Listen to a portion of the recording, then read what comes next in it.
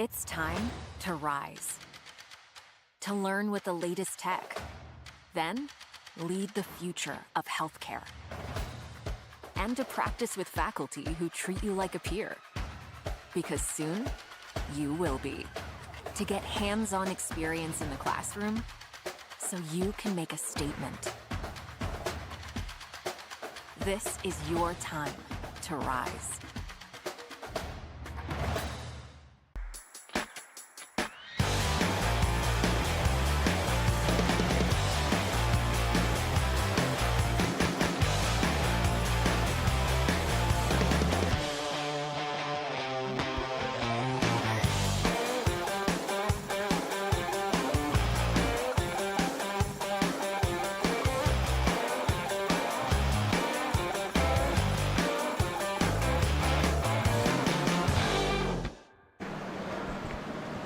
Welcome to day 3 of the U.S. Open Adaptive Surfing Championships, brought to you by the University of St. Augustine. It is the final stop of the Visit Oceanside Adaptive Surfing Professional World Tour. I am Charles Chaka Webb. On site we have Charlie Meeks with me. How you doing, Charlie? I'm doing great. I'm so excited for today. Looks like we've got some awesome waves out there this morning. It's nice and glassy. Conditions are beautiful. And I'm super excited to get started. We're going to start off today with the below-knee stand division for the women. So that's going to be super exciting. You can see they're already out there in the water. Got in green, Lori Phipps. In white, we have Malu Mendez. Lori, this is her first time to the U.S. Open, even though she's ventured onto some of the other tour events. This is her first time at the U.S. Open. Malu is a numerous U.S. Open champion, and she is a AASP world champion. Malu couldn't make the entire tour this year, so she's just joining us here at the U.S. Open to try to make her claim on the U.S. Open championship. We've had some pretty good surf throughout the contest. We have forecasted great surf today. We also have good forecasted surf for finals day, so we've been super blessed here in Oceanside with great surf again. Looks like Malu caught something on the inside. You got Lori Phipps on the outside. Yeah, and Lori's first in the rankings right now for the titles. She won first place in Australia and in Hawaii, so she must be coming into this event feeling pretty good. She does feel good, and it is her first time here, so she's like, haven't experienced the Oceanside beach break beatdown, you know, and so she's got a little taste of that. She's like, yeah, this is, now I know why they call it the U.S. Open Adaptive Surfing Championships. And it looks like Lori's paddling for this nice little gem right here. Malu on the inside. Little style council there, trying to get up on the nose. So we'd like to thank our sponsors for supporting the event. The University of St. Augustine is our title sponsor. Our hosting sponsor is the Sports Commission of Oceanside. Of course, High Fives is bringing you this live stream, so we want to thank them for lifting this platform up and being able to show the world the U.S. Open Adaptive Surfing Championships. This is our first live stream, our first opportunity to kind of show the world what we do here in Oceanside and how we do it. And it's a super big blessing that we have surf to kind of support that, Charlie. Oh yeah, it's amazing. We've had a lot of amazing support from our sponsors this year, so we're super grateful to each and every one of them. Man, you can just see from this shot how glassy it is out there this morning. Yeah, it looks great. So yeah, today breakfast is brought to you by SK Donuts in Oceanside. If you're around, go check out SK Donuts. They hooked us up today for lunch. We have Wrench and Rodent Sebastro Pub. My sushi guys, Lauren Waite and David Waite. And go check out Wrench and Rodent. They also have a few other restaurant endeavors. If you're vegan, check out The Plot. It is the vegan sensation. And also, if you love tacos and some funky food, check out Shoots, man. Shoots is all about try the fish burger there. It's amazing. Looks like we're just checking into a little lull here, but we have some good forecast surf, and we got some local pelicans out there grubbing on some bait. There's a bunch of them out there this morning. Yeah.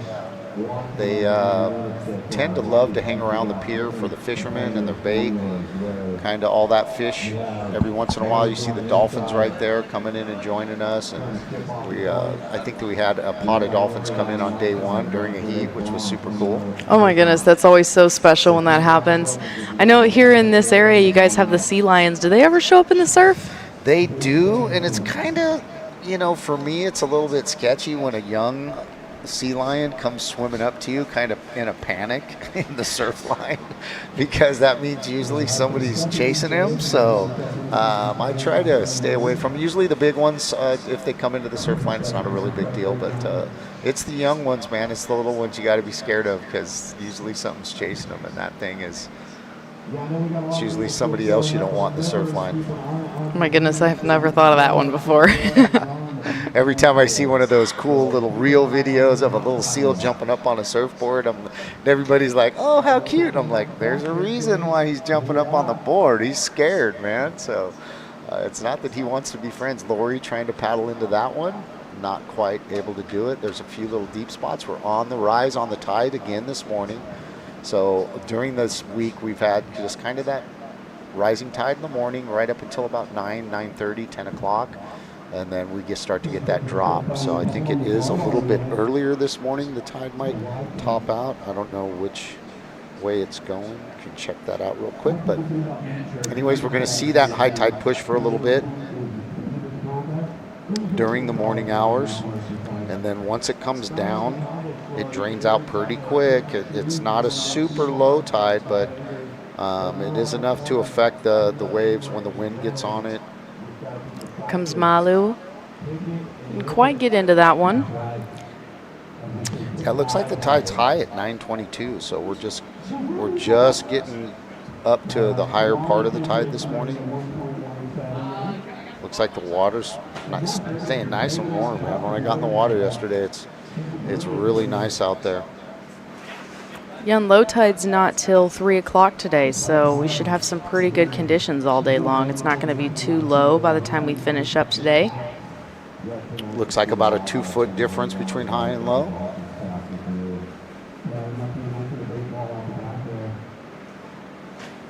So we're just kind of hitting a lull right here. Lori's just kind of biding her time. She knows she's been surfing out here for the last week with Adam Land, our water safety leader from Surf Gimp. Adam moved out here from the East Coast to come join us in San Diego, fell in love with the lifestyle, and Lori looking like she's giving this one a peek, digging into it. Hear the crowd cheering. I don't know if they saw Malu on the inside or Lori on the outside, but Lori quick in and out on that one just to put a score on the board, and there's Malu. It looked like she caught one on the inside maybe. We have yet to get any scores on the board here on the screen. There it goes. It just came through. So that first wave from Malu was a 1.17, and Lori's first wave was a 2.83. So they're just picking away. Just on that rising tide, we're going to get a couple of these little lulls until it feels good and some sets start coming in. It seems like it's dropped off slightly from yesterday. We had really good pulse yesterday and the day before. Forecast was, I believe, 2 to 3 plus for the next 2 days. But it's from paddling out there, Charlie, I'm telling you, it didn't seem like 3 foot. Felt a little bit like 4 foot. So. Yeah, we definitely had a couple of heavier sets coming through yesterday, that's for sure. Yeah, it was fun yesterday. There's Malu trying to get up on this one. Well, she's not going to get scored for a knee ride, but she's just having some fun right now. Lori on a beautiful looking right, up and down on that one.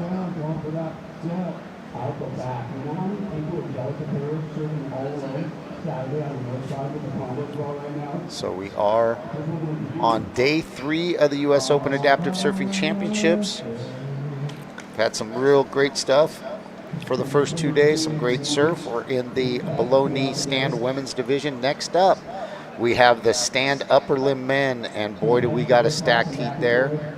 We've got Robson Gaspari, we've got Ant Smythe coming in, and yeah, we've got the Japanese gentleman coming in as well. His name is Kentaro Kondo, and we also got Jonathan Borba. So this is a stacked upper limb men's stand heat. You guys are about to witness this this division.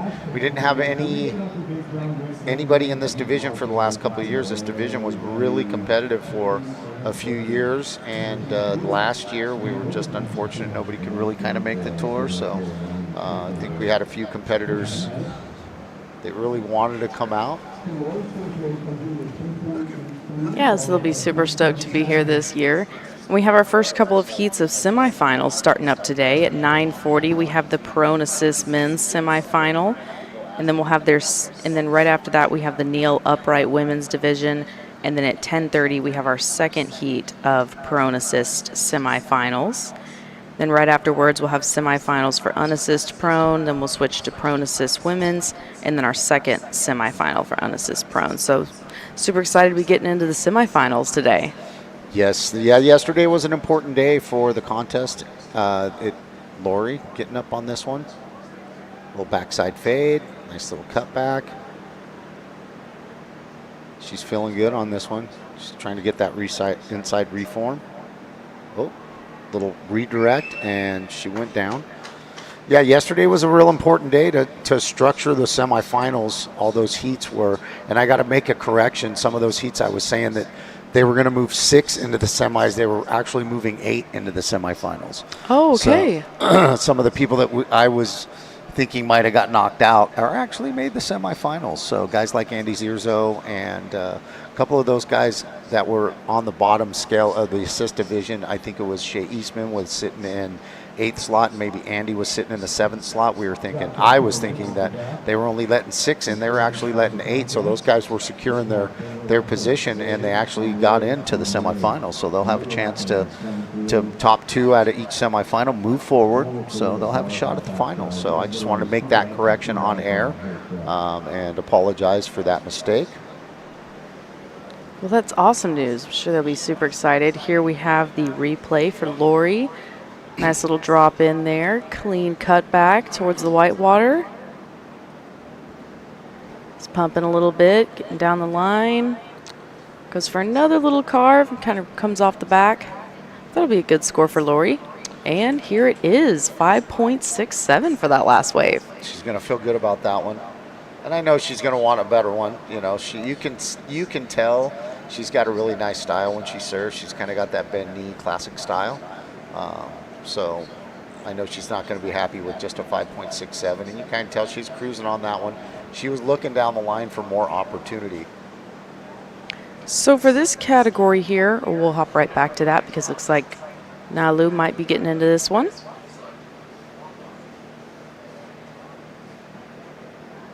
Didn't quite make it up to her feet. Looks like Malu's just having some fun out there. You know, Malu's come here.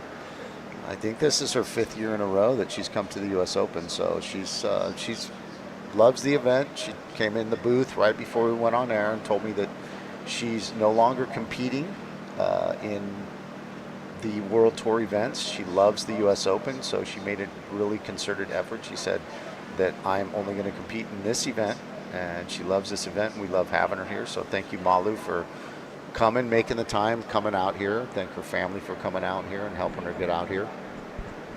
That's awesome. Does she live locally? She's from Brazil. Oh, okay. Yeah, Malu's she's a big deal over there in Brazil. She's a world champ. I think she's won 2 world championships.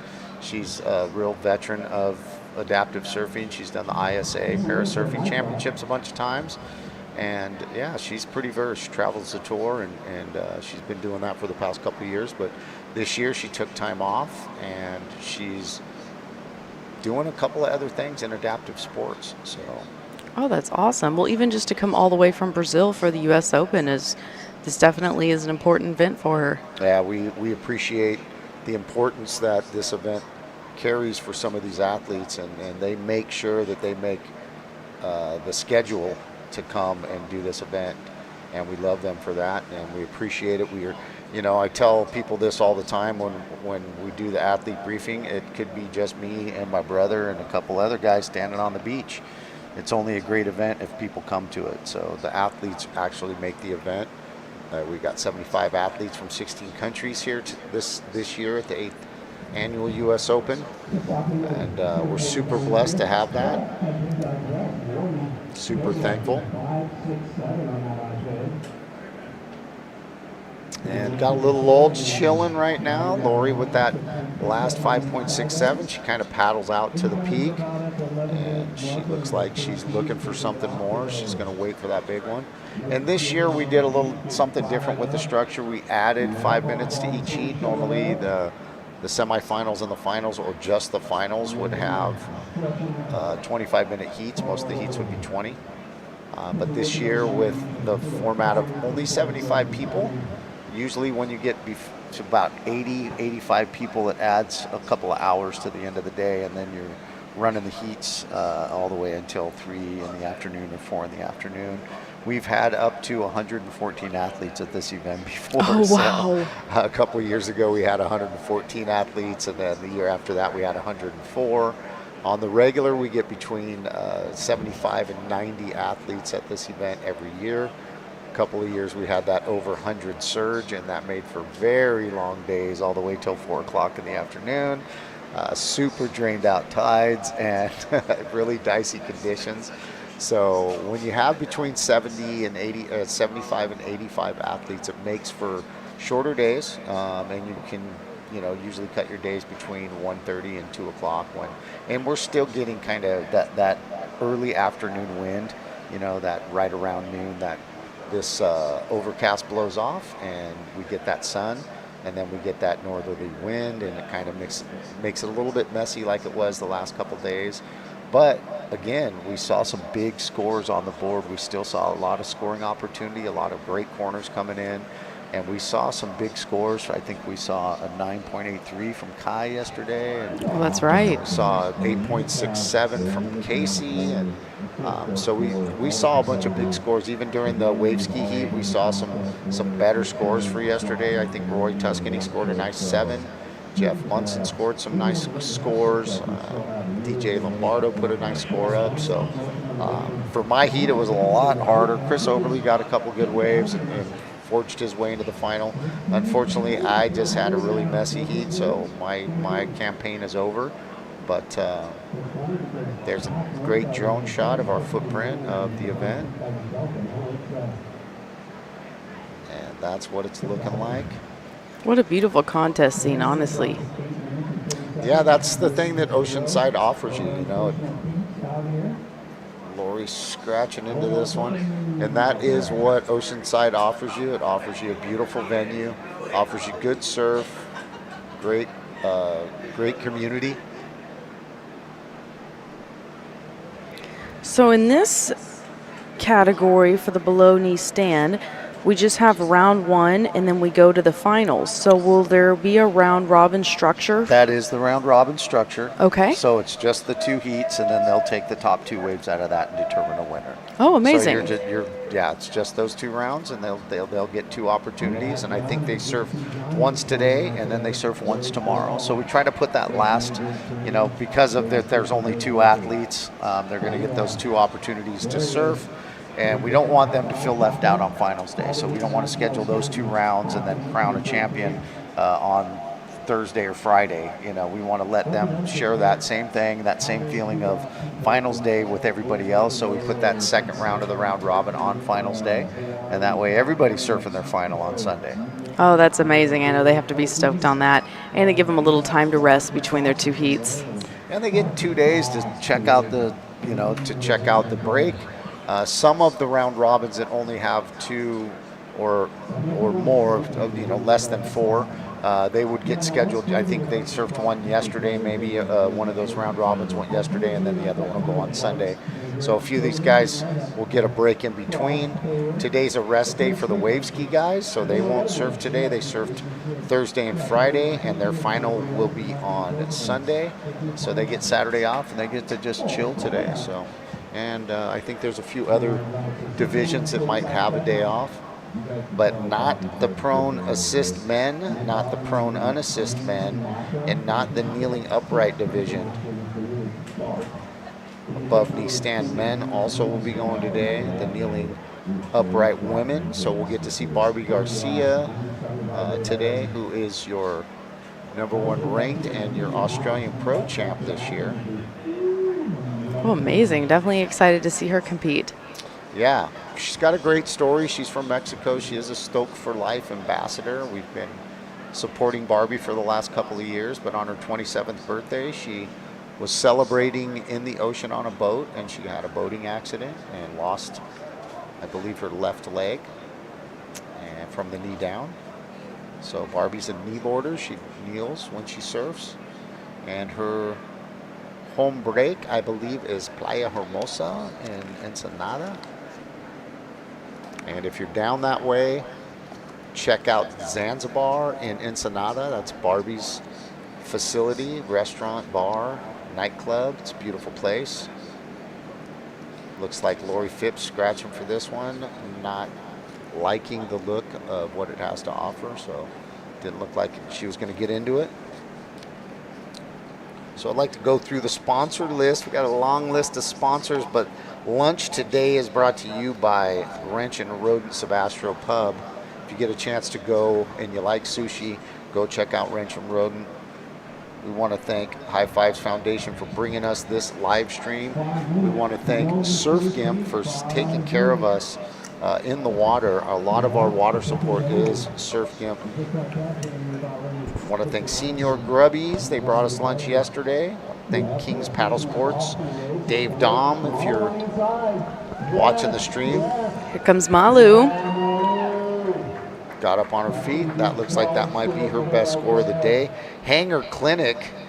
If you have a prosthetic and you are having any issues with it, come on down to the beach, hit the Hanger Clinic tent, and my guy Corey Johnson. Corey Johnson is the man with all of the adjustments, all of the technology, all of the knowledge. A few years ago, we had a giraffe born out here at the San Diego Wild Animal Park that had some problems with the joints and the feet, and Corey and Hanger Clinic made some braces for a baby giraffe. Oh my goodness, that's amazing. And Corey was the engineer of all that kind of stuff, and he got the giraffe up and walking. So that was a big story out here a couple of years ago. That's amazing. I'm curious to know if they kept making more braces as the giraffe grew. I'm not sure, but that's yeah, interesting. The news kind of followed the story of how that was going over the few months that it developed until they got it right, and the little giraffe was able to stand up. So. Oh my goodness, that's awesome. So that's my guy Corey Johnson from Hanger Clinic. Corey is the husband of our director of classification, Dr. Mo Johnson. So Dr. Mo Johnson has done the classification for the U.S. Open since 2018, and she also became the director of classification for the ISA in 2020 when the ISA recognized our classification and started using it for parasurfing on their classification level, legitimizing Mo Johnson and the classification that the U.S. Open developed basically as the standard for classification around the world now for parasurfing or for adaptive surfing. And for anybody that's listening that might not be familiar, how does the classification work before the events? So classification works before the events. Of course, we can't just let anybody that says, hey, I'm disabled, come surf against somebody that's actually disabled. So we have to have a minimum requirement for that disability. So basically, we came up with a minimum, well, we didn't. Mo Johnson and some other doctors came up with a classification minimum requirement. Basically, Mo is responsible for the entire portion of that development and the measurements and the testing that goes into that. And of course, it's ever mutating. It's kind of over the years we've had to adjust a few things here and there as we come across different things in classification. And even though I'm not a doctor but I did do the wireframe of what those divisions should be as far as for disabilities, and Mo Johnson came up with all the minimum requirement development for that and all the measurements and the medical portion of it. And now we have 9 divisions, And for that, sometimes when the numbers dictate, those divisions have to be kind of mixed, like what you saw in the kneel division in the upright. You can see they have the same disability, but the surf style kind of dictates how they surf. So we don't want to do there's a fine line between doing basically a functional based classification or a disabled based classification, and we've got kind of a mix of that with our classification. But it took a long time actually for that to be developed, and Mo's put in tireless hours. And later during the day, sometime today when I see Mo, we'll bring her in the booth and we'll have her kind of explain more about the classification and what that looks like and how she developed that, and some of the research that she's still doing. Every single event, Mo Johnson's doing research. She's constantly submitting articles to medical journals for the work that she's doing for adaptive surfing and for the research that goes into it. So this heat's ticking down.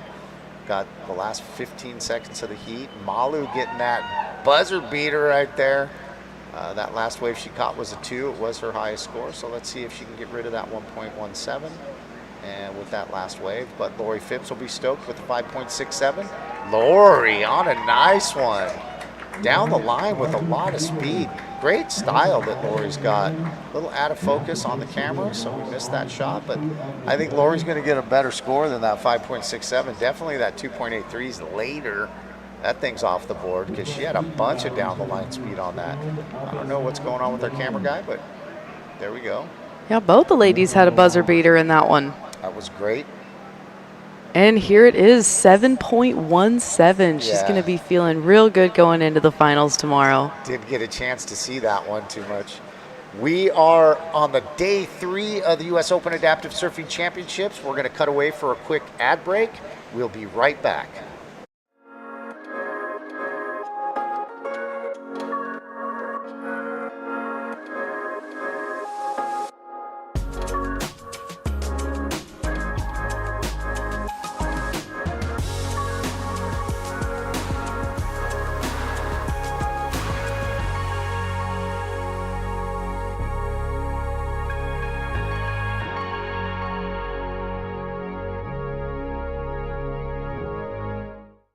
It's time to rise, to learn with the latest tech, then lead the future of healthcare, and to practice with faculty who treat you like a peer.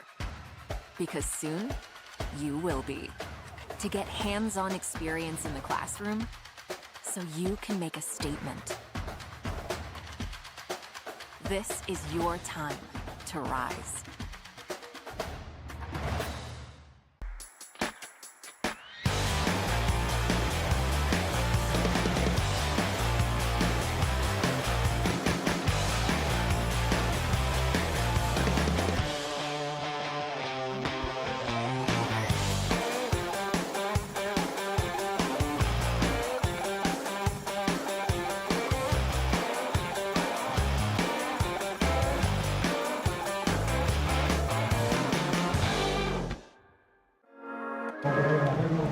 Welcome back to day 3 of the U.S. Open Adaptive Surfing Championships, brought to you by the University of St. Augustine. In the water right now, we have the upper limb men's stand division. In white, you got Jonathan Borba. In blue, you got Kentaro Kondo.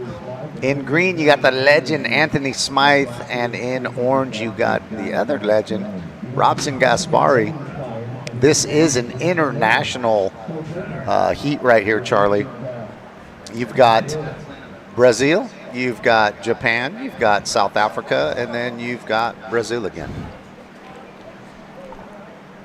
Oh, we've got a great mix out in the water.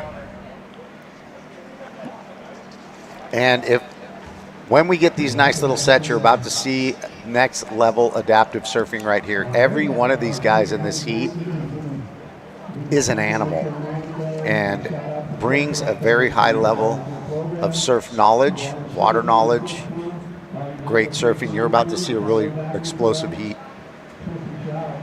Here we go. And all these guys have an upper limb appendage, so they're either missing an arm or one of their arm is severely affected by a disability that they were either born with or suffered an incident of impact. And in this category, can that be either above the elbow or below the elbow? Yep. You got guys like, his name's slipping me right now. Buddy's from France, and he doesn't have an arm from the shoulder down. He's usually out here surfing on a longboard. But and then you got guys like Anthony Smythe who were kind of born and suffered through their early life, and Robson Gaspar, who was born with a disability as well.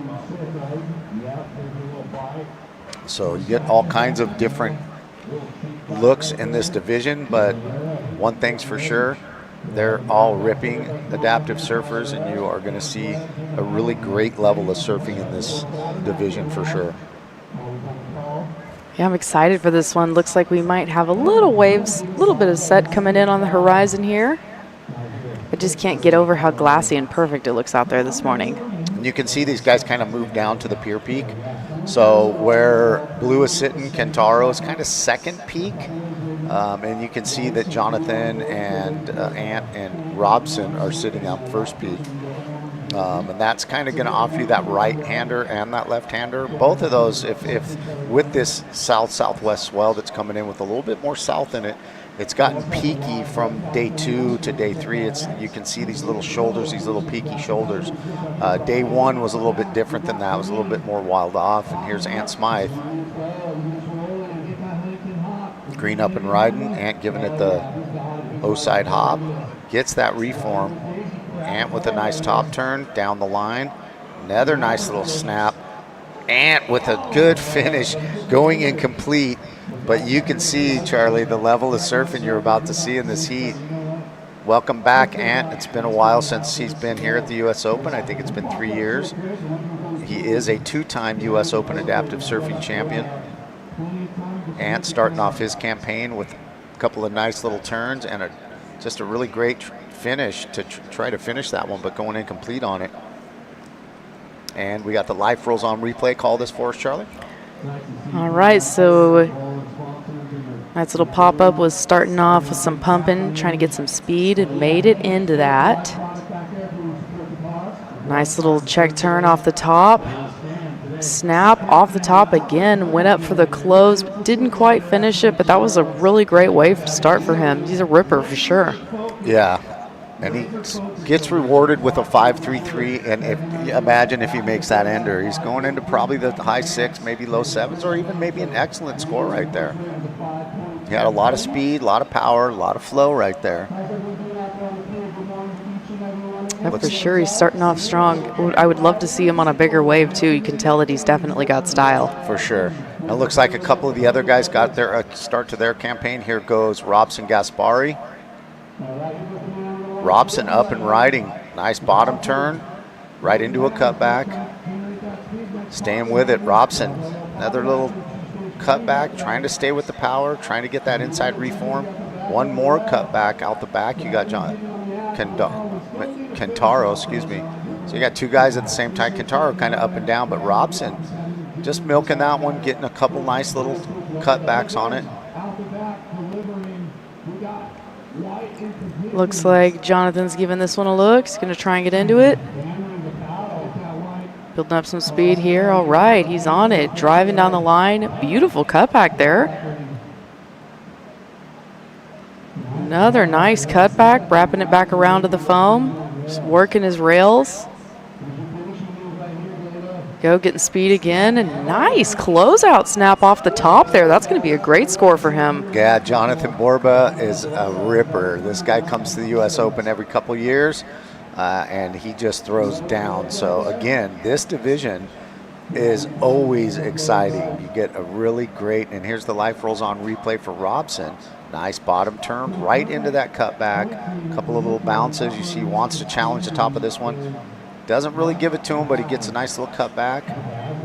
Trying to get that reform, another cutback. And Robson goes down. And then here we got the life rolls on replay for Jonathan Borba. Jonathan just Really aggressive, super stylish cut back. Another little stylish cut back right there, and he sees the reform coming up. Gets that double up right here. He's going to drop down to that second level, and he's going to do a nice little finish snap. He's going to get a nice reward for that. Ant Smythe on a bomb. Ant with a nice snap at the top turn right there. He knows it's going to reform on the inside. He's trying to catch that open face. Ant with another little check cut back. Ant with a nice little snap finish. Rides out of it. Ant's going to be stoked on that one.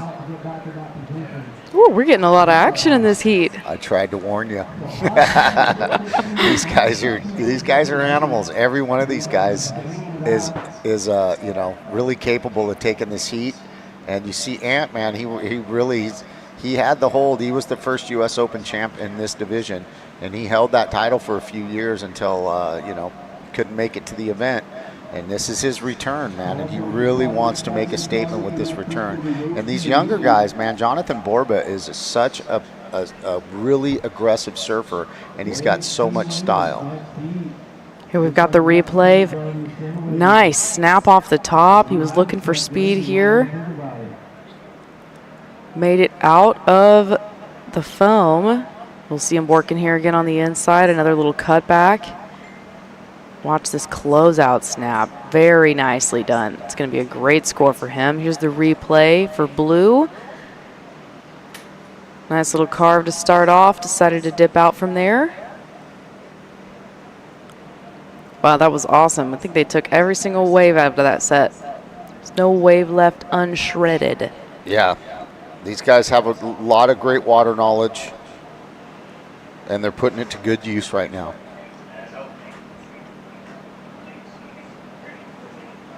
Still have 15 minutes left in this heat, so plenty of time for more waves. You can see Robson and Jonathan out there in the lineup. I think Ant's making his way back out.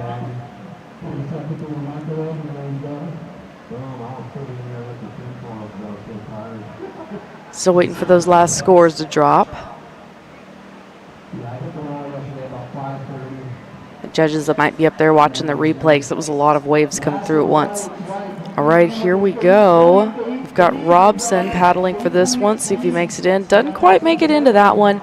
Oh my goodness, but look at this. The first wave or Jonathan's second wave was an 8.83. Made it up into that excellent range, just like you called it. That was a great wave for him. Ant's also got a 7.1, so we're starting out with some pretty high scores, and he's got a 5.33 to back that up, so he's going to be feeling good too. Robson's first wave's a 4.83. Then we have Kentaro with a 1.33. He's sitting a little bit wider than everybody else over there for that second peak. Kentaro's been hanging out with Team Japan, which is Masafumi Kobayashi. He's a regular here. And Kenjiro Ito, your 2019 U.S. Open Adaptive Surfing Championship, and Tomoki Fujiwari. These guys all just are really staples of the tour. They travel with the tour. They're doing the events in Hawaii. They're doing the events in Australia. They're doing the events in Costa Rica. They're paddling. They're traveling with us. I saw that paddle guy out there. my paddleboarder mind went somewhere else. But Team Japan, we really appreciate them because they keep recruiting, they keep traveling, they keep showing up at the tour events. They show up really deep at the ISA event. They have a great team, and you can tell that just through Masa and Kenji and Tomoki, each one of those guys right now is challenging semifinals and finals.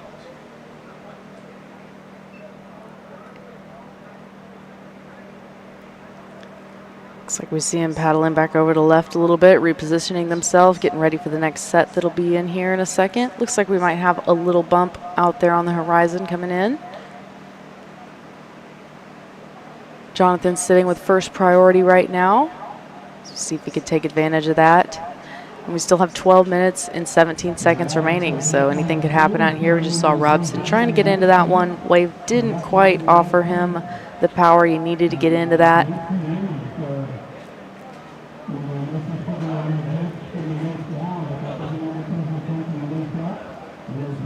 Got a little bit of a morning fog, little morning cloud going on right now, but we've been seeing the pattern of that the last couple of days. It seems to be burning off by about 9 or 10 o'clock every morning. But hopefully it'll stick around for a little bit, keep the conditions glassy. See Jonathan, Robson, and Kentaro in the lineup right there. I think Ant might be a little further over to the right.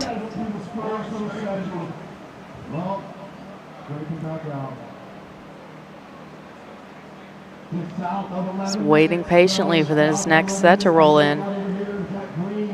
Oh, here we go with Robson, though. Oh, and here's Ant up and riding with a backside snap. Oh, Ant going backside upside down on that one. Didn't quite make it, but man, he's putting it all out there. He's looking to better that 5.33 to go into the next round, but he's sitting pretty good with that 7.1.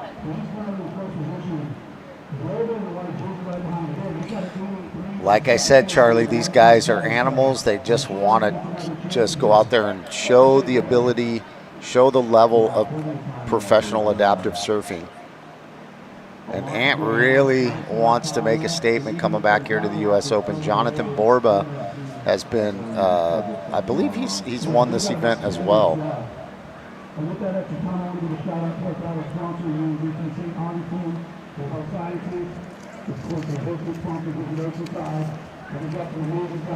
Just waiting for that last score for Ant to come in, see if he can better his 5.33. See if that ends up in a score line. Here goes Robson, taking off on a beautiful little right-hander. Robson up and riding. Nice ripping back turn. Robson Gaspari snapping it off the top, but not able to hang with it. Oh, and here we have Jonathan's response to that. Nice little top turn there. He's looking to get some speed, makes it around the section. Does another carve right there, cut back towards the foam. Great style. Looks relaxed, one of those surfers that makes it look effortless. Amazing closeout turn right there too. It's definitely gonna better his 1.37. That's what these guys are just trying to do right now. Of course, they're trying to throw up some banging scores right now, but they're just basically trying to build the house. I think the term is you know, they're just trying to build their house, man. Yeah, this is the first heat of the competition for these guys, their first time out there, so they've been probably itching to get in the water the last couple days.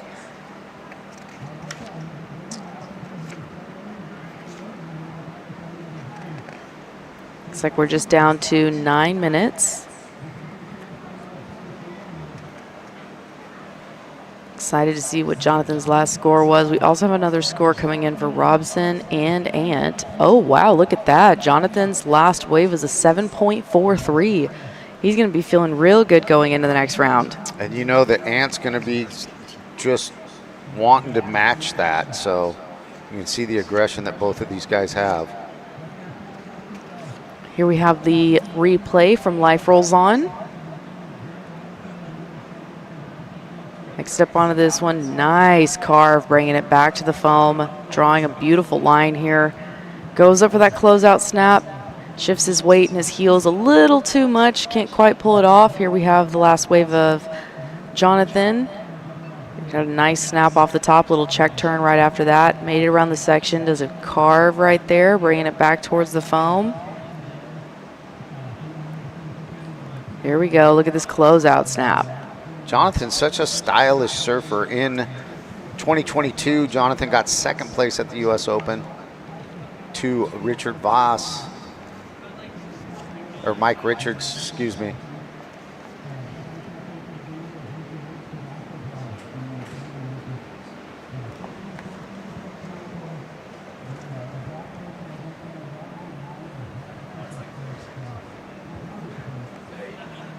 These guys have all been veterans of this event at one time or another. Coming through, making a statement. could see that Robson's last wave was a 5.6. Or it could have been the 4.83. I'm not quite sure which one that most recent wave was, but he's sitting with 2 pretty good scores going into the next round. I think that was the the 5.6. That 4.83 was his first wave. That 5.6 was that nice little carve in the attempt. Now in 2018, Ant Smythe won this division and Robson Gaspari finished 3rd. That was before Jonathan Borba joined us. So I'm just going through some of the past years and trying to find some results where we can show where these guys have been battling in this division for quite a few years.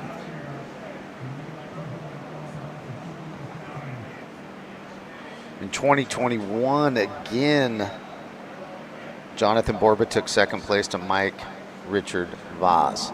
So you can tell Jonathan Borba's been here. He's putting in the work. Just hasn't quite been able to take the title.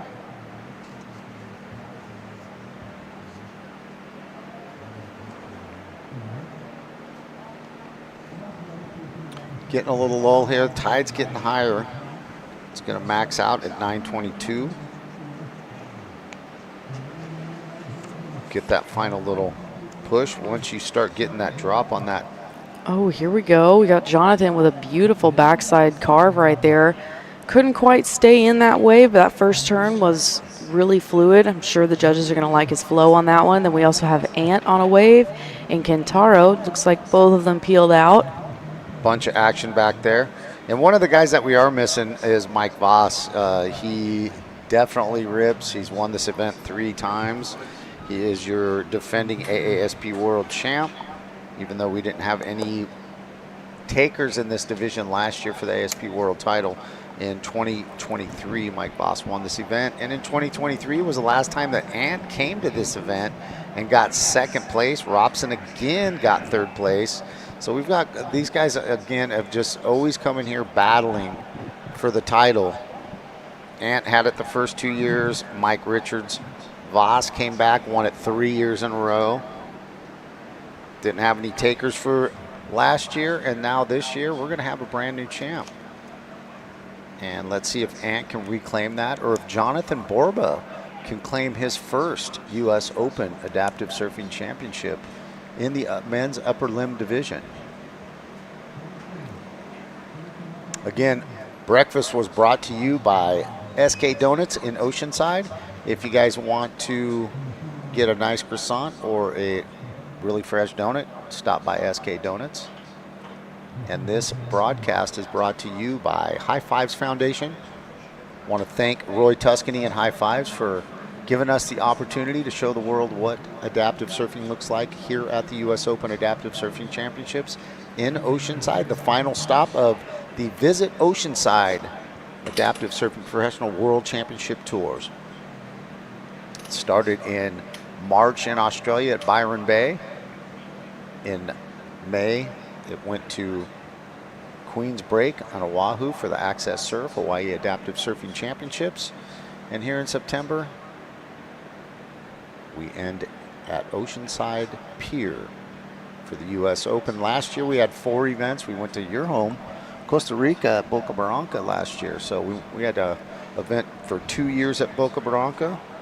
Love the break, love the culture there in Costa Rica. The one thing I'm sad I didn't do while I was there was fish. I'm a huge fisherman and wanted to fish while I was there. It's the sailfish capital of the world, if you didn't know that. Oh, for sure. That was the whole reason we ended up moving down there in the first place, is my dad right out of college went sail fishing down there and just fell in love with the country and always knew he was going to bring his family back one day. But sail fishing was the whole reason from the start of how we ended up down there. That's funny. That's funny. So you'll definitely have to go back, even if it's not for surfing, for fishing. For sure. It looks like green down the beach. Big snap. Ant riding out of that. I don't know. What do you think? Are they going to give him the finish? Oh, it's going to be tough. It's going to be tough. He didn't quite make it out in front of the foam, but they might give it to him. We'll see. Kind of came out of it, kind of didn't. Looks like Kentaro. Nice cut back for Kentaro. He's looking for a better score. Another nice little check top turn. Another little cut back turn. Not able to stay with that one. That still had a little reform on the inside. You want to try to get that finish at the end to get that big score, but I believe that'll be Kentaro's best score. He's trying to better a 1.33. He's got a matching set of those. Looks like Jonathan's kind of got a stranglehold on this one with that high score, that 8.83, and that secondary score of a really nice 7.43. Ant's gonna better his score line. I believe that last score, it says maybe a 5.5. Oh, here we go. We got Robson. Waiting for this wave to stand up for him. Here we go. Opens up with a cutback. Nice little cutback there. Throw some spray. Snap off the top. And an excellent finisher. That's going to be a good score for Robson, too. Yeah, Robson's been putting in a ton of time. This is the Life Rolls On replay. Ant Smythe with a nice little check turn.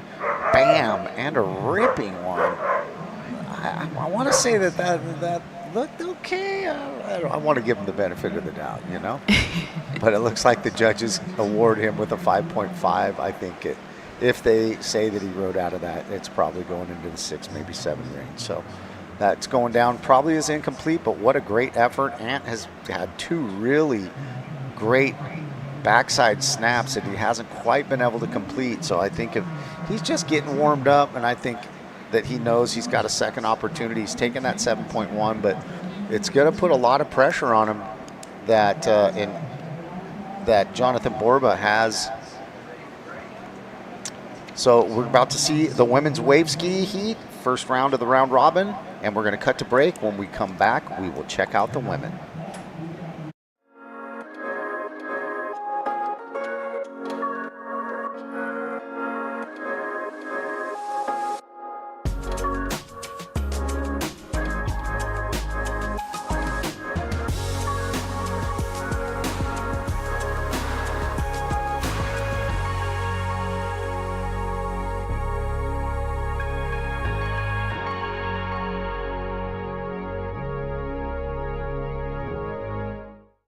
It's time to rise, to learn with the latest tech, then lead the future of healthcare, and to practice with faculty who treat you like a peer.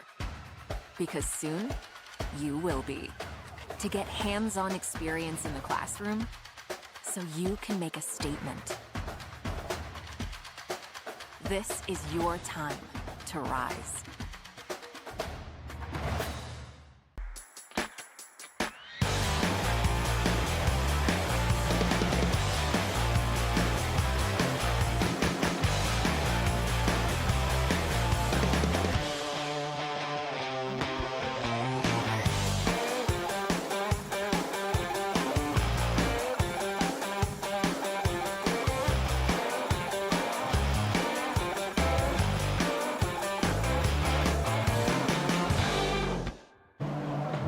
Welcome back to day 3 of the U.S. Open Adaptive Surfing Championships, brought to you by the University of St. Augustine. You are checking out the first round of the women's wave ski division on the mic. Got Charles Chaka Webb, and with me in the booth is Charlie Meeks. How you doing today, Charlie? I'm just doing fantastic. Couldn't ask for anything better. We've got the women's wave ski category out here. We just watched the last heat of the stand upper limbs division. That was super exciting. We saw some amazing surfing from those guys, and it's just a perfect day out there. You can see how glassy it is. You can have people doing some swimming training out there at the end of the pier. So I was telling you about the high level of surfing in that last heat. You're about to see some bionic women surfing right now. Mira and Elena have been battling for years, and you got the newcomer, Alina Garbuzov. She's done some pretty good maneuvering and surfing at last year's event. She's caught in between 2 legends, Mara Nelson and Elena Nichols. Both of them have won the U.S. Open title, and they are right now battling.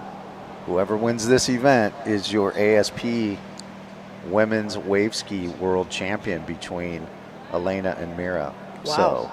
So this is a big deal for them. I believe Mira won the event in Hawaii. That's right. I can see that here. So what's going to happen here is if Mira wins, she gets the title. If Elena wins, it's a tiebreaker. Then that tiebreaker is broken by the highest score wave at this event.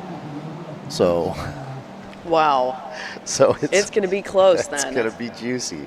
So Mira can just take it right now. If she can put a good campaign together and get a couple good waves, she can do it. But Elena is a fierce competitor. And then you got the wild card, Elena Garbuzov, who's really kind of new to the game, but really showed what she could do last year at this event. She got a bunch of good waves and got a pretty couple good scores, even though she was the only one. And here goes Elena trying to lean into this one. Elena can't quite get in there. Again, Elena is a 3-time Paralympic gold medalist. She's a legend in the Paralympic Games. She is a legend in adaptive surfing at the ISA, I think 2 years ago, last year. She scored a perfect 10 at the ISA event. She scored a perfect 10 in Hawaii, I believe, this year on the AASP World Tour. So we call her Tenor. That's her new nickname. I used to call her the American Badass, but now we just call her Tenor. Oh, here she goes. She should get into this one. Didn't quite make it in. I believe she's also the first adaptive woman to make a to medal in the Summer and the Winter Olympics. Yeah, she is the first U.S. woman Olympian to do that. Elena Garbuzov taking off right. Elena with a nice little cutback. Elena down the line behind her. Not sure what the call is here, but Elena getting the inside reform, not able to get to the open face. Luckily, there's no kind of interference right there. Nobody impeding anybody's ability to score. No contact, so no call there. Now Elena's in a good position. Elena's in a good position to be able to, in the orange, to make the channel. Elena's a little closer on the inside, so you can see Adam Land swimming towards her to try to help her get into the channel. Once you get into the channel, you can really just get past that. And here's the replay. Sticks the paddle in, does a really nice cutback here. Beautiful open face wave for her there. And we could see Elena in the back coming on in. And you see how Elena had to kind of fade back so she didn't get any kind of interference. She wanted to go to that open face where kind of Elena was, but she had to kind of cut back and make sure that she didn't cause any interference. And out there by herself in the green is Mira Nelson.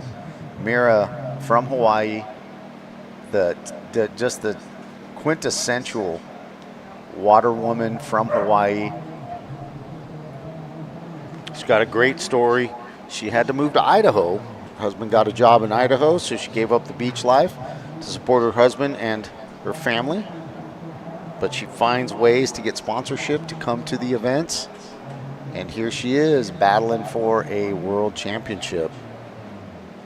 I'm gonna try to figure out that dock situation. I'll be right back.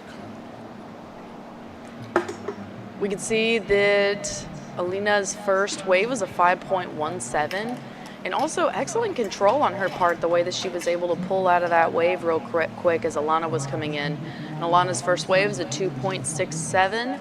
She's still making her way back out there. We can see that Elena's back out at the lineup again. And here comes Maria. Beautiful carve there. She is paddling hard to get back into the reform, makes it back in, changes directions. Just going for it.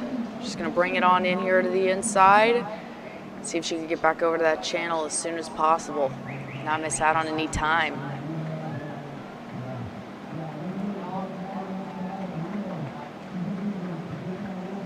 See Elena getting back up on her board here. Might have gotten rolled over on that last set wave.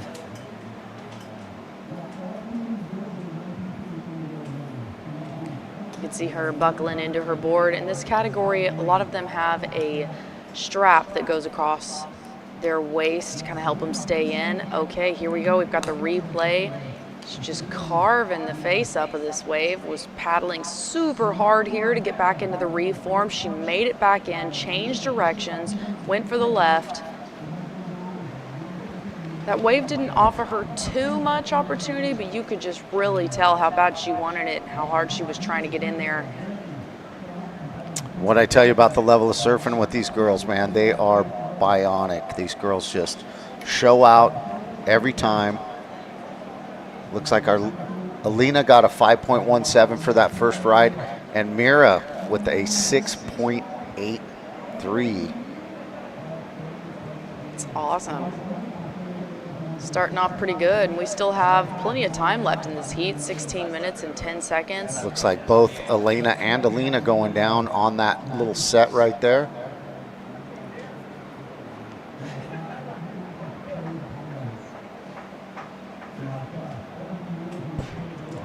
Elena Nichols still kind of waiting to start her campaign with a really good wave.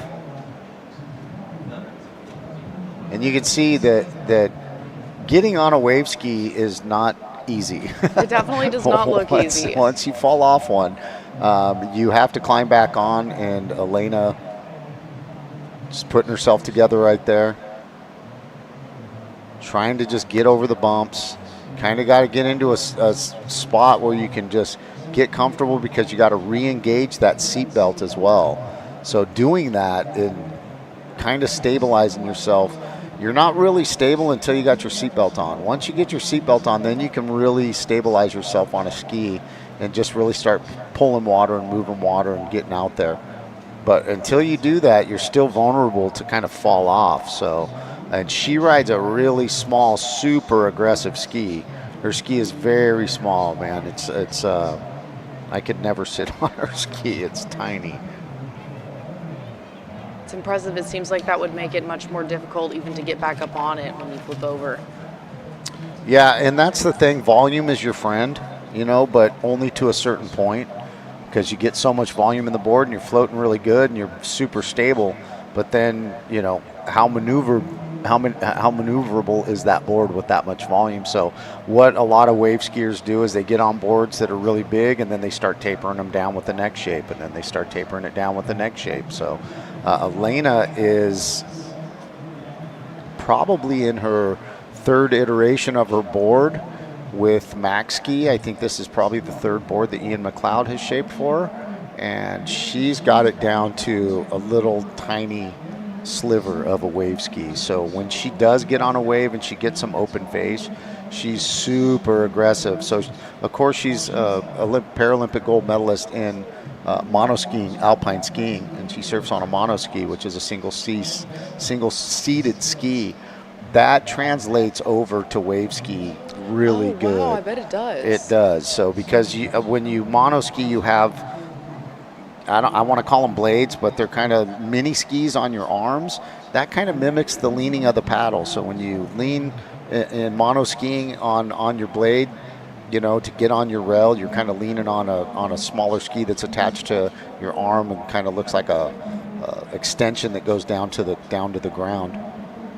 Oh, here we go. We've got Alina paddling into this one, makes it in. Sick drop there. She's using that paddle to stay connected to the face of the wave. A little carving here, brings it back over towards the foam. I think I called her the dark horse, man. And here comes Elena Nichols right behind her. Got a little bit of urgency. Elena with aggressive turn right there. Wow. Nice top turn, nice cutback from Elena. You can see how aggressive she is. You can see that ski style too. Leaning forward to keep that speed. She's going to get that reform on the inside. I got goosebumps right now. Oh my goodness. She just digs the rail, man. She was really, you could see how she leaned forward on that cutback just to get that reform, and how much speed she got from that to kind of get her around that corner. But then unfortunately she dug the nose. That's going to be a great score for her. And here goes on the outside. It's Mira Nelson. Mira with a great bottom turn, great cutback, nice paddle work. Mira seeing if she can stay in the pocket. She's going to try to get that reform on the inside, and she's going to get it. She's going to try to get to the top, snap, digs the outside nose, You can see how aggressive these girls are, though. And all the inside help, this is why we have the red water support team. These guys getting into them. They're all in the impact zone right now, so they need help. We can't just let these athletes get beat. And look at those. That team just held Elena right there. Instead of letting her just get tumbled right there, they're keeping her upright, letting her get her belt attached. They're going to spin her around. That is Liam Dennehy out there with also Jeremy Wilson. So we've got two veterans of this water team really keeping Elena safe, holding her up. You can see she's right in the impact zone. You can see the other water team on the outside got Mira right out of the impact zone. So you can see just in that 6-7 yards of space how much different that little beach break is. And then you got Alina over here towards closer to the pier. You still get a lot of messiness in the pier right there. So it looks like Elena's trying to get adjusted.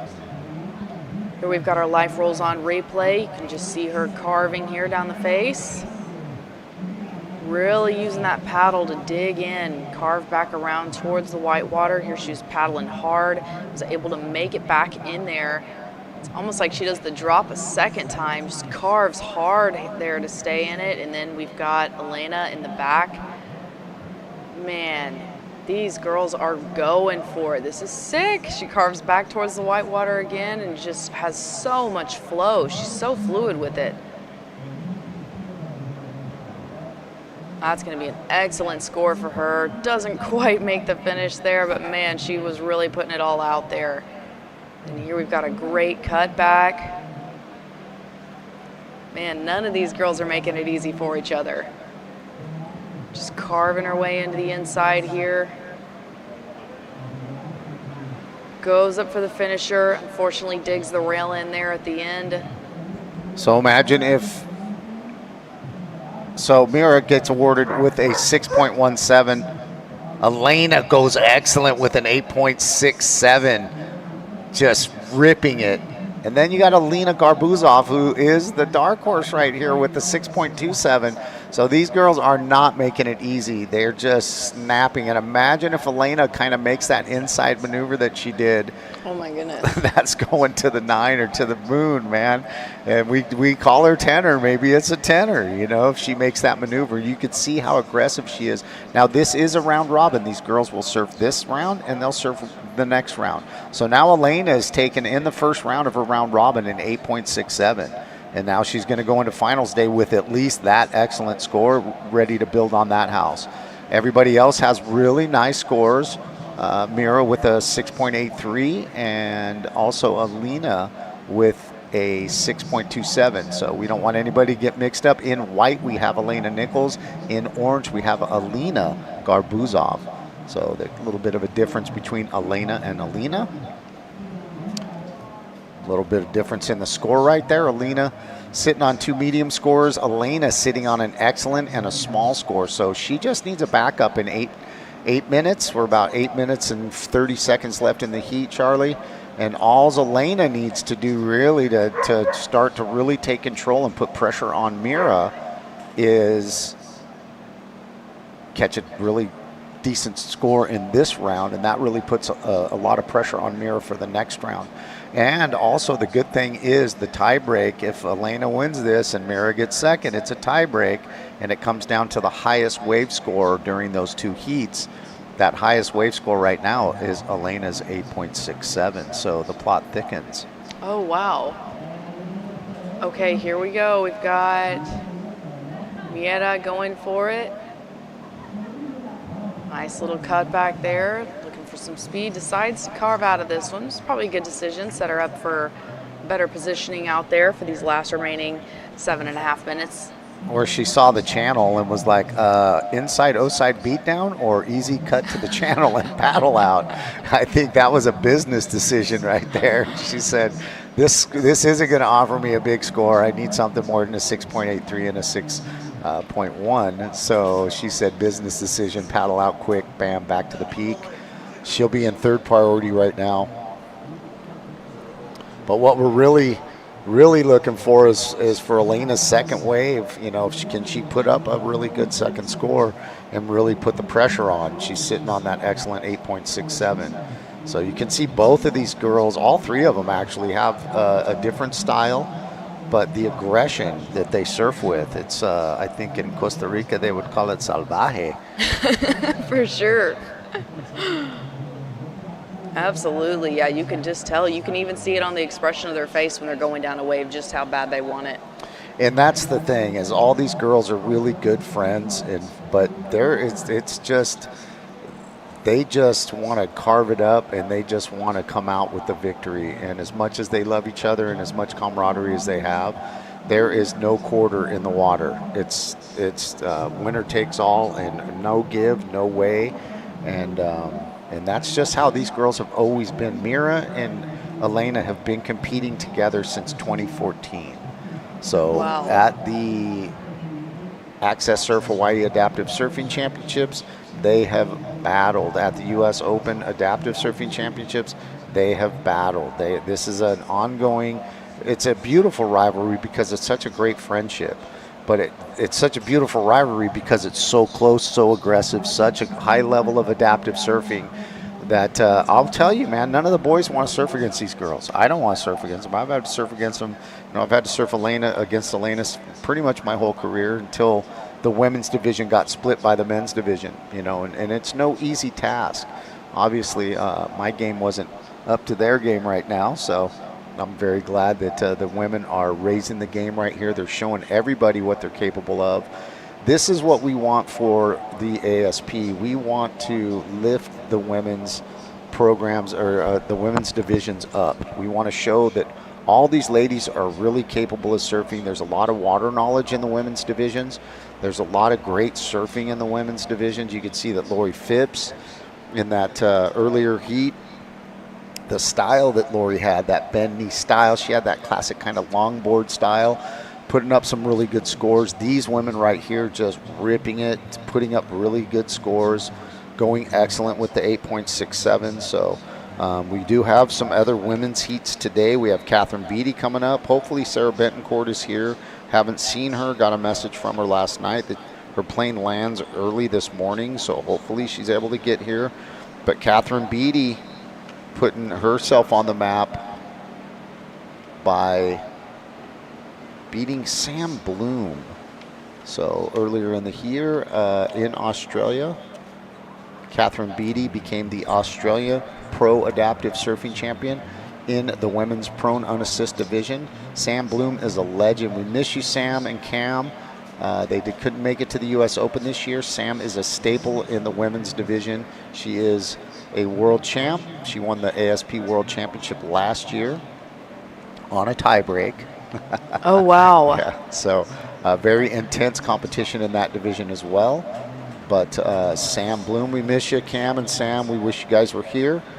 But that is the standard. Like, Sam has kind of set that high standard, and Catherine Beatty is on her second year campaign as a professional adaptive surfer, and to reach that and to go to Australia, which is Sam's home country, and to surf Byron Bay and really get that mark, she is super stoked, man. It was a great thing for women's adaptive surfing. It's a great thing for that division because the standard has been set by Sam, and now you got some of these younger ladies coming up and meeting that standard. So that's what you want for adaptive sports. You want, excuse me. Oh, here we go. Alana using her priority, just ripping the face of this wave. Oh my goodness. She is not leaving any space without a carve on it. She's shredding. Getting back over to the power pocket of the wave, changes directions. That was a sick one. I feel like that's definitely going to help her 2.67. That's gonna be a really great score. Excuse me, correction. Sam Bloom won Australia. Catherine Beatty won Hawaii. So going to Hawaii, Catherine making her mark in Hawaii. So I just want to make sure that correction. Sam Bloom is your Australia Pro Adaptive Surfing Champion in the women's prone unassist division. Alina Garbuzov taking off late behind the peak, catching up. Can she do something on that end? Does a little change of direction right there.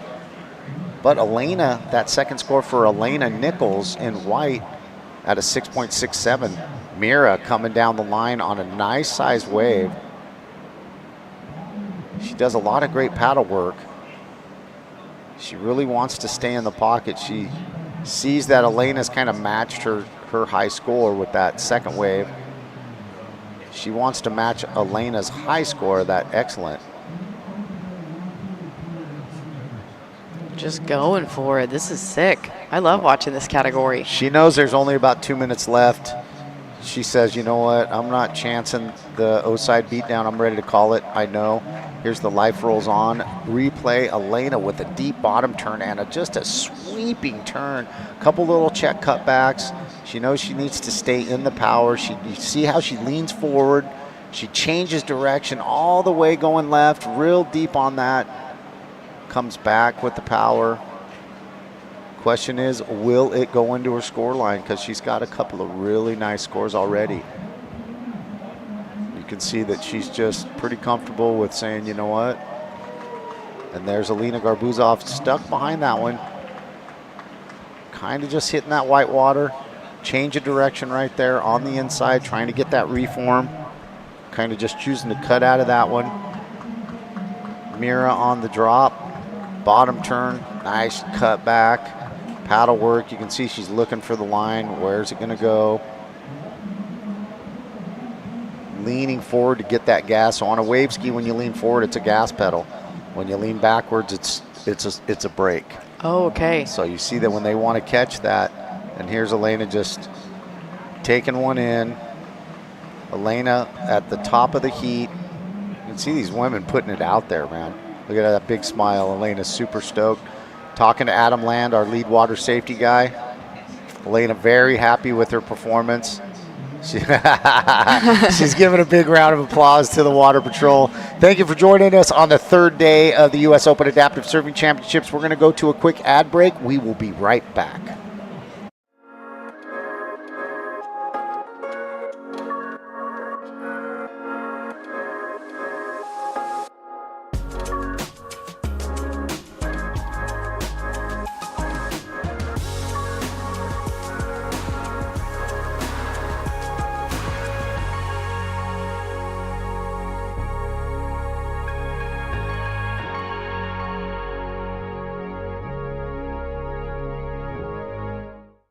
It's time to rise.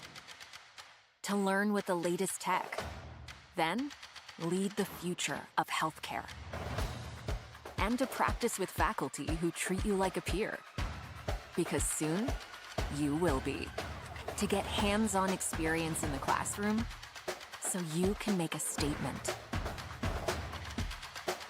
This is your time to rise.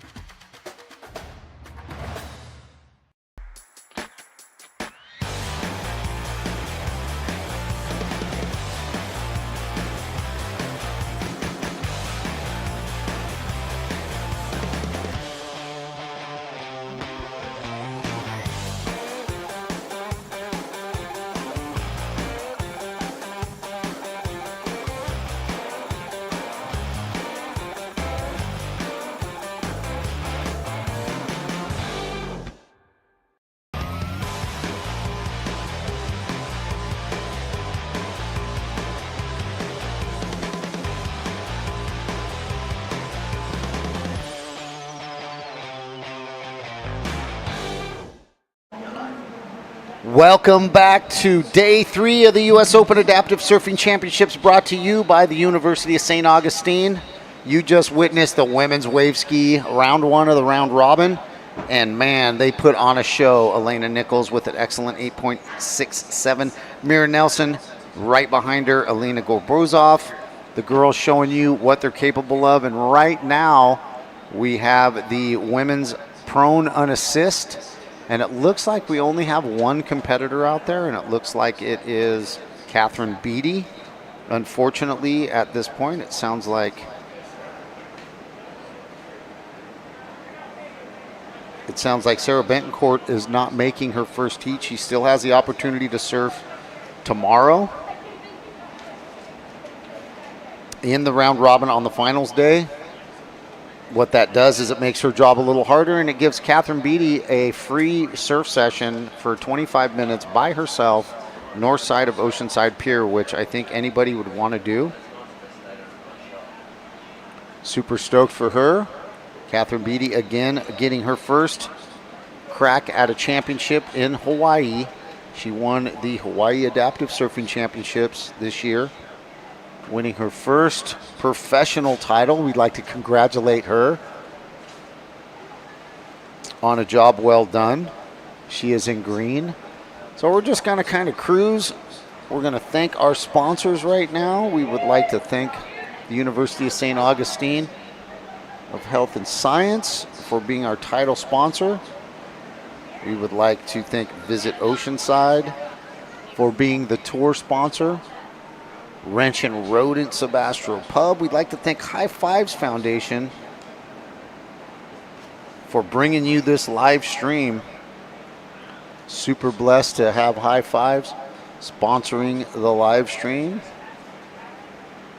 We would like to thank also the the Sports Commission of Oceanside. They're our hospitality sponsor.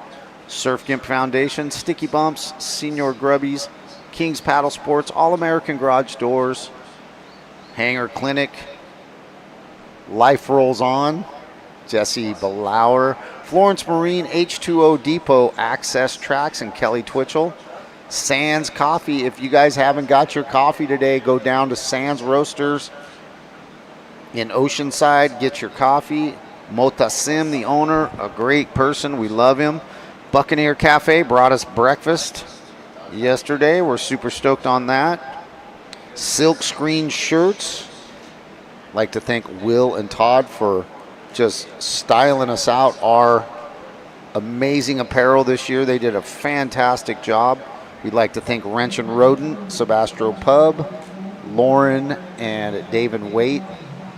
They are bringing us lunch today, so super stoked on that. Independent Trading Company, Route 99, Charlie Textera in Hawaii, Harbor Fish and Chips.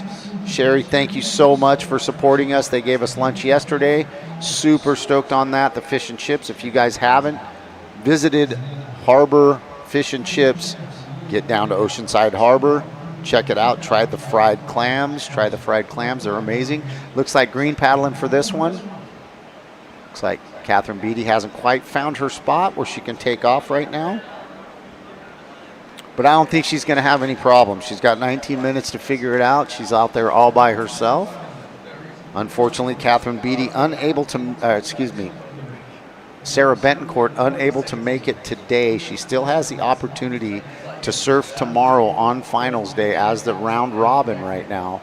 So it is 2 heats. They take the best 2 scores from those 2 heats. Catherine Beatty scratching into this one. Nice right-hander, not able to quite get over the ledge.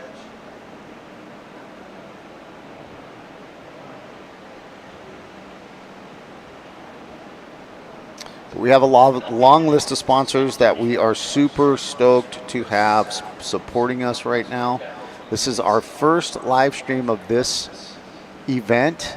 This is our 8th year, so we're super stoked to have High Five sponsor that. Roy Tuscany making the finals here at the U.S. Open Adaptive Surfing Championships. Roy trying to claim his first U.S. Open title, his first professional championship. And here comes Catherine. Looks like she just wants to get in some kind of reform and get her campaign started. Not able to ride out of that one. In the booth with me, Charles Chaka Webb, is Charlie Meeks. Charlie, how are you doing today? I'm doing just great. We are having an amazing day out here. We've got great waves. That was a sick heat that we just watched from the women's sit ski. Stoked to be here. Yeah, so kind of wanted to get your take. This is your kind of first exposure to not adaptive surfers, but an adaptive surf event on the professional level. What are your thoughts on what you're seeing? And there's a great shot of the hotels in Oceanside, Mission Pacific, and there's 333 right there, and the Hyatt. And that's kind of what our beautiful beach looks like. There's our footprint right there. There's our event. You see everybody helping on the beach. What a beautiful drone shot brought to you by pilot Alex Girl, who happens to just be my daughter. So great shot. Yeah, she's an amazing drone pilot. But yeah, to answer your question, oh my goodness, this is just incredible. So I've seen adaptive surfing before, but I've never been to a competition like this where there's all the different categories. And it's truly impressive just how many athletes that we have here. I mean, 75 athletes, 16 different countries. And it's really incredible to see the community that you guys have built here and how everybody is just so excited to be here. I mean, athletes coming literally from the other side of the world. And so it's very impressive. And something else that I've noticed is just amazing is just how stoked everybody is and how supportive everybody is of one another. And the vibes here at this contest are like nothing I've ever seen before. Well, yeah, that's typical of the adaptive surf community, whether it's an ASP event, an ISA event, or even just a regional WSA event or USA Surfing National event. Just the community of adaptive surfers. It's a camaraderie. It's really a tight-knit community that is going through a lot of the same things. You see a lot of the people with disabilities, and it's like-mindedness. It's similar experiences. So that's they kind of have that shared story of struggle and overcoming obstacles and achieving goals and dreams. And yeah, we really love that outlook of what this competition brings for the community of Oceanside and for the community of adaptive surfing. So we're stoked to have you here, though, in the booth, Charlie. Thank you. I'm super stoked to be here. And yeah, you can just really feel the support from everybody. But man, out in the water too, the level of surfing is really high. You can see these athletes are aggressive. Everybody wants it. Everybody's surfing at an extremely high level, which is super awesome to see. I mean, they are out there for the title. They're taking this super seriously. And, you see a lot of aggressive surfing out in the lineup. And then as soon as they get back up on the beach again, everybody's hugging each other. Everybody's smiling. And it's just amazing. I'm super happy to be here. And we love that for you and for us. We are about to hopefully see her catch a wave. She's been scratching into a couple. She hasn't quite found her spot. Next, we got the prone assist men coming up. That's going to be a great semifinal. I believe in that first semifinal, we got Jesse Belauer. We have Matthew Vanderhoof from your home country of Costa Rica. We got Christopher Waker and Andy Zierzo. So one of those guys that I thought didn't make the cut was Andy in the 8th seed. And I was mistaken yesterday saying there was only 6 seeds for the semis. There was actually 8. So Shea Eastham and Andy Zierzo actually make the semis. So and the 6th seed was Claudio Morales in that division. Here goes Catherine trying to get her campaign started, dropping in a nice right. Let's go, Catherine. Sweeping cutback, staying with the power. Liking the look of that one. Kind of getting caught behind that little section, but she's just riding through it. Going right back to the pier channel. She's just going to turn right around and conveyor belt herself right out there. Great way to start her campaign. Yeah, and setting herself up in an excellent position to get right back out there again. Here we have our life rolls on replay. Nice drop from her. And just a beautiful cutback here. Makes it back to the power pocket of the wave. She got a little bit hung up in the foam here. Wasn't quite able to make it out of that, but it set her up in the perfect position for a quick paddle out to get right back out there. I think she'll be happy with that. She just wanted to start getting that feeling of like, where is this break in? You could see her kind of moving around a little bit. She gets rewarded with a beautiful 6.33. That's a great start to her campaign. Now, Sarah Bentoncourt, who is unable to surf this heat, I'm hoping that she'll be here. Her plane landed this morning. Of course, maybe she was stuck in traffic and she wasn't able to make her heat. She'll have another chance to do it tomorrow. She gets it. This is a round robin, so they get 2 shots. So she can miss this heat. Unfortunately, she's not here. And there's some spectators on the pier in Oceanside, but she'll have a chance to come and join the final heat tomorrow. And if she can match the scores that Catherine has today or overcome the scores that Catherine's going to put up tomorrow, only 2 of them count. So you can take the 2 from tomorrow and she can still have a good shot at winning a U.S. Open title. Catherine Beatty starting her campaign with that beautiful 6.33, but Sarah Betancourt is a previous U.S. Open champion. She is an AASP World Champ. She won the World Championship in 2022. Yeah, and Catherine out there was our champion in Hawaii earlier this year. Yep, she beat the legend, man, Sam Bloom. I was talking about that earlier. But yeah, speaking of what's going on with Sarah, how she couldn't make it for this heat, that's just another awesome benefit of doing in this round robin style, because it's not like she's going to get knocked out. She doesn't get a disqualification or anything like that. Just like you said, she'll get to surf again tomorrow. So super stoked on this round robin format that you guys are doing here. So we have 11 minutes and 40 seconds left. Catherine's first wave is a 6.33. She'll be feeling stoked on that.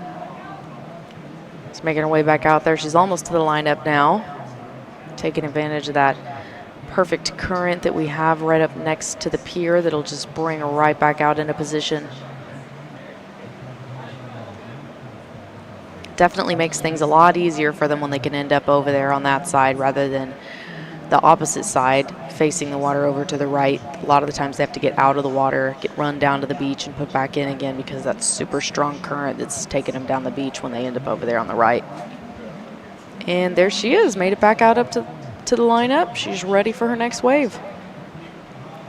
So you can see that little conveyor belt just kind of cycles you out there if you can get there.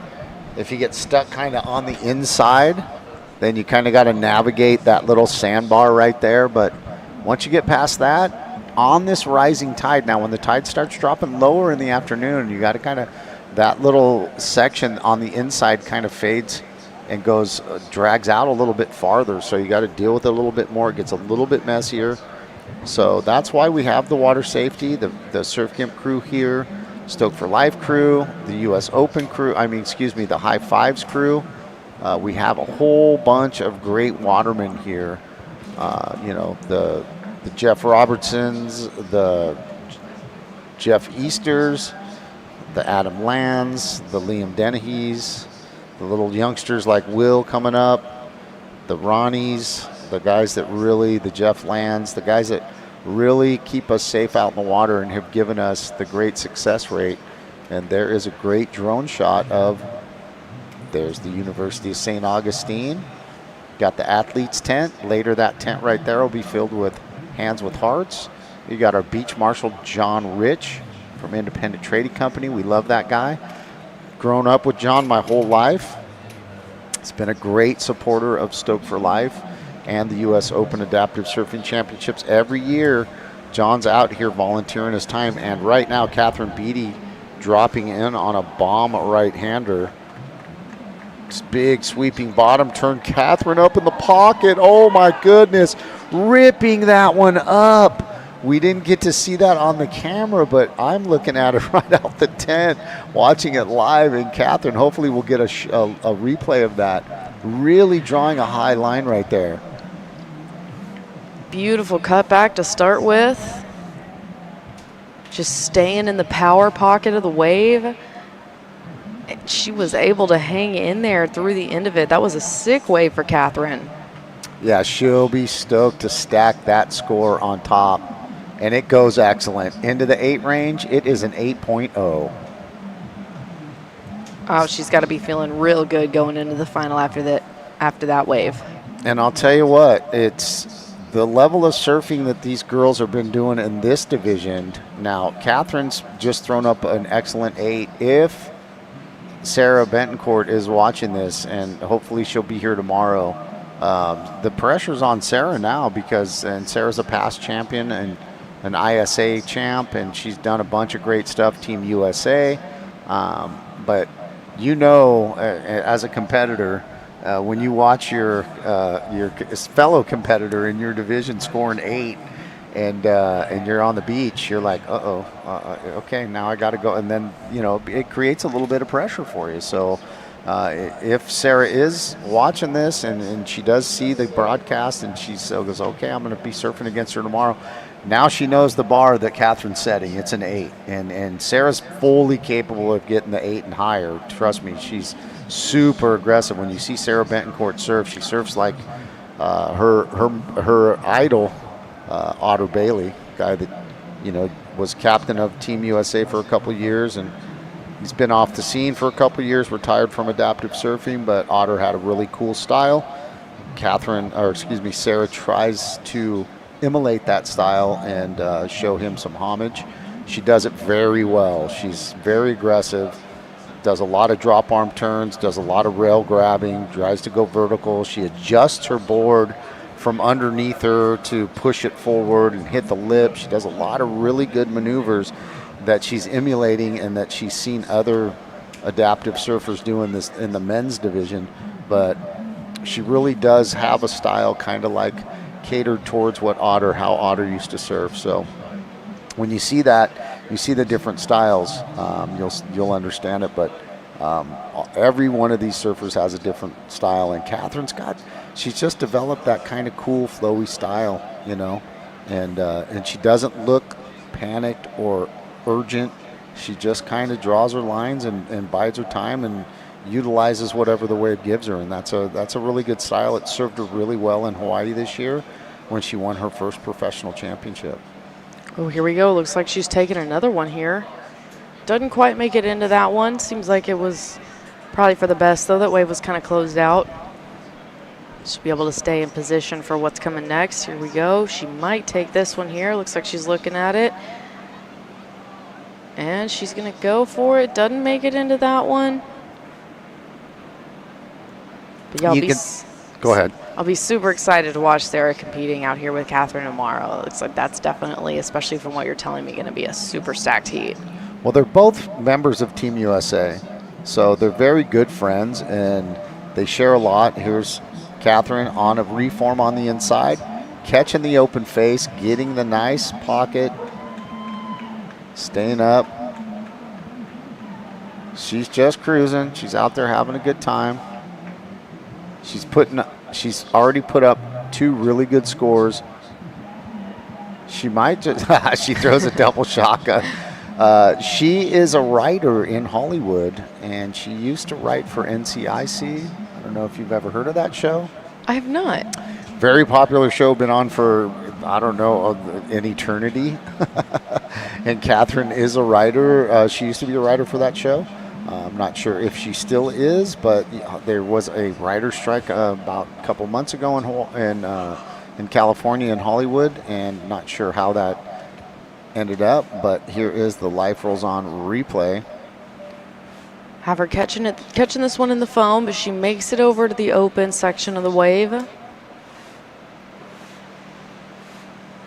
a nice carve there, and then rings it on into the inside.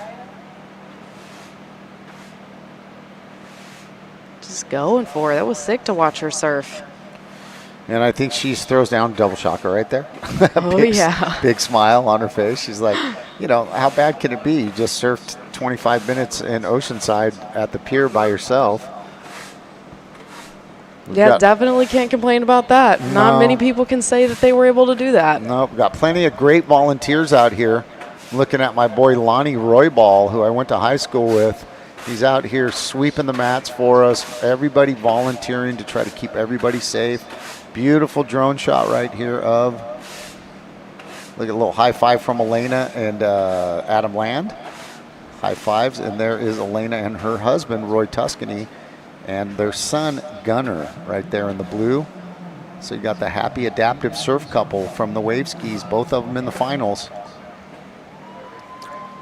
And we are on day 3 of the 8th Annual Adaptive Surfing Championships. We're getting ready to go to break. We will be right back with the prone assist men.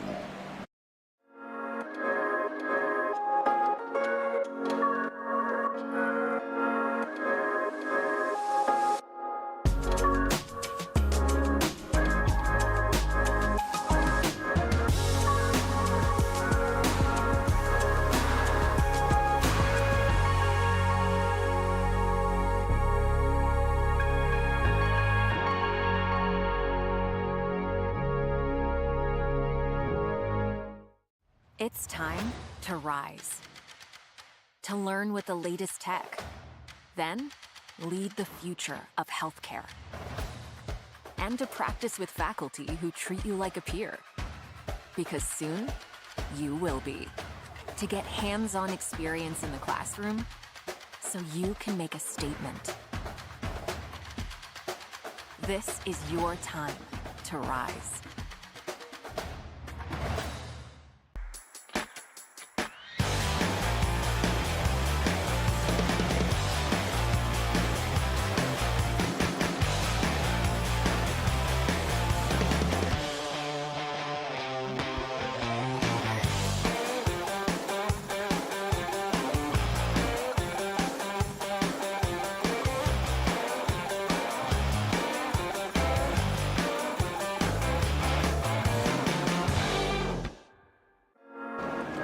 Welcome back to the 8th Annual U.S. Open Adaptive Surfing Championships, brought to you by the University of St. Augustine.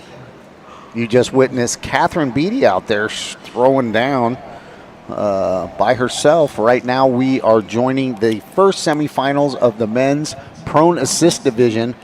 In green, you got the legend Jesse Ballauer from Life Rolls On.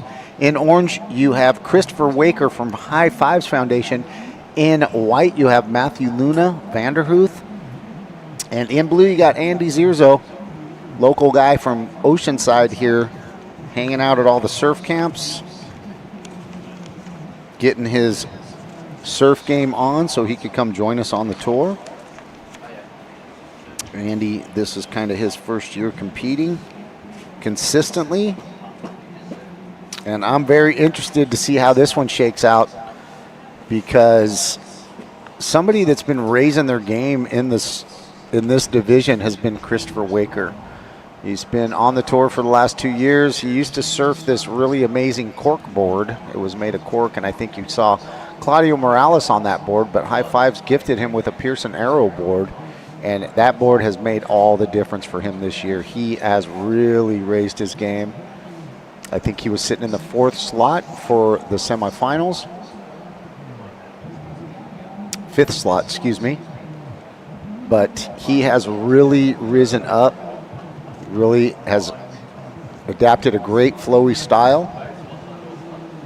And I don't know if you saw this, Charlie, but yesterday Surfer Magazine did an article on the U.S. Open Adaptive Surfing Championships and the AASP, recognizing the World Championship platform for the adaptive surfing professionals, for the Association of Adaptive Surfing Professionals. That was a really big deal for us to have that's amazing. Surfer Magazine highlight us and give us some real beautiful love and recognizing the platform as a world championship tour for professional adaptive surfing. So again, making our mark. Here is a beautiful shot of the beach today. Got some shakas going down. That was my wife. And Auntie Tia Marge down there, my wife's best friend. So that was a live drone shot of the beach right there. Nobody's starting off their semifinal campaign yet. They're just waiting for some good sets to come through. And this is where Jesse, man, it's these are the guys to beat right now in this semifinal. In the next semifinal, you're going to have Jose Martinez. Claudio Morales, unfortunately, in the 6th seed, had to step out of the competition. So there will only be 3 in semifinal number heat 2.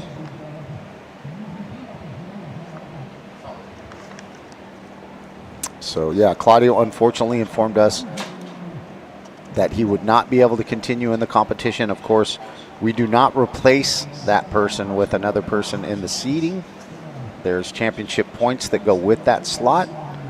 And through the semifinals, of course, there's 8 of them. So that slot that Claudio is in, that 6th slot right now, it'll fall to number 8, and he'll get 8th place points for that.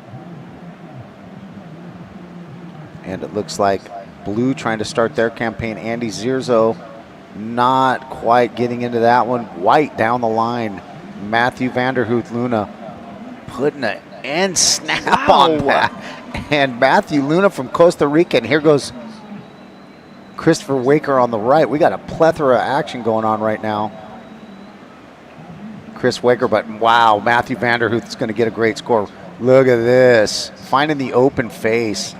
Chris Waker with a nice sweeping cutback, getting that reform on the inside, another sweeping cutback on that Pearson arrow board. Really just flowy style on that one. Let's see what the scores look like on that. We're going to get a bunch of scores right there, and out the back is Jesse Blauer just biding his time. That's what he does, man. Ooh, that's going to be a 6 score for the both of them. Here we have our life rolls on replay. He was just charging down the line with a ton of speed. Completes the finisher.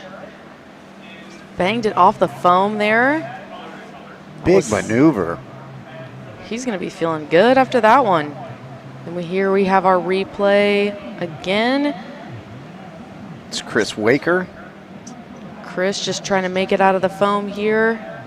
He makes it out, gets to the open face of the wave. Beautiful cutback there. Just driving hard to get back over to that open face. Another good carve. I tell you, that board for him has really made all of the difference for him. Great replays right there. Wow, and Matthew's first wave was an 8.33, starting off excellent for Matthew.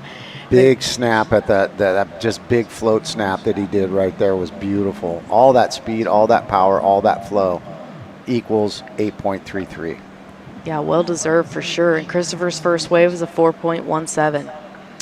So this puts the pressure on the rest of the group right now.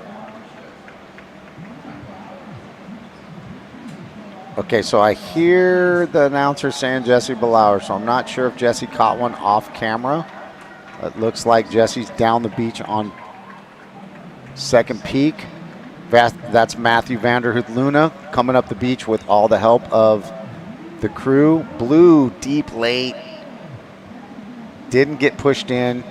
So if you notice, maybe the pusher, you see how he's still on his board right there. The pusher held the back of the board and pulled him back. Instead of pushing him into that, he held the back of the board and pulled him back, and he's still on his board, still paddling out. Totally kept safe right there. So good handling by whoever's handling for whoever the pusher is for Andy Zierzo. That was great. Yeah, that was impressive. That was a decent sized wave too. Had some power behind it. Was able to hang on and keep him safe there. Keep him in position.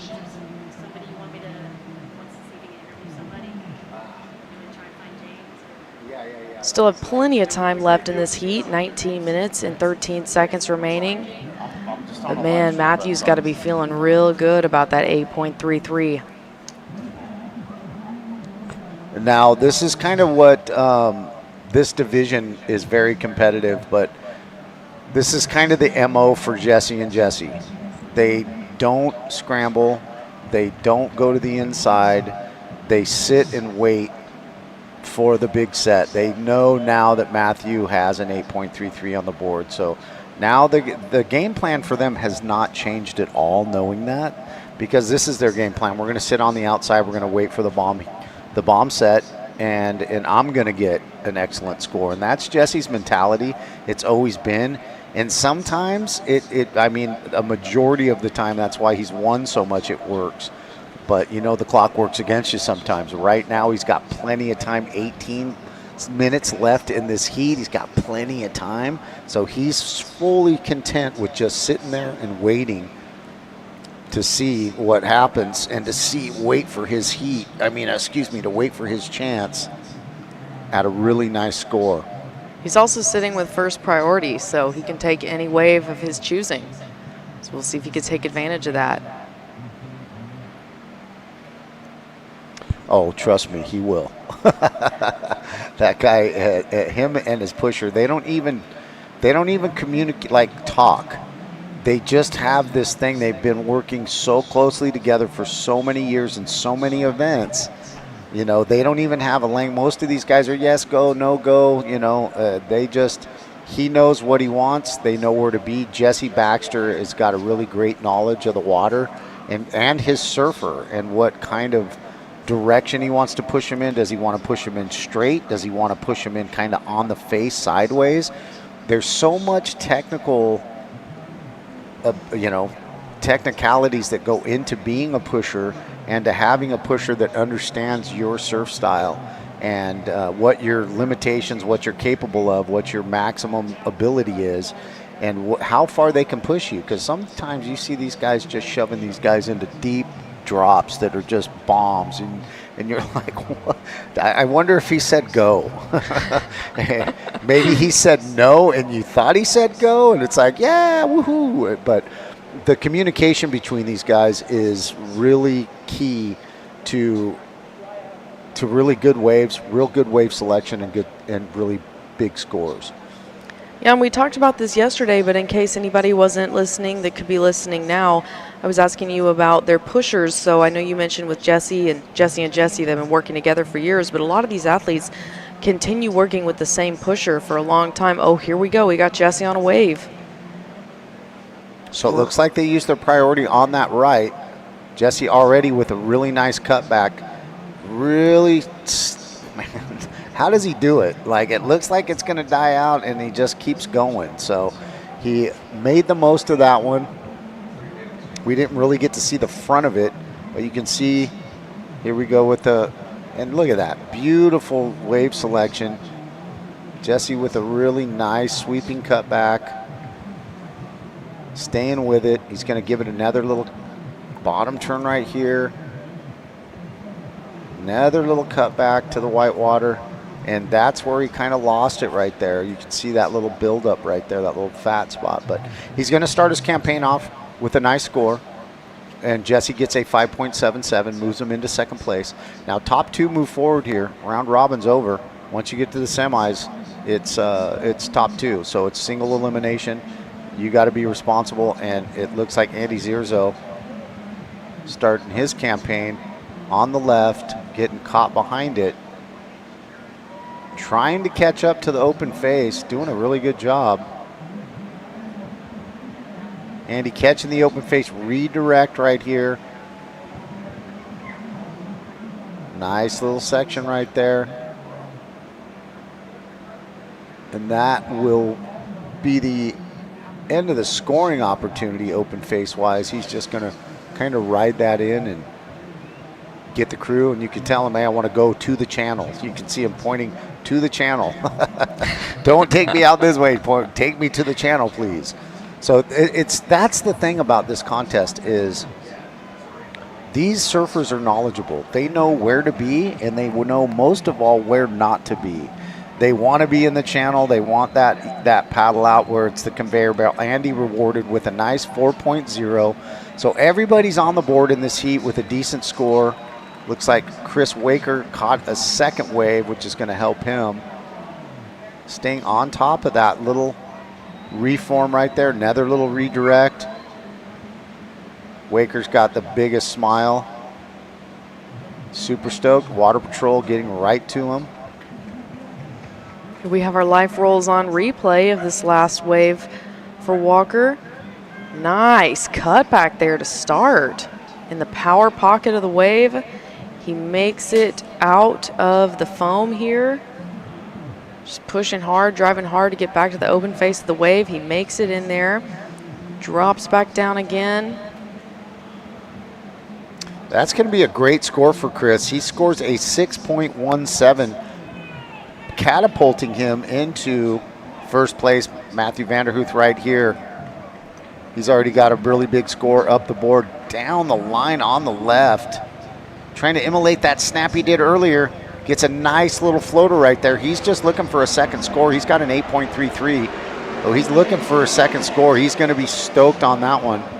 Ooh, you can see his smile even from here. So Chris Waker with that 6.17 puts himself into first place. Matthew Vanderhoof Luna is going to change that because that wave, he's got that 8.33 right now. He only needs a 2.02 to go up into first. So he's got that, no problem. That was on the drop. So, and Jesse needs right now, before Matthews comes through, he needs a 4.58 to jump up into first place, or to advance, excuse me. And Matthew Vanderhoof just put the wax on the entire division with a 6.5, so he's got a combined score of a 14.83. Here we have our life rolls on replay. He was just charging down the line here with a ton of speed. He's going to try and bang it off that other section there, just like how you said for his last wave. It's a good finish there, brings it on in. Now he's making his way back over to the channel now as we speak. So now the pressure's on. Jesse Belauer has first priority, but he's only got one wave, and Andy Zierzo's only got one wave.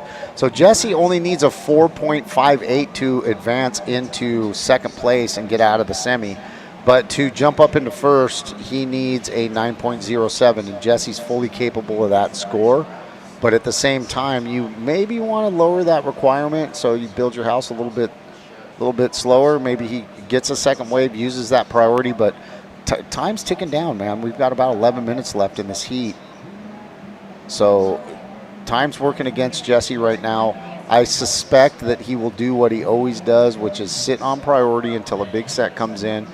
Now, he's going to be a lot more selective with this one, for sure, because of the time factor. He knows it's going to, once he catches a wave, it's going to take him a few minutes to get back out there. He's already back out there. You can see him right next to the pier channel right there. But he now has first priority. Chris Waker has second priority, and Andy Zierzo in third priority.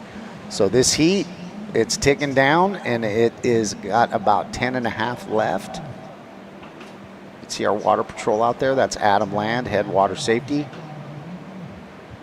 All those red jerseys, that's all deep water support. So those guys, Charlie, as you saw me wiping out 3 times in a row, I'm sure you saw those guys saving my bacon quite a few times.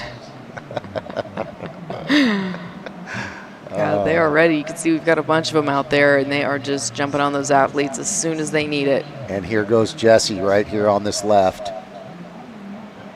Nice line right here. He's going to have to outrace that section right there. Draws a tight line, gets a little shower, and digs that outside rail on the bounce. That's going to be a rough one. I don't know if that's going to better his, it's definitely going to better his situation. I don't know if it is the 4.58 that he needs to jump Chris right there. So we'll see what the judges think of that. Ooh, he's going to be making his way back out there as quick as possible because we are down to 9 minutes and 34 seconds in this heat. And now that puts him in last priority. So expect to see them go to a different peak. This is the strategy that I think that they will use. I don't think that they'll go to the main peak right there where everybody's sitting. I think they'll go to second peak. He gets rewarded with a 3.77 on that. The requirement to move forward into second place is still the 4.58. And with the time ticking down, I think you'll see the strategy for Jesse and Jesse change a little bit. I think Jesse Belauer will try to change it up just a little bit. Second peak over there is also breaking and offering some really good scores. So I'm not sure if they'll bunch up with everybody else or if they will choose to kind of isolate themselves and try to get a score down the beach. You can see these nice little peaks coming in. High tide still pushing up a little bit.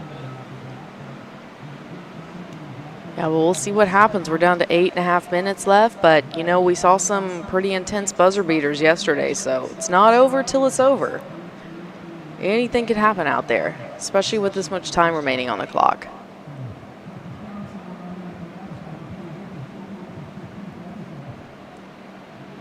And Andy's looking for a 6.35 to make it through this heat. He's super capable of that as well. He just needs a good wave to roll through, so we'll see what happens. But for now, Matthew's sitting pretty comfortable in the first place. And realistically, it's really been down to wave selection for him. He has chosen the really good waves that have offered the scoring opportunity. The face, the real ender at the end of the wave, that really nice finishing move is what puts the exclamation point on it, and the judges love that. Here we have our life rolls on replay of Jesse's last wave. He was driving down the line, took a high line here to try and make it around that section. Couldn't quite make it around, and that was his 3.77 that we just saw. You can see Matthew made it back out there. Looks like they might head over to the second peak because Matthew's in third priority right now. Looks like that's what they're doing. And then you just see Christopher and Andy out there waiting for their moment. Andy's got priority. So we'll see if they can take advantage of that, get a nice open wave for him before this heat's over.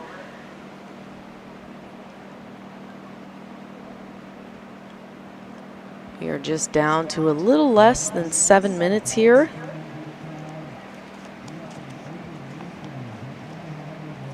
We are in our prone assist men's category right now, and then up next we're going to have the kneel upright women's category. So that's going to be a fun one to watch too. So this is the first semifinal of 2.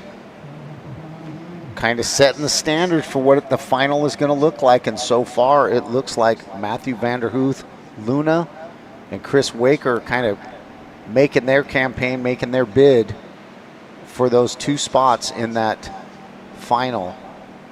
2 of the 4 spots that are going to be decided with these 2 semifinals. Top 2 will move forward. Pressure on a couple of those other athletes, Jesse Belauer and Andy Zierzo. So Jesse Belauer kind of has a stranglehold right now on the AASP World Championship title points. He went to Australia. He went to Hawaii. So that's what you have to do to really win these titles.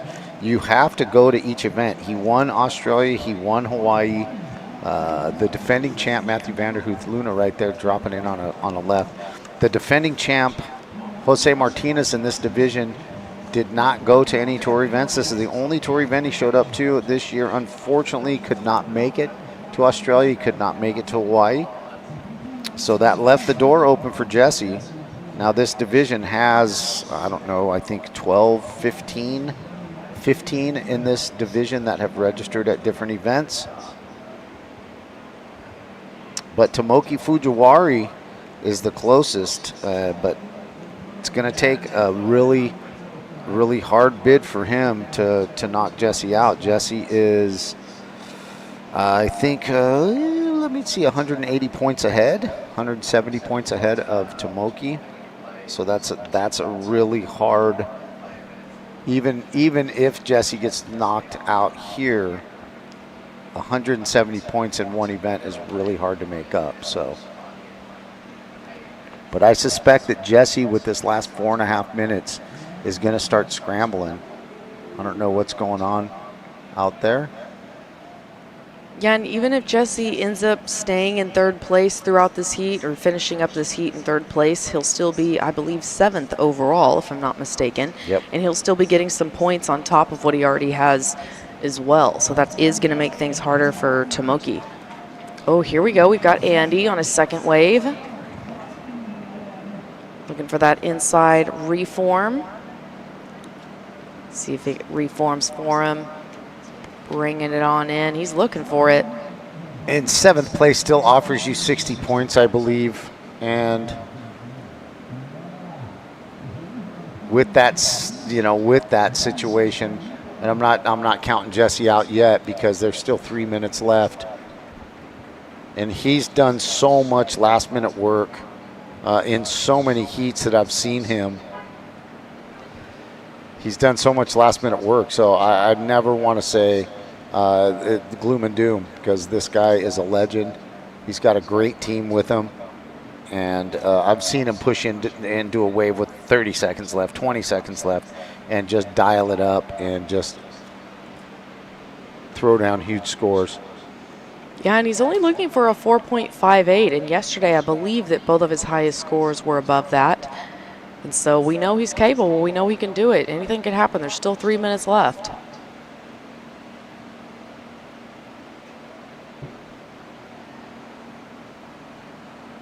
I actually think they're swapping boards right now.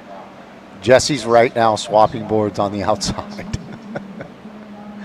Jesse had somebody with another board. Here comes Andy on the ride. Nice little tap right there off the whitewater. And with this last little push, Andy needs a 5.22 to advance, which isn't a huge score. It's very doable. But as I'm looking out the tent outside, Jesse and Jesse have switched boards. They had a second board out there, And Jesse switched it. He's got 2 minutes left. And he is in, I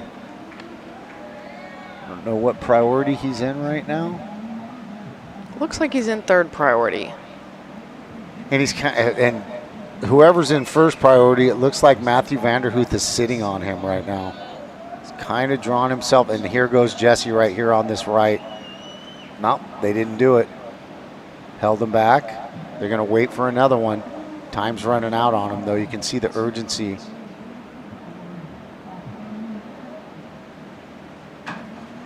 Is the Ocean going to give Jesse Belauer a shot to move out of this semifinal?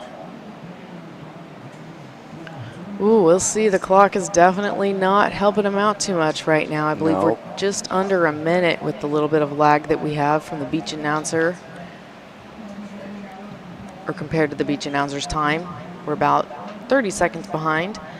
So time is ticking. He really needs a wave to come through.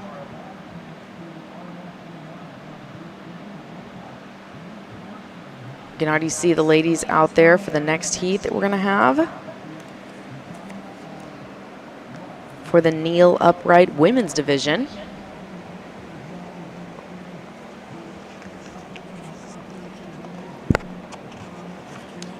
And what a turn of events this would be. Kind of like my division. I was ranked world #1, got knocked out. Jesse's ranked world #1, and to get knocked out in the semis would be a big deal. And it looks like that heat's over, coming to an end. 3, 2, 1. You can see the frustration on Jesse Baxter right there. Not stoked. So congratulations to Matthew Luna, Chris Waker, making the finals here at the 8th Annual U.S. Open Adaptive Surfing Championships. We're going to go to a break. We will be right back.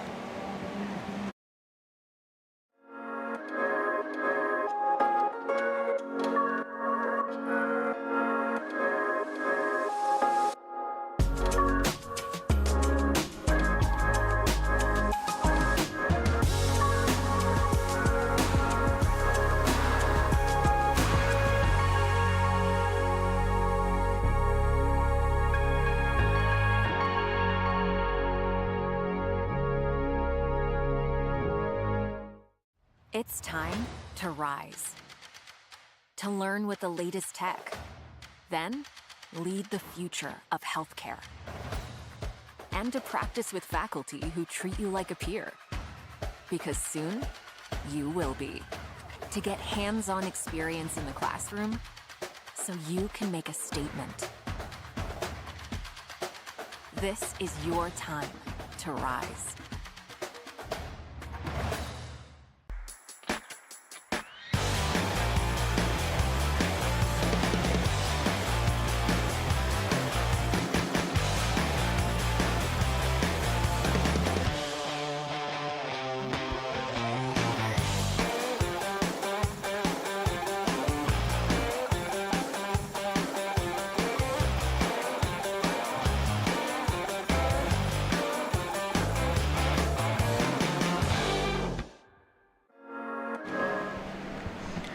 All right, you guys, welcome back to the 8th Annual U.S. Open Adaptive Surfing Championships.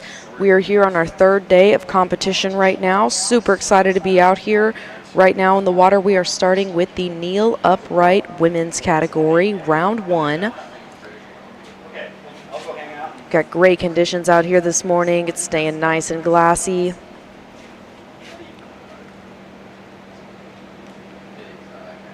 And this heat is just starting off here. We still have plenty of time out in the water.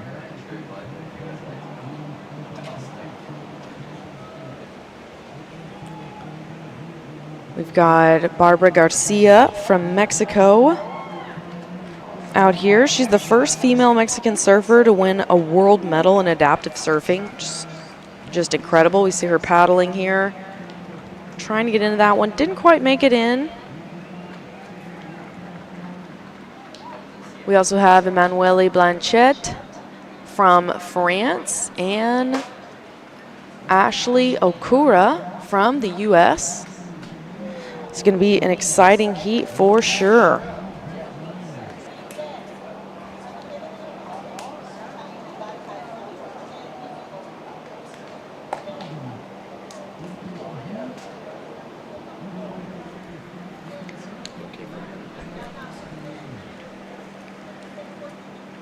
Looks like we have Emanuele getting ready. She's in position, paddles for that wave, doesn't quite make it in there.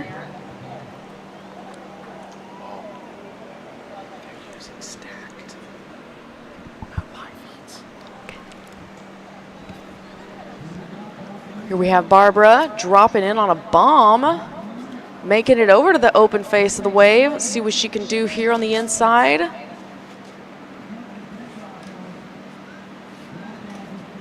Looked like that wave was maybe going to open up for her, but we kind of closed out a little bit. She's going to peel out right there, head back out there. Still plenty of time on the clock.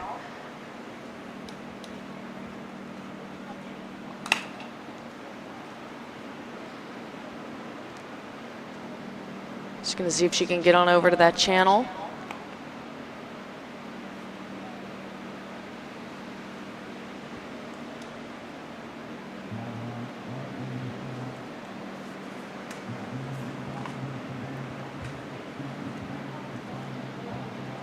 Here we have our life rolls on replay.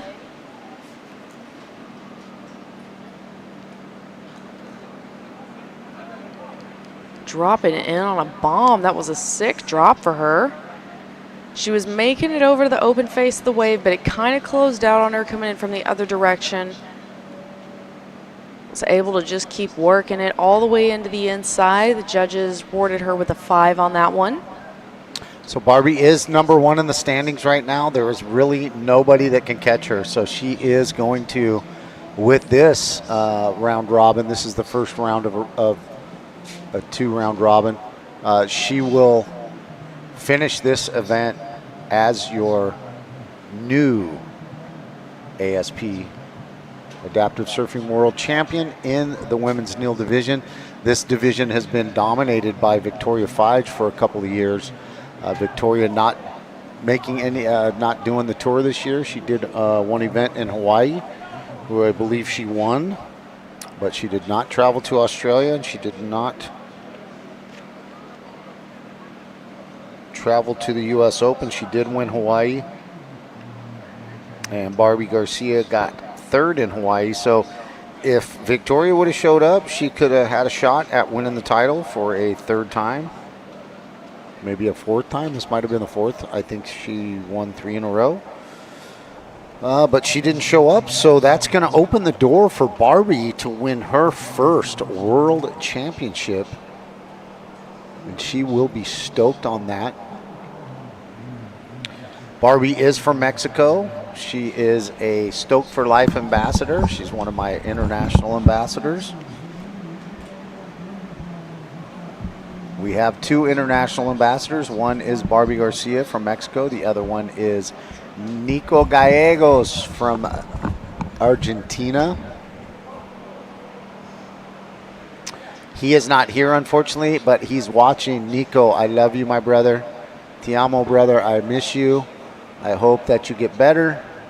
And to his beautiful girlfriend, Angie, we love you, Angie. We miss you, too. Can't wait to see you guys again. But orale, baboso, we miss you, buddy. I'm going to take a quick break. I'm going to leave this to Charlie for a few minutes. I will be right back. But Charlie's on the call. You're in safe hands. That's right, you guys. I'll be hanging here with y'all, helping you see what's going down here on the live stream.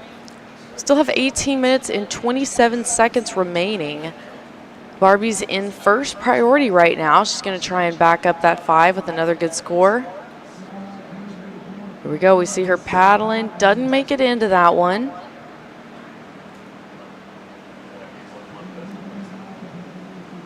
That's all right, though. Still have plenty of time on the clock.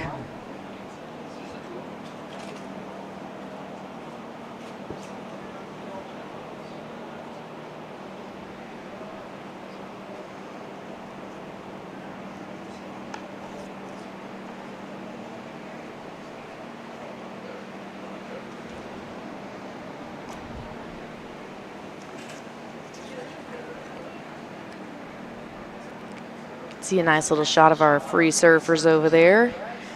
And we have Emanuele paddling back out, trying to make it back out to the lineup. Yeah, all the free surfers are enjoying the conditions as well, just over to the right of the competition area. We're super grateful that all the locals have been so respectful throughout this competition, really blessing us with this space to be able to hold this contest here where they're usually out there ripping. And just so grateful to the entire Oceanside community out here. Oh, Barbie almost made it into that one. And while we're waiting for a few more waves to roll through, I just want to say thank you so much to our amazing sponsors of this incredible event, to our title sponsor, University of St. Augustine for Health Sciences, our hosting sponsor, Visit Oceanside.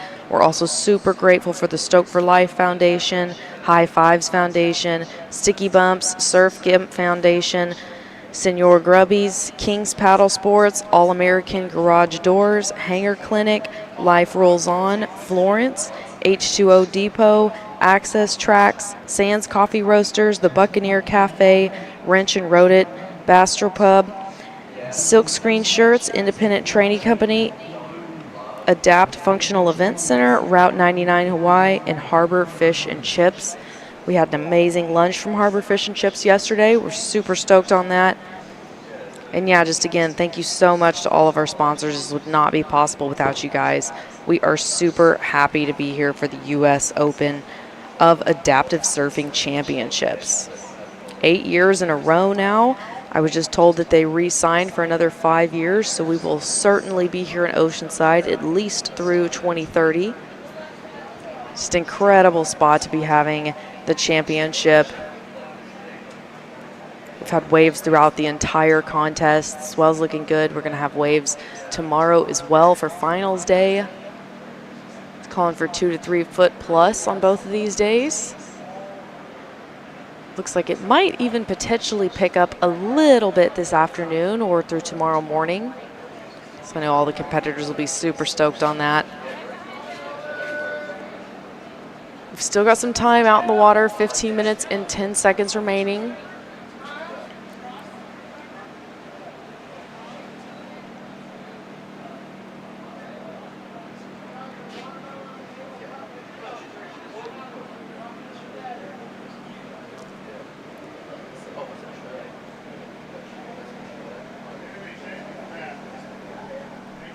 Could you see Barbie out there waiting for her opportunity?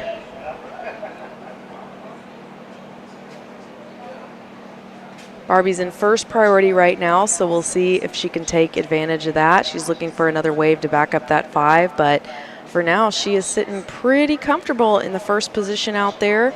The other 2 girls are yet to catch a wave, so we will see what happens. There's still time on the clock. We have 14 minutes and 20 seconds remaining.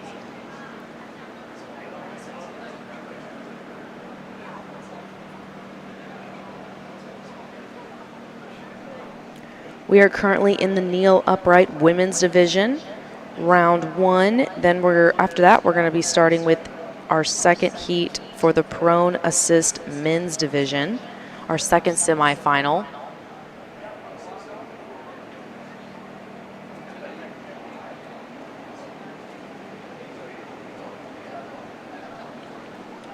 I know all the athletes are super stoked that we could do 25-minute heats in this competition.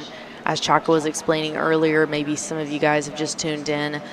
We have 75 competitors. Usually we have between 70 to 90 competitors at this event. And the benefit of there being 75 competitors is it opened up the opportunity for them to be able to host 25-minute heats for the entire contest. So I know the athletes are super stoked on that. That extra 5 minutes out there really makes a big difference.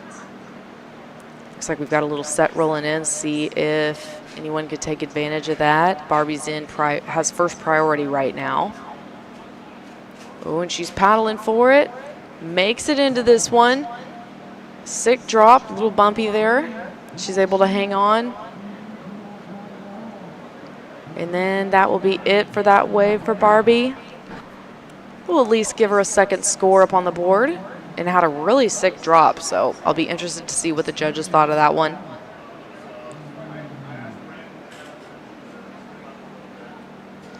And as we mentioned earlier,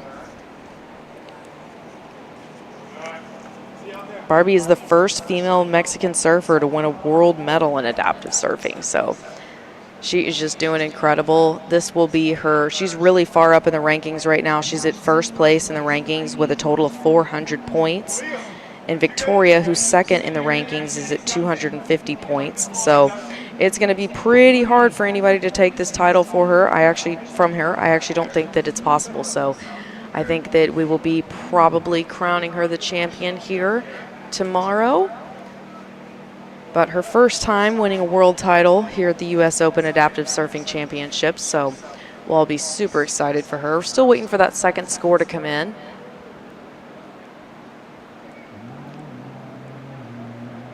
Queremos mandar un saludo a toda la gente de México que están aquí viéndonos en el live stream, apoyando a Bárbara.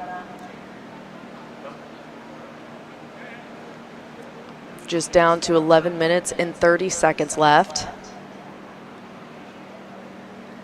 Emanuele has first priority now, and it looks like Ashley's still trying to make it out to the lineup. Not quite sure where Emanuele is sitting right now. I think she might be a little bit closer over to the pier. We can see Barbara in this shot making her way back out to the lineup. She's almost out there. She's got time for one more wave for sure. It's just under 11 minutes remaining.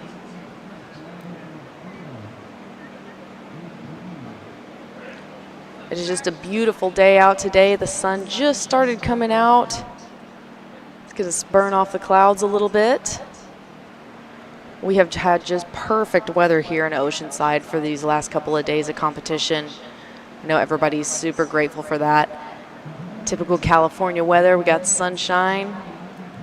It's not too hot out yet. See a good shot of the pier. We've got a lot of spectators out there supporting. And there's Emanuele. She's in position with first priority. Still has yet to catch a wave. We're also waiting for a first wave from Ashley. The time is ticking, so hopefully the ocean will provide. Emanuele's in position. Don't see too much on the horizon there. We're in a bit of a lull right now. High tide's coming in for sure. Actually, I think we might be a little bit past high tide.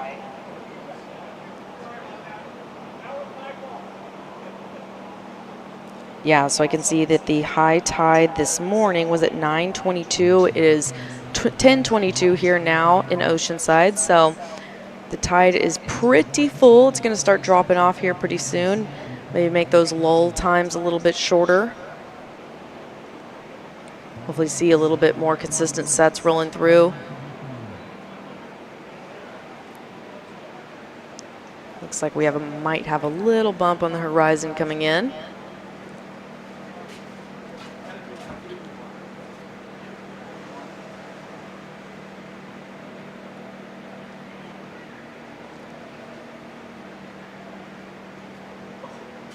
I love seeing all the pelicans and the birds in the background. There is a lot of wildlife here in Oceanside.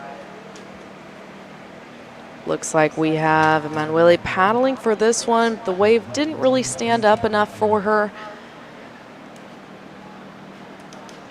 Looks like she's going to be able to still hold on to priority with that. She didn't paddle too hard for it. Hopefully we'll have a set rolling through here pretty quick because time is ticking. We're down to about 8.5 minutes. And I believe we still have that last score coming in for Barbie. I'm sure the judges are just watching the replay there. Here she comes paddling for another one. Doesn't make it into that, but you can tell she is still smiling. That is just the beautiful thing about this competition is just everybody has the biggest smile on their face. Everybody seems so stoked. Everybody's really supportive of each other. Every single athlete that's coming out of the water is just beaming from ear to ear with the biggest smile. There's so much support. We've got all of our Stoke for Life volunteers on the beach helping out and in the water. And it is just an amazing community that these guys have built here. So we're super, super stoked to be here today for this competition. And it is going to just be so exciting tomorrow when we are crowning our new world champions. I cannot wait to see the awards ceremony and just share the stoke with everybody. And Chaka is back here with us again, joining us in the booth. How you doing, Charlie? Did I miss anything? Not too much. We had one last wave from Barbara that we're still waiting for the score to come in on. Other than that, the ocean has been kind of still since you've been out. Yeah, we hit that high tide peak at 9:22, so it's been a little bit janky since then, but here goes Barbie. It looks like a nice little late drop in for Barbie and over the falls. As for coach, I tell her don't do that. Looks like she's trying to immolate me from my heat yesterday. Oh, here we go. Manuela's paddling, and she is up on her first wave of the heat. Gets a little caught at the top there, wasn't able to make it back into that. But at least she's going to be posting her first score up here.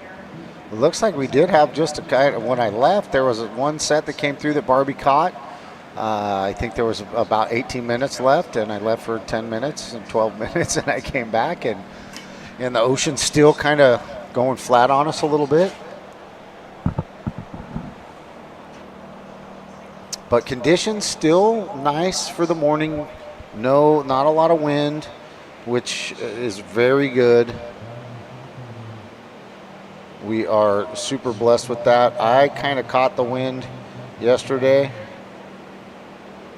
and it gets blistery out there, man. And it really, there's still really always a lot of really nice corners. And here goes Barbie on a nice left-hander. She makes the drop. Giving herself a little paddle. Stays with it. Rides out of that. Trying to get the open face on the reform. Little redirect in the whitewater. She's going to get an opportunity right here in the inside. Nice little reform. Little change of direction. Barbie just milking that one. She knows. She knows mathematically nobody can take her goal away, which is to win the world championship right now. She's just out here for a victory lap. She wants to have some fun. Of course, she wants the U.S. Open title for sure. And Emanuela Blanchette, she's formidable. She has beaten Barbie before. These girls go back and forth. Ashley Okura, if she can get in the right situation, get the right wave, she's formidable. So all these girls have basically been kind of following in the footsteps, and here we go. It looks like White on the outside. Up to her knees, trying to get on the rail, but not quite able to do it. All these girls have been looking up at Victoria Feige, or Feige, excuse me. And you know, it's much like my division. My division's been continuously looking up at Guillaume Collin and most of all Felipe Lima. Felipe, your current world champ, but you're defending, and here goes the replay. Manuela Blanchette dropping in. Or that's Barbie, excuse me, I'm sorry. That's Barbie Garcia in the green. Took off late, got that reform, hit the whitewater. Getting a little bounce on it. And she kind of does a little claim at the end there, just acknowledging like super stoked. Still 3-4 minutes left. Barbie just choosing to come out of the heat at this point. I think she knows right there. You know, I've got a couple of good scores. I'm going into tomorrow on finals day. She's holding up her Mexican flag right there. Proud Latina from Mexico, Ensenada. Her home break, Playa Hermosa. So she leaves Emanuel out there by herself to say, you know what, share the break. I don't think Ashley Okura was able to make it to the event. I'm not sure where Ashley is.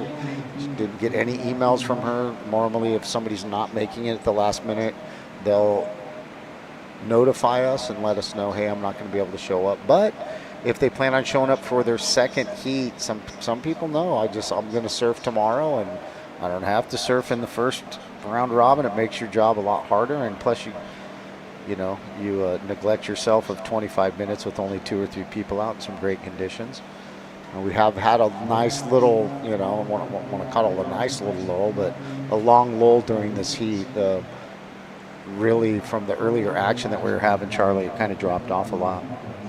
Yeah, we'll see what happens. I have a feeling we're going to see quite a bit more action and waves coming through for the prone assist men's, just because if it's repeating the pattern that it had yesterday when we had a heat with a little bit more lulls in it, the following heat usually had way more waves coming through. So hopefully those guys will have some good luck, be connected with the ocean, have a lot of sets rolling through in this next heat. Yeah, I think it's kind of that when the tide changes a little bit, sometimes you get the lull at the top out, and sometimes you get the lull at you know, a little bit before, a little bit after. It looks like we're just getting this lull now. And Manuela trying to paddle into that one, not able to do it.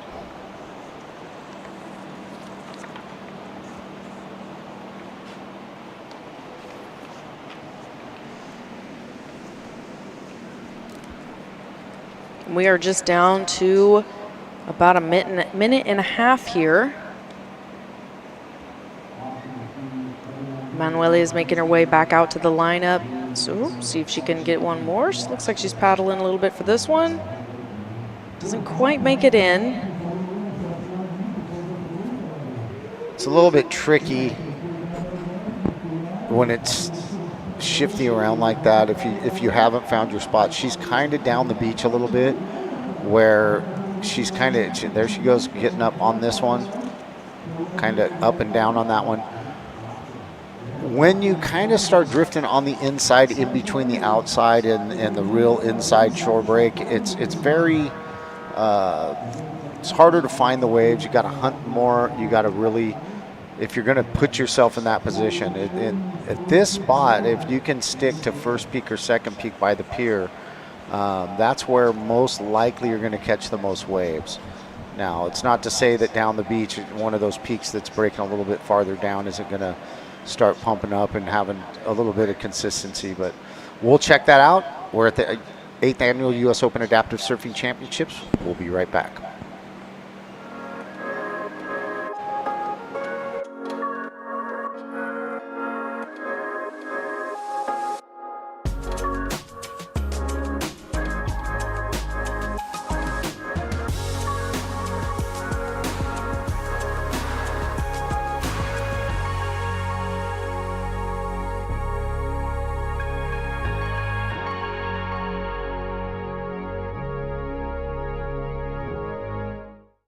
It's time to rise.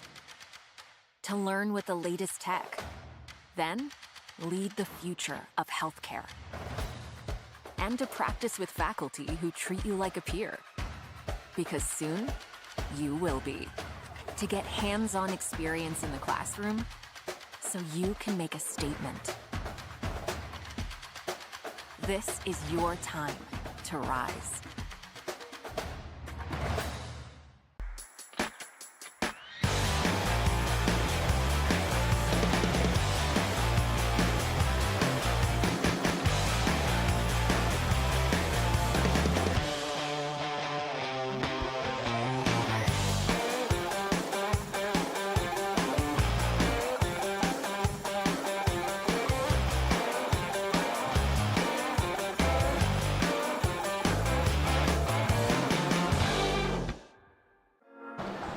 Welcome back to day 3 of the 8th Annual U.S. Open Adaptive Surfing Championships. I am Charles Chaka-Webb in the booth with Charlie Meeks, calling the second semifinal of the men's prone assist. In that first final, you had Matthew Luna from Costa Rica, and you had Chris Waker making their way out of that final. And now we have in green Tomoki Fujiwara. Orange is not here. Claudio Morales has dropped out of the event. In blue, you got Shea Eastham. And in white, you got Jose Martinez on this wave at the moment. Now, we didn't see the front part of this wave, but Jose didn't look kind of happy. So I'm thinking that maybe he caught a little bit on the outside. Here we have our live rolls on. Replay. That's Tomoki. Nice wave for Tomoki, starting out with a cutback. He's making his way down the line. This wave stayed nice and open for him. Go on the inside, walled up a little bit more. Nice one off the top, but unfortunately dug the nose a little bit. Couldn't quite make it out of that one. Here we have Jose Martinez. Another great wave behind him. Nice little hit off the foam there. It was a sick one for him as well. Brings it all the way in here to the beach. Got a big smile. Yeah, I was gonna say, now you know why he had that little smile on his face, because that wasn't a bad start to his campaign to try to get to this final. So we are waiting for some scores right there, but that should be Tomoki kind of throwing it down and Jose right there kind of throwing it down. So this is a three-man heat. It is only green, blue, and white out there. Unfortunately, Claudio Morales has dropped out. We want to send you love, Claudio. We know that your service dog got very sick, and we want to just send our love to you. Healing prayers, brother. We love you. You served an amazing event. You were making your bid for your first U.S. Open title, and we would just want to wish you the best, Claudio. We love you, brother.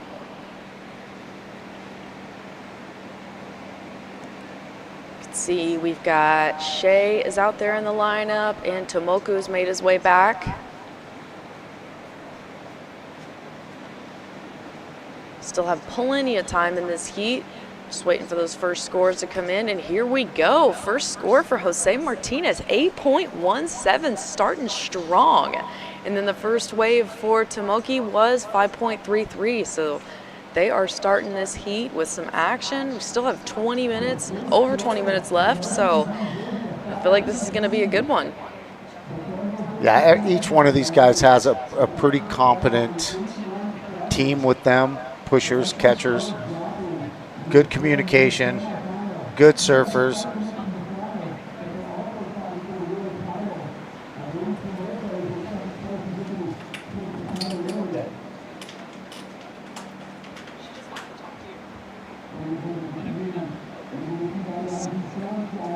See him out there in the lineup. They're waiting for it. Shea has priority right now.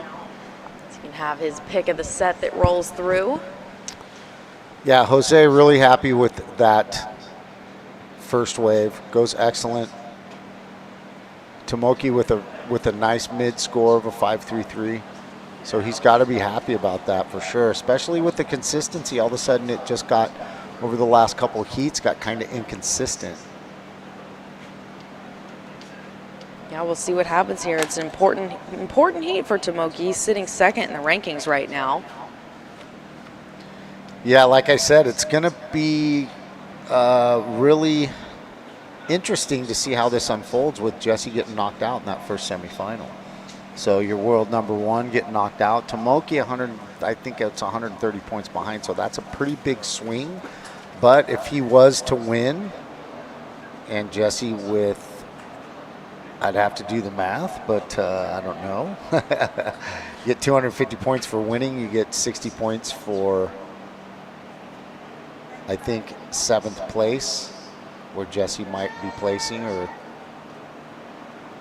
So I just have to do some math to figure that out real quick. If it was technically mathematically possible for Tomoki to snatch a title from Jesse Belauer. But we'll see. Jesse is the points overall favorite. He's got a very big lead, 170 points, I think it is. So that's a pretty big lead.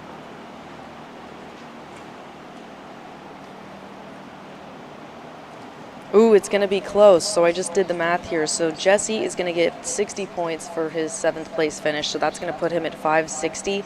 And if Tomoki can win the event first place, it'll put him at 580 points. Wow, that's crazy. That's what it's looking like here, if I've done the math correctly. Well, that's what I say, man. It's always really interesting to see what's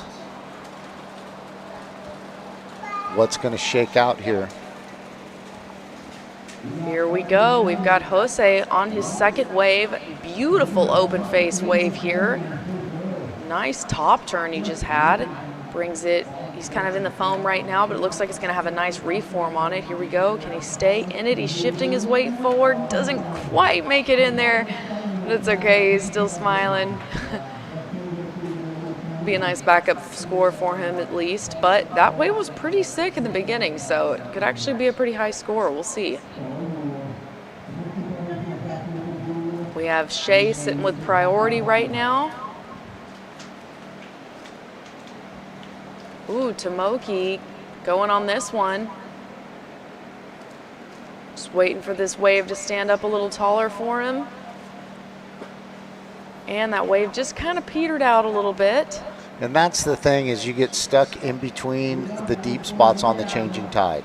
So now there's kind of an in-between. If you're not sitting on a really nice sandbar right now, then you're going to hit that deep spot. And right here, blue, Shea Eastham, catching a gem out front. Needs to cut back, but just draws his line way too far out front. And that might have been a really good opportunity. You can see that wave reformed kind of on the inside. If he could have found a way to stay with it. He just drew a very straight line and kind of just rode his way out of it. You really need to get on rail in this division. If you're not cutting back and forth and rail to rail, it's going to reflect in the scores, because that's what the judges want to see, and that's what these guys are fully capable of, as you saw in that first heat right here on the replay, as you're seeing with Jose. On rail, cut back, on rail with that little top turn right there. Super aggressive. Yeah, and the judges gave him a 5.33 on that one, so that's a good backup score for him.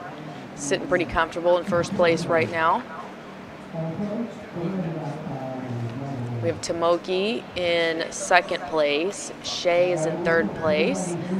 And Shay needs a 5.74 to move up to second place right now. But still have some time on the clock, 15 minutes and 30 seconds. So we'll see what happens out there. We can see Tomoki and Shay making their way back out to the lineup. Not sure if Jose is already back out there or not. He might actually just be behind them here, making his way back out. What a cool shot of the pier. The Oceanside Pier is truly special. How the whole thing is made of wood, and if you've never been to Oceanside before, when you show up and you look at the pier, it is truly impressive. Baby bear. All right, we can see them making their way back out there. Right now, Wade, can you help him? I think he's going to pull up over here. Can we get him a parking spot where the app knows?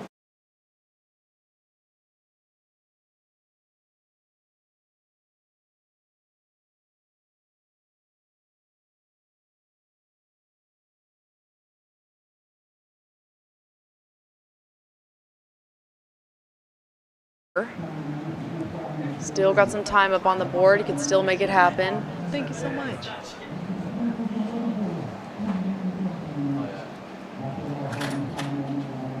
Oh, are you busy? If you're busy, I can go do it. Are you sure? Looks like we're in a little bit of a lull right now, just waiting for that next set to come in.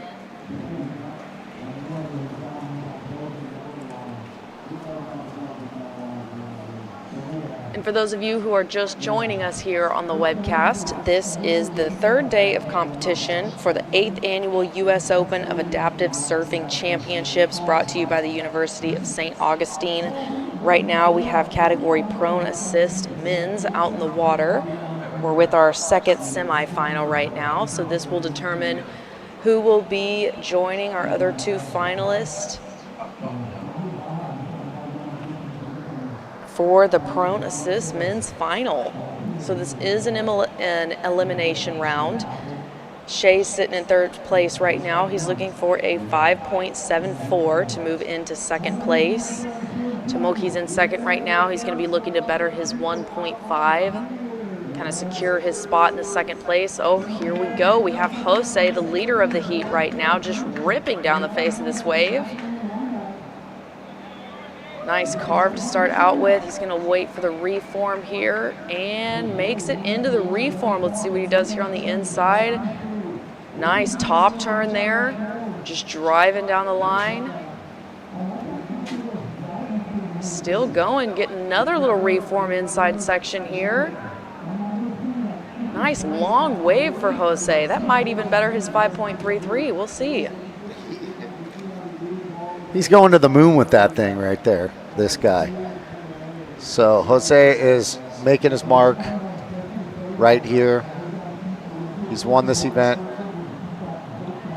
for sure one time that I can remember, maybe twice. Here goes Shea Eastham going left. We got a split peak. I don't know what happened right there, but our cameraman went off, but Shea went left, and it was a very nice looking wave. And there he is coming back, changing direction. So we know that he didn't fall. He's making his way towards the inside, hopefully getting that reform, but digs that outside, that inside rail.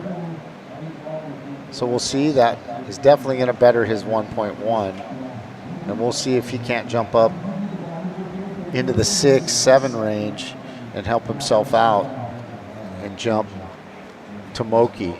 So he needs, got a 3.33. He needs a 3.51 now is his requirement to move into second place to advance.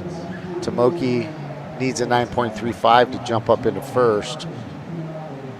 But he needs to better that second wave just to secure his spot in second place and make the requirement for the guys below him a little bit more. And right now he is sitting in #1 priority, so he can basically kind of just go over there and get what he wants and get what he needs. Yeah, super important heat for Tomoki. If he wants to take the title this year, he has to win it. He's got to get first place in the final to crown himself the champion. I did we did do the math, didn't we? Yeah, you did. Even if he gets second place, he's still going to end up with 510 points, and Jesse's going to have 580. So he is going to have to take the win at this event for the title. Here we have the replay for Jose Martinez's last waves. Judges gave him a 6.5 on this one. Hit a nice top turn there in the beginning. Just driving down the line here. Another sick top turn. Wraps it back around. This wave opens up again for him here in the inside. He just looks like he is having the best time. You can see his smile. And we also have Blue riding down the line. Wave kind of closed out a little early on him. He was still able to bring it all the way in, kind of changed directions here, was looking for the reform. And brought it on in on that one.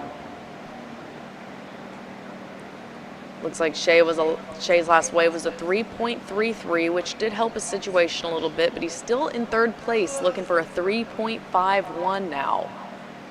So he needs a wave that was just a little bit better than his last one, and that's going to be all he needs to get him up into second place. So it's super important for Tomoki to catch another wave just to better that 1.5 to secure his spot a little bit more here in the semifinal heat. We are just down to a little less than 9 minutes, so there's still time out there. Anything could happen. It's not over till it's over.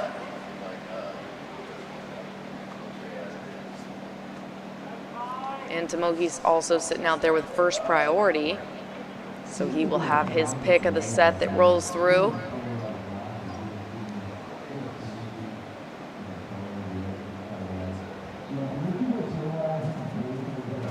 Also see Jose's made it back out to the lineup again.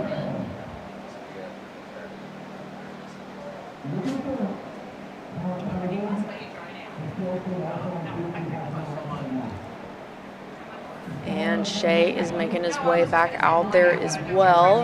Not sure if he came on into the beach to get over by the channel or if he's paddling back out. Be able to see him here in the shot in just a second. And again, just in case anybody at home is wondering, this is a 3-man heat. Claudio unfortunately had to drop out of the event. So it is a 3-man heat. It is white, it is green, it is blue. You got Jose, you got Tomoki, you got Shea Eastham. Everybody fighting for one of the top 2 spots in this heat, top 2 advance to the final. So we already have Matthew Luna and Chris Waker that advanced out of semi number 1. This is semi number 2 of the men's prone assist division. The weight of it all. They know the clock's ticking down. They don't need a huge score. Everybody needs just basically a mid score to advance. So right now, Shea just needs a 3.51. Tomoki's already sitting in second place. So realistically, Shea doesn't need a huge score. He just needs a mid-level score. 5 would really position him nice.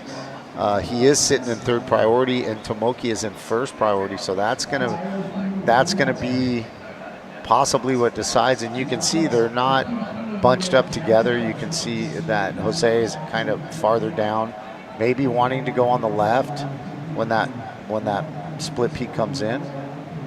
Tomoki kind of sitting on that right-hander where he's had so much luck with. And then Shea, not sure. Looks like where Shea's he's making his way back out. He was up close to the pier last time we saw him. So then he's in the channel, making his way out with the help of water safety. Water safety can only advance you out of the impact zone and keep you safe. Once you're on the far side of the impact zone, they cannot advance you.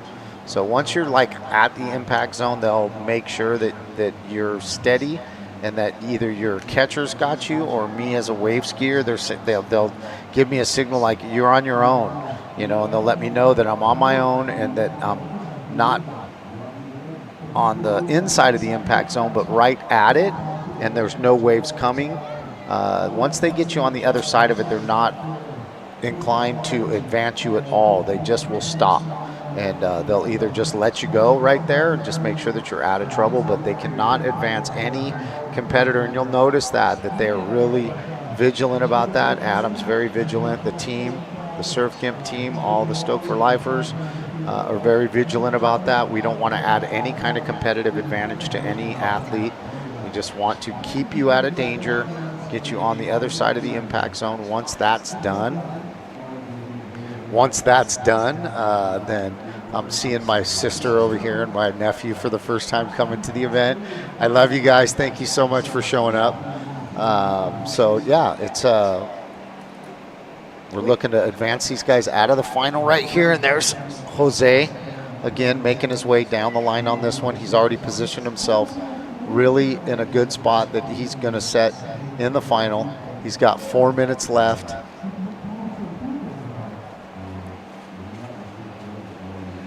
Coming all the way in with that one.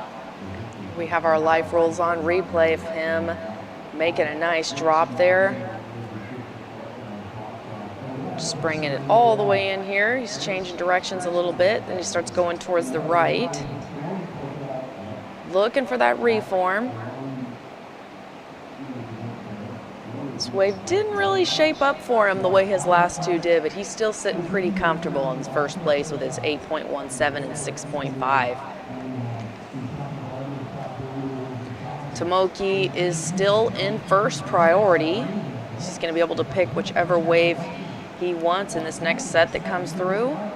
Still have a little time left on the clock, 4 minutes and 3 seconds. We'll see what happens. It looked like Tomoki just tried to get pushed into. Nope, that was not it. It was. No, it looked like Shea maybe tried that one. Looked like one of them tried to get into that wave, so I guess that was Shea. He might go down to third priority. I'm not sure what they're going to call that. Looks like Tomoki's taking a look at this one. Gives him a good push. That also can be considered intent right there, so I don't know what that's going to look like in priority. He did try to catch that wave.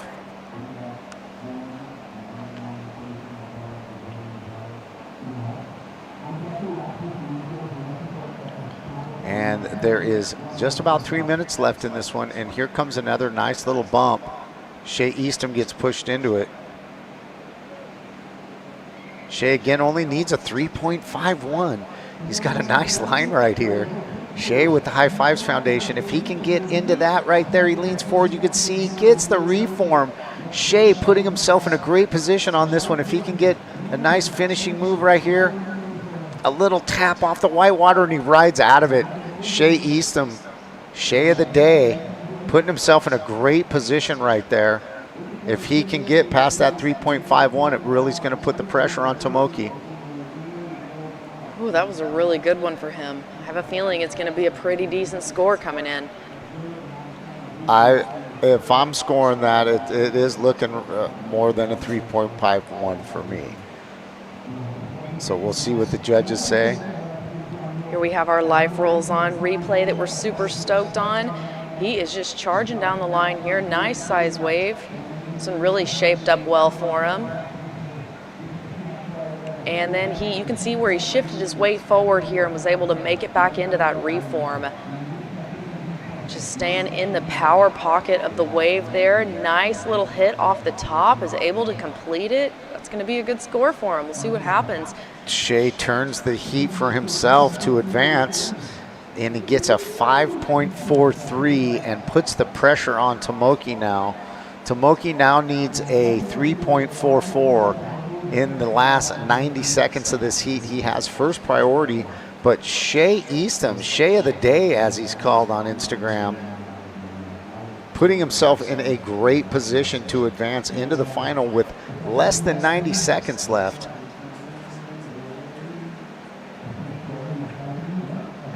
We'll see what happens. Tomoki's still sitting with first priority though, so if there's a set that rolls in this last minute of the heat, you know he's going to be going for it.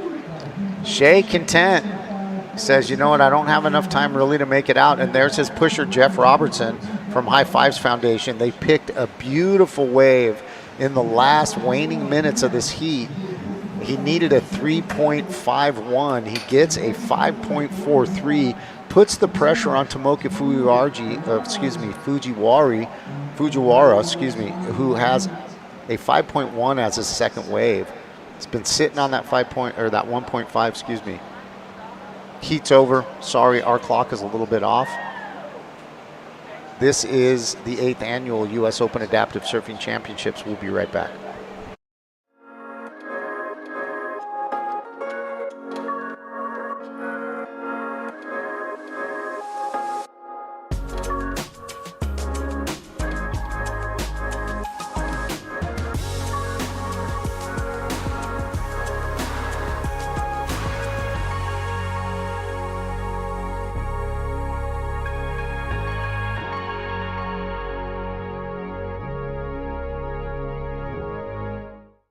It's time to rise, to learn with the latest tech, then lead the future of healthcare, and to practice with faculty who treat you like a peer.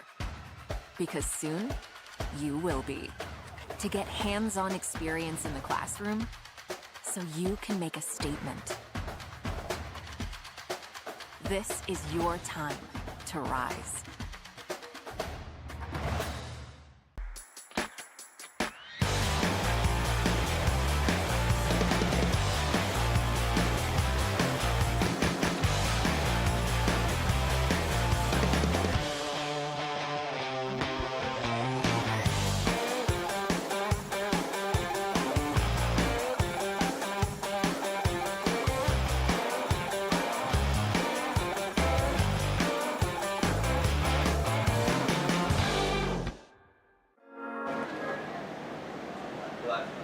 All right, you guys, we are back with the 8th annual U.S. Open of Adaptive Surfing Championships.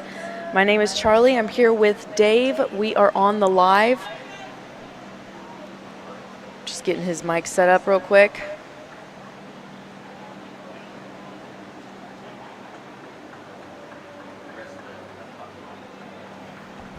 All right, here we are with Dave.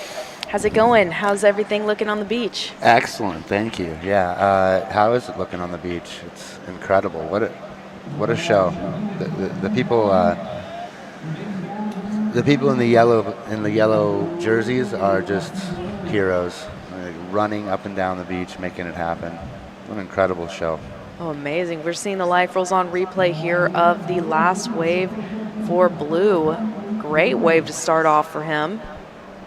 See what the judges think of that one. That was Nicolas Valenzuela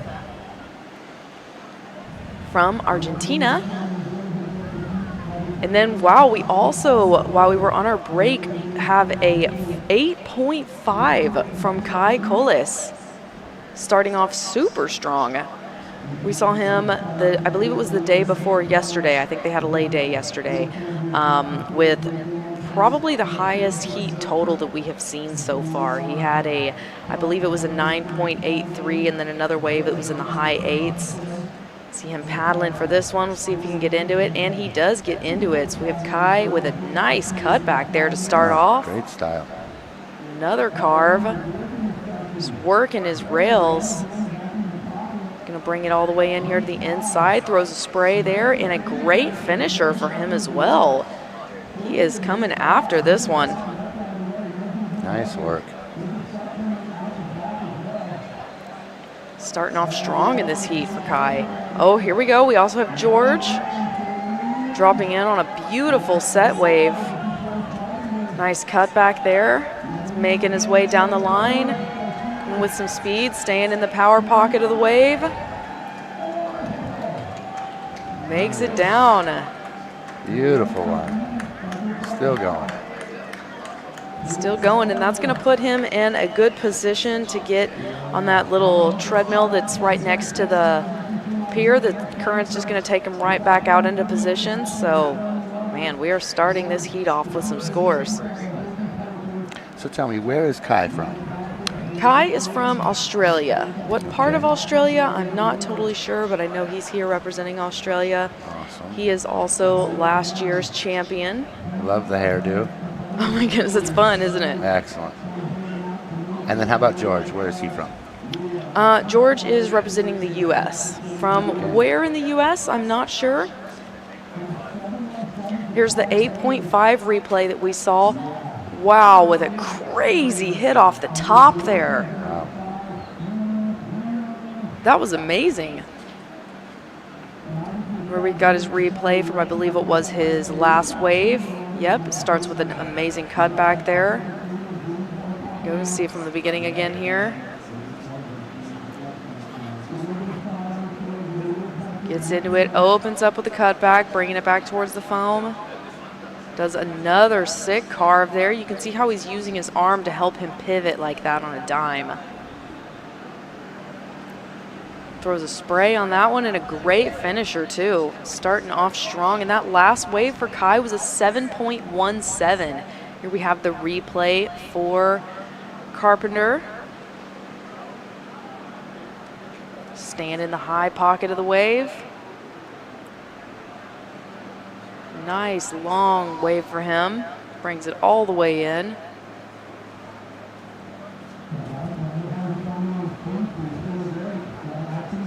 And we can see that George's wave was a 5.33. Nicholas' first wave is a 4.83. But he's only looking for a 0.51 to move into second place. So Kai's starting off with a super high total. It's going to be pretty hard to catch him. And then, so for second place, we've got George, Carpenter, and Nicholas kind of pretty tight there with their scoring. And Ryan has not caught a wave yet, but looks like he needs a 5.34 to move into the second place. So being that I quizzed you on the other two guys, where is Nicholas from? So Nicholas is from Argentina. Okay, awesome. And Ryan? And Ryan is from the U.S. Very cool. So we've got a pretty international heat going on right now. Kai again here, huh? Yeah, cutting it back towards the whitewater again. He's got an amazing style. Good finisher there, too. His board looks real good under him, too. Real responsive.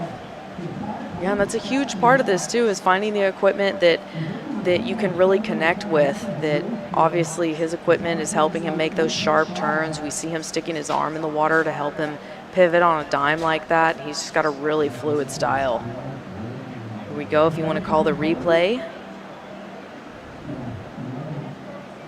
Nice cut back there. Bangs it off the foam for a finisher. Light rolls on replay. I just saw Jesse coming in from another session, huh? Oh, yeah. So have you been coming to these competitions for many years now? You know, ever since Chaka got these things going, I've been really wanting to, but this is usually exactly when I'm getting over to Nazaré. So last year I was here for the first time, and now this will be my second time. Oh, amazing. And which number is this? About the 6th time, 8th time it's happened? This is the 8th one, 8th, yes. right. Yeah, so no, I have not been able to make it until last year. It's really cool to see all the same faces I saw last year, and then of course I was in Costa Rica right before this event last year, so it was neat to see the same people I saw in Costa Rica a couple months later here. Wow, So amazing. for last year I've been pretty tuned in to the adaptive surf scene through those 3 events. And then I remember you talking about yesterday how you spent a lot of your time in Nazaré. I wanted to ask you, what does the adaptive scene look like in Nazaré? You know, Portugal happens to have the most access than any other country in the world.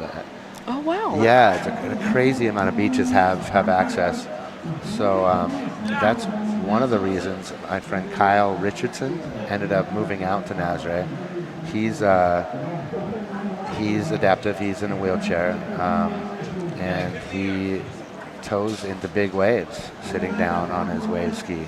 He's ridden some 20-foot backs in Hawaii, which is like about a 40-foot face. Wow. Yeah, so my friend Jeff Munson introduced me to Kyle a couple years ago in Puerto Escondido, and I said, come out to Nazaré, let's do this, and he came out there. So Kyle's out there now actually honing his skills so that he can be an asset rescuing people and not need us around thinking, oh my gosh, we might need to rescue him. So he's biting off a lot, but he's pecking away. It's really, really inspiring to watch Kyle do his thing out there as a rescue driver amongst all the things, you know, and a surfer, of course, as well. Wow, that is incredible. And how did you get into big wave surfing? Well, you know, ever since I was a little kid, I was just a little taller than my friends, and you know, I was 6'4", so when I would stand up on an 8-foot face, it was not as intimidating, I think, for my friends, and I had some room to breathe. So just right off the bat, I felt like I was a little more comfortable than my friends, which I think kind of lit a fire that never stopped burning. Wow, I can imagine. That's amazing. Here we have Ryan ripping down the face of this one. Change directions here. Seeing if he can get back into the reform. Just kind of misses it a little bit. He sure rode it well. That wave just petered out on him. Nice job. Yeah, he'll still be posting a score on the board. He's looking for a 5.34 to move into the 2nd place. So we'll see how that score comes out. And then Nicholas is still only needing a 0.51 to move to 2nd place. So we'll see. There's still plenty of time left on the clock. We have just over 14 minutes left. So anything could happen. We see George out there. And we have Nicholas. Nicholas has first priority, so just has to catch a wave, and he's going to be moving into 2nd with needing a 0.51. So we'll see what happens. And Ryan's first wave is a 3.5. Now he's only looking for a 1.84. So it's pretty stacked for 2nd place right now. And to further the conversation about adaptive surfing in Nazaré, I have a friend, Ollie, from Australia, who came out, and I towed him into some waves there. And I don't know that he ever went for the world record, like submitted it to Guinness, but he definitely got the world record for biggest wave ever surfed by an adaptive, yeah. Here we go, we've got Kai. Nice little opening carve there, connects it well. See him put his arm in the water to help him get a little bit more vertical. Sick hit off the top he just had. That was beautiful. Just keeps working it. Good finisher too. Man, he is solid with his finishing maneuvers. Looks like he's having so much fun too. It's always the main thing. Yeah, you could see him smiling just between maneuvers on his way down. So Ollie, the guy I was just talking about, he's a below-the-knee amputee on his back leg. And he rides a lot of big waves. Really impressive. So inspiring. Here we have the replay for Kai. Nice cut back there. He's got a really amazing line. Just bangs it off the top there. You can see him smiling, and he gets back in focus mode. Here we go, another carve on the inside here, and a super solid finish for him. I love the handwork. Switching hands on the handle. Yeah, he just has incredible style with that. And that wave drops is an 8.67. So with that, he is working with 2 high 8s. An amazing job from him. He's got a total of 17.17. Solid in the first place right now.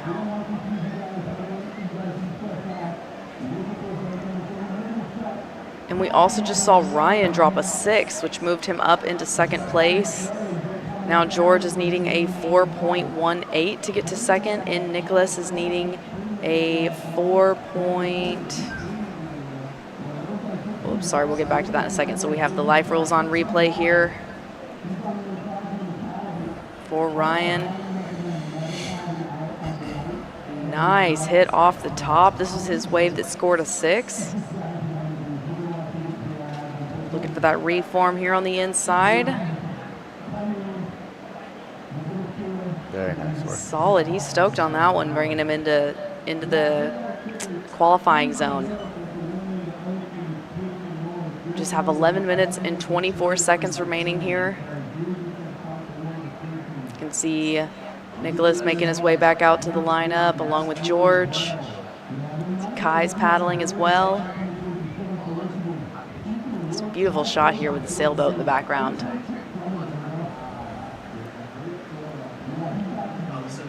So what brought you into the adaptive surfing world, Charlie?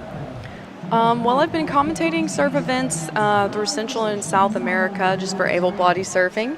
And then I saw Jeff Easter out here. I met him in Costa Rica right after he's one of the pushers. Oh, okay. And I met him in Costa Rica right after the Boca Barranca event. I met him out surfing in Pavones, and he helped me make the connection here with Chaka and these guys.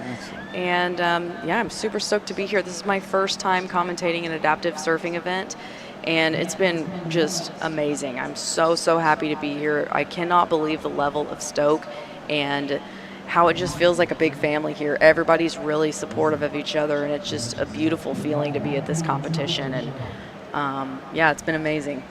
It's such a blessing in the sport of surfing to have that. You know, with big wave surfing, we kind of had it, this camaraderie, because we look out for each other. But then with jet skis being added, it really added an element of teamwork and camaraderie. But nothing like what you see here. The camaraderie here and the stoke and you know, level of help for one another is amazing. Here we have George on his second wave of the heat. He's looking for a 4.18. Doesn't quite make it out of that maneuver. Not sure what he did at the beginning of the wave, though. Maybe we'll see it here on the replay, but I don't know. We'll see if it's enough. He's a 4.18 to get back up into second place. Here we go. Thank you for our Life Rolls On for this replay here. On a sick drop there. Just driving down the line. Goes up at the top for a hit, but doesn't quite make it out of that one.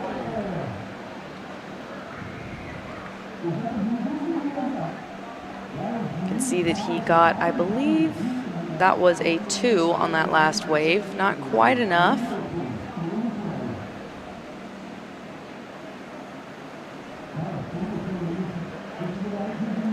Here we have our replay of the last wave from Kai. Just going down the line with a ton of speed, bangs it off the top for a sick one. Man, he is just the best move yet, all heat. Putting it all out here in this powerful heat. Oh my goodness, look at that. They've dropped a 10. Kai It Cullis was that good. That was really good. with the first 10 of the competition. Congratulations. Oh my goodness. This is the first 10 we've seen all weekend, and well deserved as well. Here's the replay of that. Just Boom. bangs it off the top, and a crazy drop coming out of that, and he lands it. Wow, how exciting to see the 10 up on the board. What an inspiration. Truly. He's out here showing us why he's the defending champion. Setting the bar. For sure. And we still have just a little under 8 minutes remaining. Nicholas has priority right now. He's looking for a 4.68 to get into second place. And you can hear the crowd cheering in the background. I believe the beach announcer just let him know about the 10. Well, they were just shuttling him down the beach, too. I mean, just at Mach speed, you know, these guys in the yellow jerseys. Phenomenal. Now they're amazing. You take their job very seriously. You see Yeah. them sprinting at full speed, full power, pulling these athletes, pushing the athletes back down the beach again to get them back where they need to be because they fully understand that time is of the essence here. Yeah. Did you, were you at the Boca Barranca? How do I say that? The one in Costa Rica last year? Yes, it's Boca Barranca. And no, I was not at that event. I was Okay. actually chasing a swell down in Pavonis the week afterwards. And Jeff and a couple of the other guys from the team from the Stoke for Life Foundation and High Fives were down there chasing the swell as well. So just kind of all ran into each other in the lineup and mentioned I was a commentator, and one thing led to the next, and now we're all here. Because down there, I was helping in the capacity of a jet ski driver, so I was taking everybody back to surf the waves. And I had some comments now that I met up with a couple of the guys. It's, oh my, thank you so much. It was so awesome being taken that quick back to the surf. And then just now I talked to Spike, and he said he didn't make his heat yesterday. He's like, man, I could have really used you out there. A lot of water moving around out there. And as good as the swimmers are, I mean, these guys are just amazing swimmers. You just can't stay that close enough to the guys to get them back to the wave as fast as they'd like to. So, but the ski would have been a bit precarious out there yesterday. And you'd need maybe 2, 3, 4 skis to make sure everybody gets the same kind of service, you know. Well, that was definitely a highlight for everyone for sure. Just being here for a couple of days, I've heard several times people mention how stoked they were on the jet skis at Boca Barranca last year. So you know it made an impact if they're still talking about it. Especially because it's the point breaks. It's such a long wave, you know. Taking 5 minutes to get back out. Oh, it's super long. There at Boca Barranca, you can have 1 to 2 minute rides easily. Right, which is like a 10-minute paddle out, right?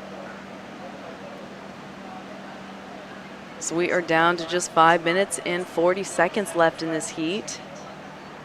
Nicholas still has priorities in position there. See if he can take advantage of the set when it comes through. And we have Ryan, who's in second place right now and has second priority. Nicholas only needs a 4.68. George is in third place right now, looking for a 4.18. But we'll see. We've seen a couple buzzer beaters today.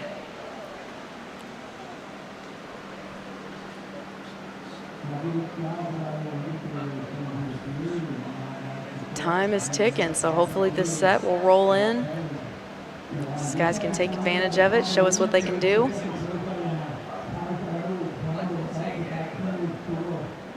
While we're waiting for some more waves to come in, we want to give a huge shout out to our sponsors that we are so grateful to have here at the 2025 U.S. Open Adaptive Surfing Championships, presented by the University of St. Augustine for Health Sciences. Also, huge thank you to our hosting sponsor, Visit Oceanside. Thank you to the Stoke for Life Foundations, High Five Foundation, Sticky Bumps, Surf Gimp Foundation, Senor Grubbies, King's Paddle Sports, All American Garage Doors, The Hanger Clinic, Life Rolls On, Florence, H2O Depot, Access Tracks, Sands Coffee Roasters, The Buccaneer Cafe, Wrench and Rodent, Sebastro Pub, Silkscreen Shirts, Independent Trading Company, Adapt Functional Event Center, Route 99 Hawaii, and Harbor Fish and Chips.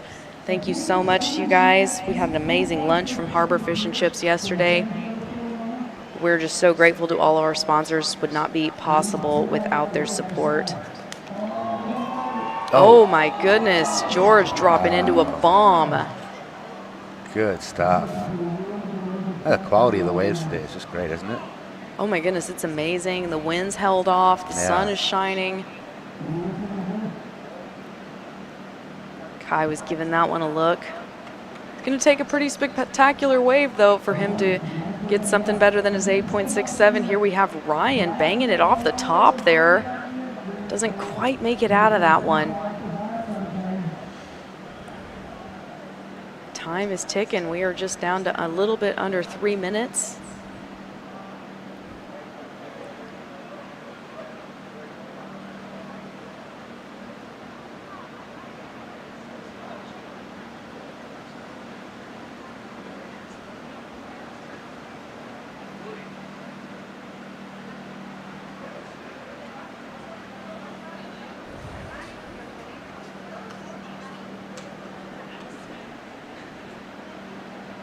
Still waiting on those last few scores to drop.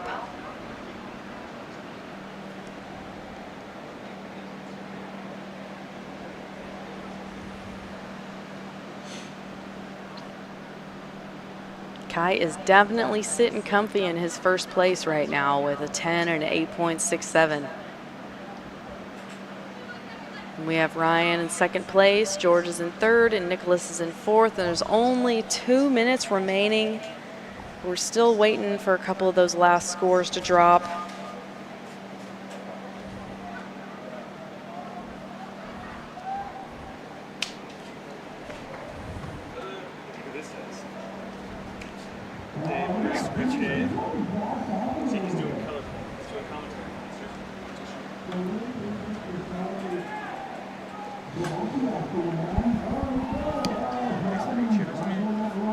Oh, here we go. We've got Kai on another wave here, charging down the line. He's got a ton of speed, bangs it off the top again. Man, he has got those maneuvers on lock.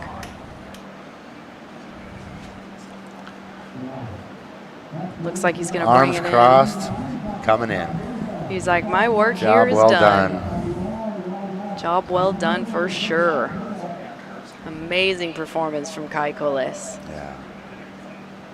Showing us why he is last year's champ. Going for it again this year.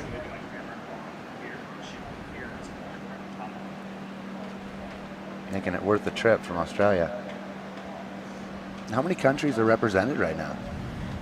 We have 16 different countries here competing. It's 75 athletes. Very So cool. huge turnout.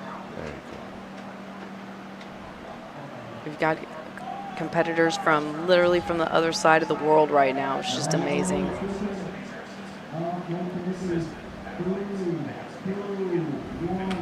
And I just heard the beach announcer. That will be it for this last heat. We had Kai in first place. And Portis is in second place. You guys, we are going to cut to a quick commercial break to see some videos from our sponsors, but don't go anywhere because we will be right back with more surfing. See you soon. Yee-hoo.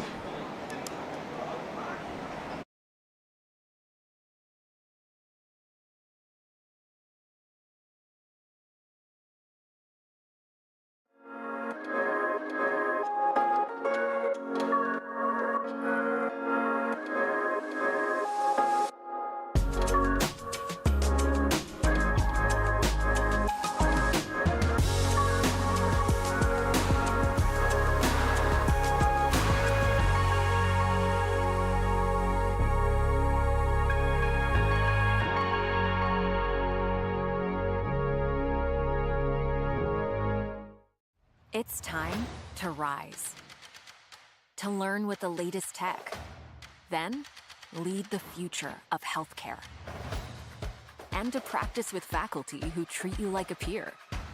Because soon, you will be. To get hands-on experience in the classroom, so you can make a statement. This is your time to rise.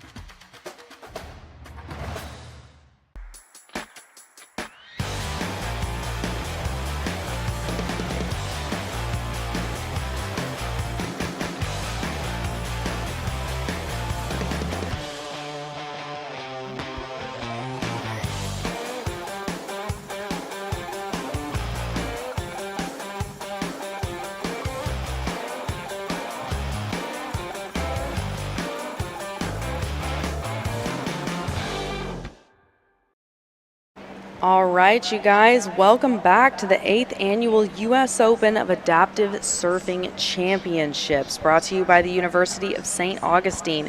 We are here on our third day of competition in Oceanside.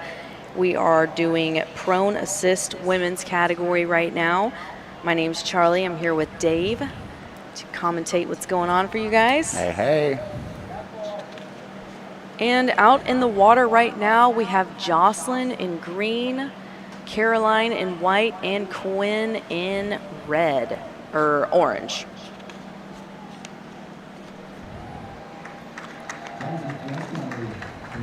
Kai's smiling face just rolled by.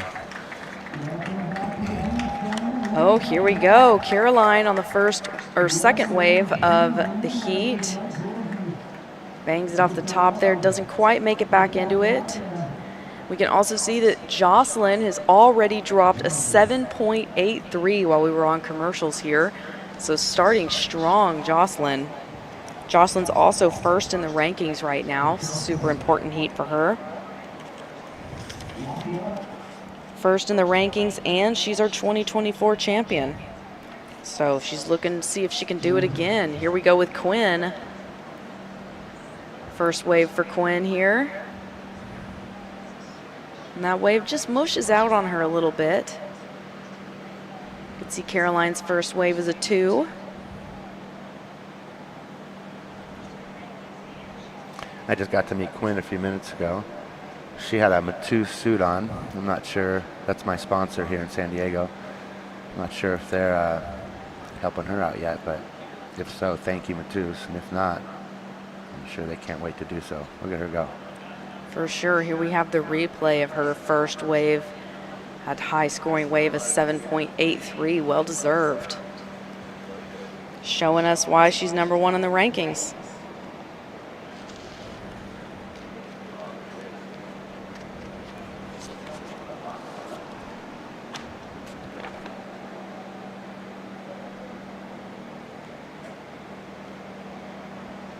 Jocelyn won gold back earlier this year in Hawaii, and she also won gold in Australia. That's why she's first in the rankings right now, just absolutely crushing it.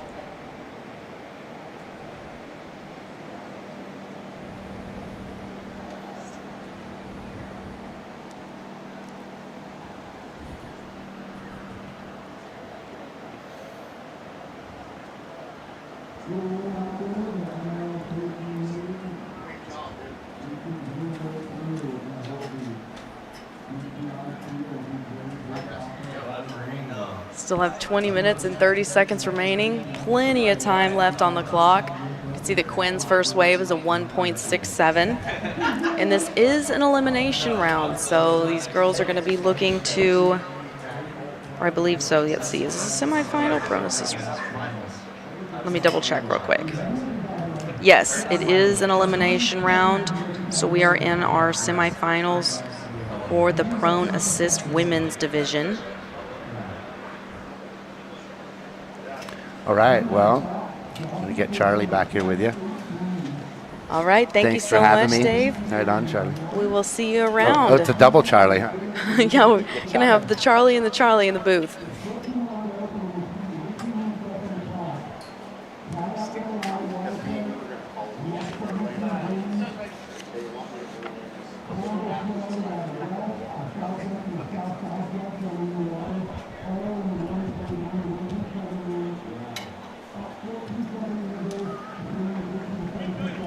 Right now, Jocelyn has first priority again. She's going to be looking to back up her first wave. Man, just really starting out strong with that 7.83.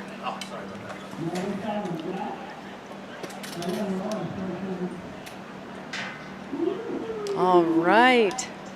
Got the Charlies in the booth again. So, welcome back. What did you think about Kai's 10 on that last heat? Did you see it? I did not see it. It just so happens that my whole family's kind of walking the event right now. And so as my sister and niece walked by and my other sister walked by, I had to go. I got to go for a second.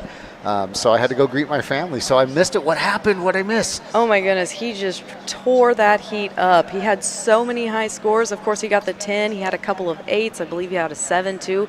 He was doing a lot of crazy hits off the top. Oh, here we go. This is the 10. Oh, wow. Super gnarly drop there. Just ripping it. This kid, what did I tell you yesterday? And it looks like Quinn Waitley right here on this nice little right-hander. She's going to try to stay with it, but can't quite do it, can't quite do it. That's what I was telling you about. I want to call him Cole right now, but Kai, because of that hairdo, and it looks like white right here. Caroline Roulard found herself a nice little corner, doing a nice little cutback, trying to stay with it. That's going to get a good start to her campaign. It looks like Jocelyn put up a huge score of a 7.83. But I was talking about Kai earlier in that first round, and just the kind of maneuvers that he has in his bag. And he did a real similar snap to that one that was just real on the most vertical part of the wave, under the lip, with a lot of power, able to punch through that kind of stuff and really dictate the direction how he comes out of that wave. But here's White. She's getting some rail work there, finding the pocket. Tries to cut back on that one, doesn't quite cut back far enough.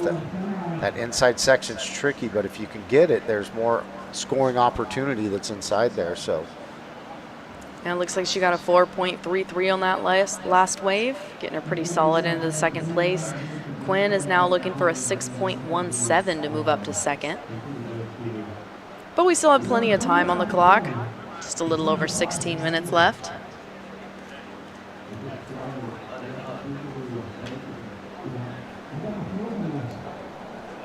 See, Quinn's made it back out to the lineup. We've got Jocelyn out there too. She's sitting with first priority right now, so we'll see if she can take advantage of that. Back up her 7.83.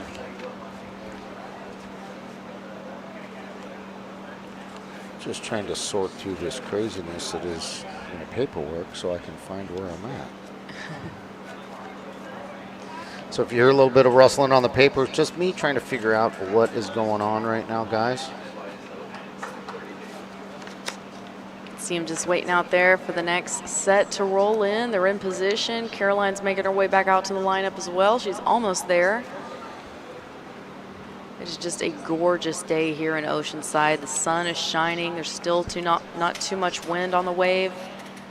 Got beautiful waves coming through. It looks like it's gotten a little bit more consistent too now with the tide dropping just a little bit.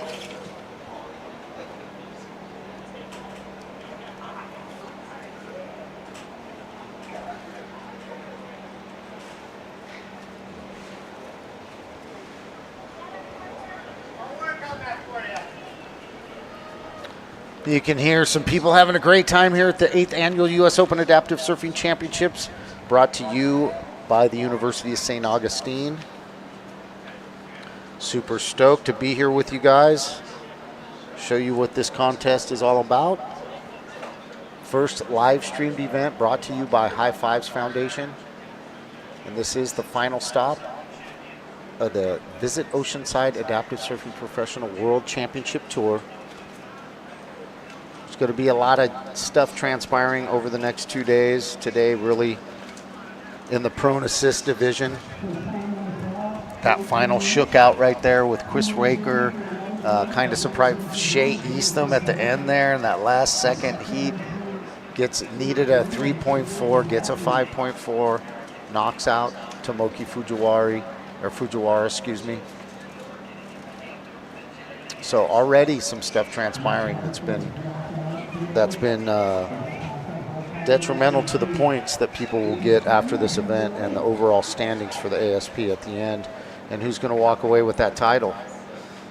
So the scenario was, if you remember, you were doing a bunch of math. If Tomoki won this event, he would have won the world title, much like me. Exactly. And, it's rough, man. There's a lot of pressure, and there's a lot of other surfers that have goals and dreams too, and so Tomoki not quite able to make it, not quite able to finish it. And what a dream for Shea Eastham, you know, somebody that's pretty not super new to surfing, but he doesn't travel the tour. He's traveled to a few tour spots, but not over the last 4 years. He's just kind of picked one or two. I think he went to Costa Rica with the tour, and always goes to Hawaii. But you know, to come here to the U.S. Open, make the final in this, Jesse Bauer and the number 1 and number 2 ranked world ranked surfers in this division are out of this contest and didn't make the final. It's a pretty major upset. So that says a lot about the competition, the level of competition. There are always mitigating circumstances also of technical difficulties, unfortunate incidents that might happen in the water. So a lot of factors, a lot of things factor into putting on a good performance in a 25-minute heat. And it takes a lot of effort when you're a part of a team. The team needs to communicate, and here goes Quinny And she's got her team here. Team Quinn is the name of her nonprofit. Quinn navigating this. And then it hits kind of the fat spot right there in between. She can't get out of it. Here comes Jocelyn behind her, your current world champ. The nice little turn. Trying to get over to the power on that, so maybe it'll carry her through, but can't quite do it.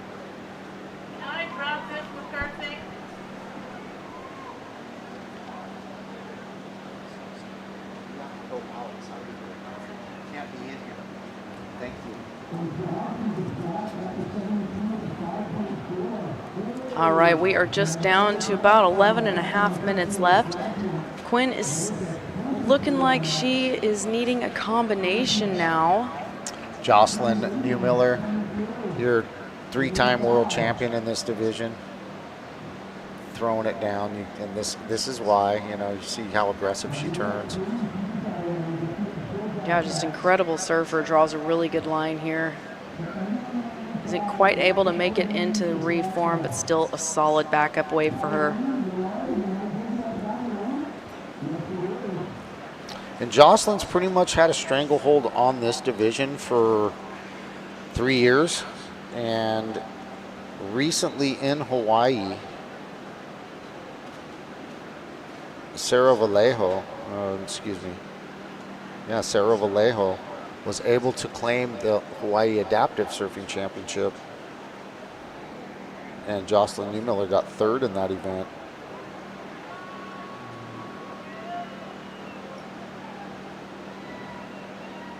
So a lot of things, just every event from time to time, dark horses come up, people elevate their surfing, and those long-time champions, those multiple-time champions, they get challenged. And it's how they answer the bell. It's like, hey, how are you gonna see this new person coming up, surfing very aggressively, surfing in a different style. And I believe she's from Spain, so she's got a real great aggressive style, and yeah, she's here too. So we're gonna see what's happening with this. Well, this certainly is exciting, I will say that. Been seeing some super high scores today. The waves are really good. We've got really exciting heats coming up. We are in the prone assist women's division right now. Then we're going to switch over to unassisted prone men's, and then we'll be back with our second semifinal of prone assist women's. And then we will finish off the day with a heat of kneel upright men's, above knee standing, and then one more heat of kneel upright men's to finish off the day. And then tomorrow we're starting the morning with finals. It's going to be super exciting to watch. Waves are amazing. And in this heat here, we just have a little over 9 minutes remaining. We have Caroline with the first priority right now. She's looking for an 8.51 if she wants to move to first. But the first two, first and second place, will go on. Here we go. She's ripping down the line here. She's carving, using her rails. She's got some good speed going. Staying in the power pocket of the wave. Here we go. Let's see what she can do on the inside. Little carve right there. Brings it on over. Solid finish. That's going to put her in a pretty accessible position to be able to get back over in that current, to head back out there, see if she can get another wave or two before this heat's over. Caroline Roulard right here getting a nice cutback just to stay in the power. Navigating that wave really nice. She gets a really nice reform. She hits that second drawn out cutback. Little bottom turn to get up into the power. Another little check turn right there. Then she ends it with a little redirection right there into the whitewater. So a really good ride for her. Gonna help get her up into that top two move to the final on Sunday. Got Quinn coming in here on the inside too. Looks like she just had a nice long one.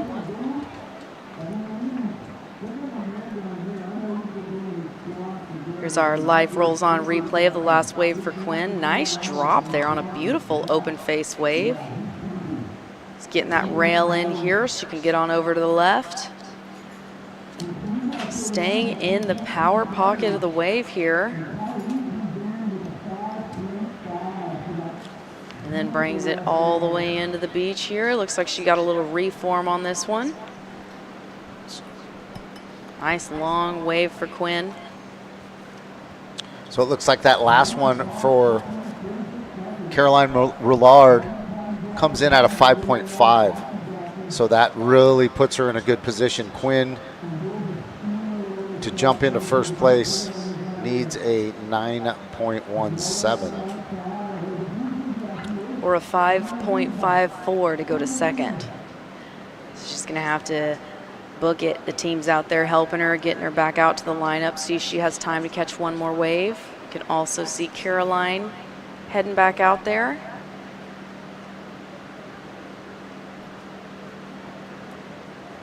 Still got a little time left on the board. Jocelyn's kind of put the girls in a precarious situation with that 7.83. She's always a good backup. It's always, you know, you need a good backup, and kind of that prone assist semifinal number 2 with Tomoki Fujiwara is a good example. His second wave was a 1.5. You know, sitting on a 1.5 as your second score is tough to do. When you have guys like Shea Eastham, who's just sitting in the background needing a 3.41 and caught one right, you know, at about the minute mark, got pushed into a really nice one and navigated it very well and found himself with a 5.4, so, and moving forward. So it's real tough. You know, those secondary waves might be hard to find, but you got to find them. And they, you know, they might not be those 7, 8 threes. They might be just that 5 that you need just to secure your spot. So it's all strategy. There's a lot that goes to it. You got, you know, quintessentially build that house, you know, as they say. So brick by brick, those 5s turn into little bricks, and then they turn into 7.8 threes, and then all of a sudden you're in the finals. Absolutely, yeah, that backup score is super important. Especially when everybody wants it, everybody's fighting for it. And you can see these girls, like I was talking about before, Charlie, these girls, there's no quarter, and look at, they're going into bombs in the green. Jocelyn taking off on just a monster little wave on the inside. Big redirect on the whitewash. A lot of power, a lot of speed. She's going to get a reform on the inside here if she can stick with that power, if it gives it to her. See if she can. She's got enough speed to ride through it. She does. Gets a nice little section right here and a nice little tap on the top. So let's see if the big late drop and the little redirect on the big whitewater and that nice little tap. It's a lot of movement, a lot of rail work. We'll see what the judges say. Is it going to be better than the 5? I think just because of the size of the wave. Here we have our life rolls on replay. You can just see what a sick drop that was. And then a little redirect there on the foam, another one. I feel like this is going to be a good score for Jocelyn. She was able to stay in there, get the reform. It's working it here on the inside, driving down the line again, and a solid finish. We were seeing in Kai's heat earlier that the judges are really liking those finishes, and check that out, 9.83. She's just she's just a beast out there, man. She surfs really aggressive. She drives really good lines. She knows where to be on the wave, and she's got a great team. So when you put that all together, you get a 9.83. Sure. And as your backup, you get a 7.83. Imagine having a 7.83 as your backup. You know, that's what you're looking for at the minimum. So Jocelyn, again, has put herself in a great position. She secured pretty much herself a spot in the final with 3 minutes, 15 seconds left to go, according to my clock. Wow, that was amazing. I'm speechless after that last wave from Jocelyn. That drop was so sick. Yeah, super late drop. Caught it up with a lot of speed on that redirect, on that first foam redirect. That was kind of, you know, really nice. And then she just navigated, got a couple little fade cut back, caught that inside section. Yeah, and did the little closeout snap at the end. That's what the judges like to see, a solid start and a solid finish. Here we go with Quinn, dropping in on a nice open face here. Cuts it back towards the white water a little bit, staying in the power pocket of the wave. Another little redirect. Nice, hanging in there. She's still on it. Was able to, oh. A little nosedive there, but solid attempt for sure. Quinn for the win. You got white, Caroline Roulard. Kind of getting behind that one. I don't think that's going to go into her score line, but Quinny's trying to get rid of the 1.87. She needs a good score to bump up into second place. She would need upwards of a 5, and she gets a 3.8. A 3.67 or a 3.83. She's got a combined score of a 7.5. So that's not going to do it for her. She's in the waning moments of this. 90 seconds is hard pressed to catch another wave in this division. Got to get your pusher and catcher together. Got to get Quinn out in the water.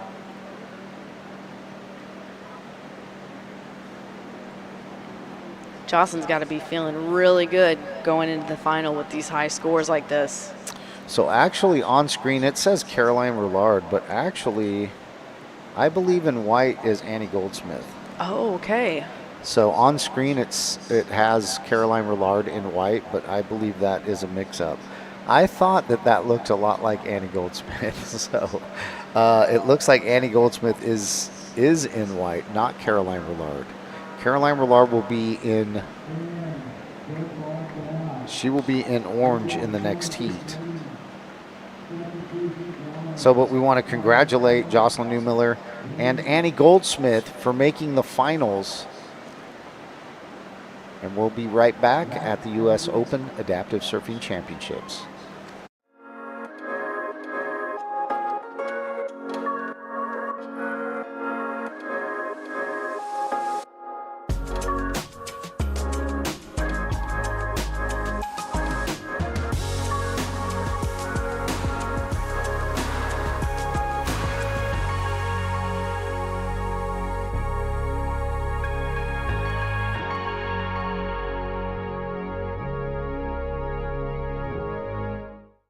It's time to rise, to learn with the latest tech, then lead the future of healthcare, and to practice with faculty who treat you like a peer. Because soon, you will be. To get hands-on experience in the classroom, so you can make a statement. This is your time to rise.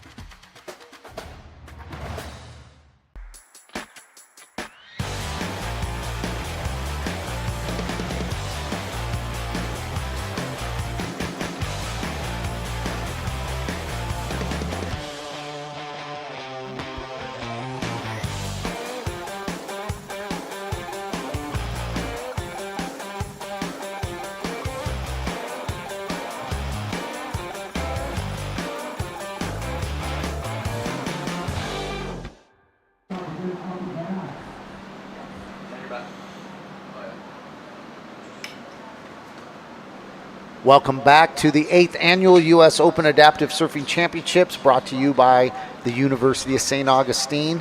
I got my boy Dave Langer in here. What's cracking, Dave? How you doing, buddy? Great, thank you. All right. So it looks like we are going into the men's prone on assist semifinal number 1.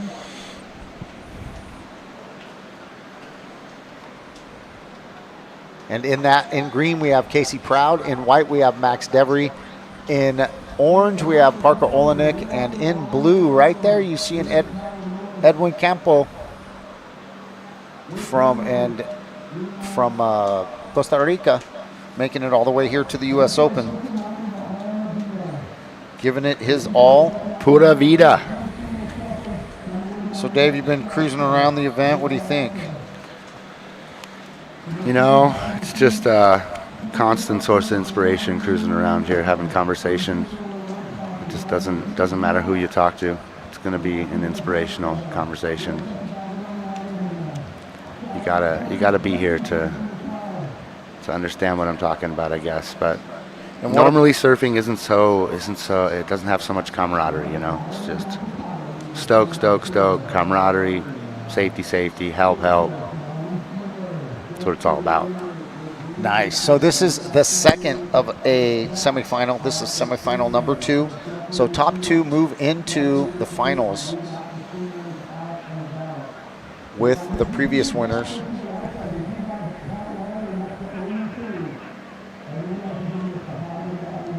And we got a little lull right here, and there we go. Green up and riding, Casey Proud with a nice drop arm cutback. Gets up into the power of this. Casey dropping another one. Wants to get some open. Nice little drop arm turn at the top there. Another little check turn. Powers his way through the end. Finish right there. That's going to be a nice score for him, Dave. Really nice. Yeah, that was those little check turns add up, man. Outside, got a little outside action. Nobody able to take advantage of that.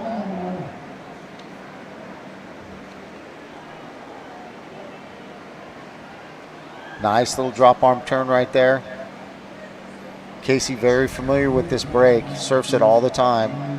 2 little drop arm turns. Does that little top turn right there. Gets to the top of the wave. Check turn. Powers through right there. I believe that is going to be a really nice score that he's going to be really happy with. It's wonderful the conditions are holding up. Smaller than yesterday, but less wind. Great conditions today, all the way through.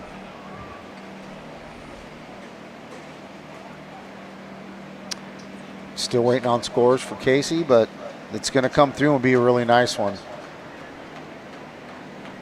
You really did some really nice rail work on that wave right there.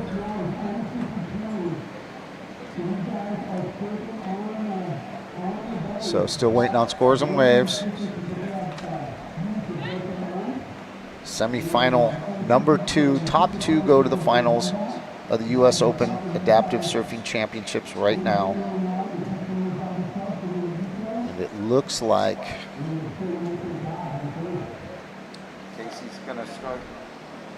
Casey's going to lay down something real nice to take control of this heat. Just haven't figured out what it is yet. Judge is really tallying the scores right there on that wave.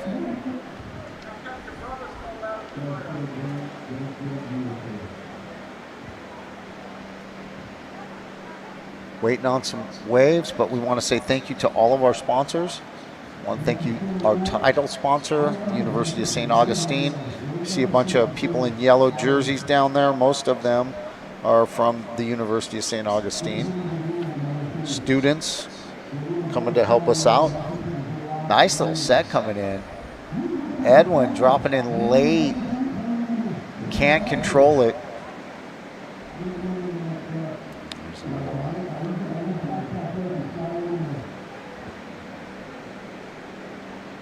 Little flurry of waves coming through. Yeah. You just got to be in the right place at the right time.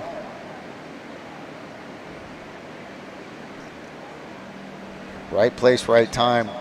It makes a big difference. Especially, go ahead. Where is the University of St. Augustine? Well, the one that is local to us is in San Marcos. I believe also they have a University of St. Augustine home office and campus in Florida as well. Okay. But they teach health and science, and occupational and physical therapy is basically what that means. Oh, great.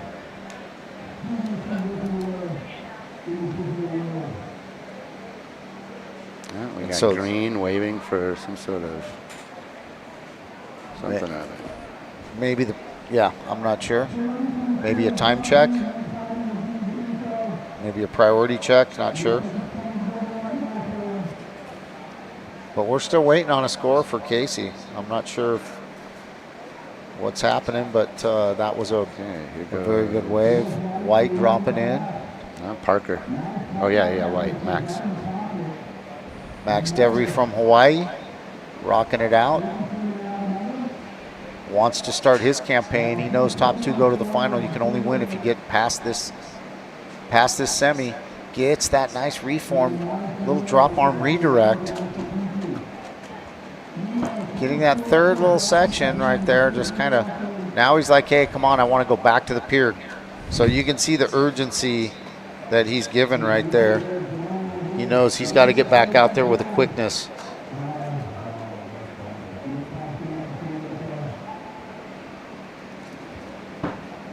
So Max will start his campaign with that score.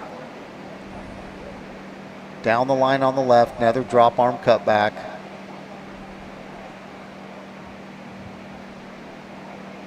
Gives it the little bounce, gives it a little paddle, gets back down this level right here for another little redirect, little check arm turn right there. Showing a lot of wave knowledge there. Getting that next level and then calling the team, hey, come get me, let's go.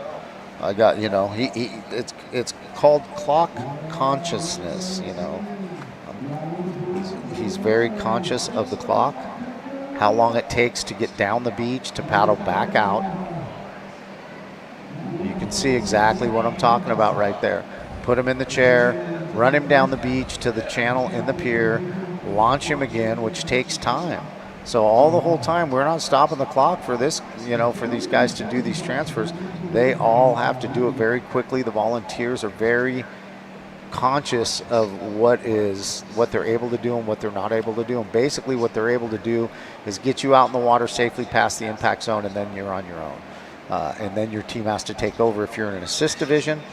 But that's pretty much what it takes.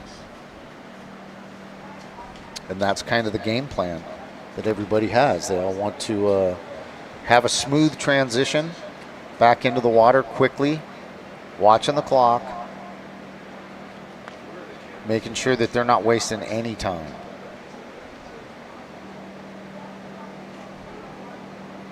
Bit of a lull here, huh? At least we have 16 plus minutes left. Yeah, No conditions worries. really are holding up today, so we're super stoked on that. You know, Oh, here's a wave. nice little gem coming through. If you're in the right place, that little right's looking good. Left for green, Casey.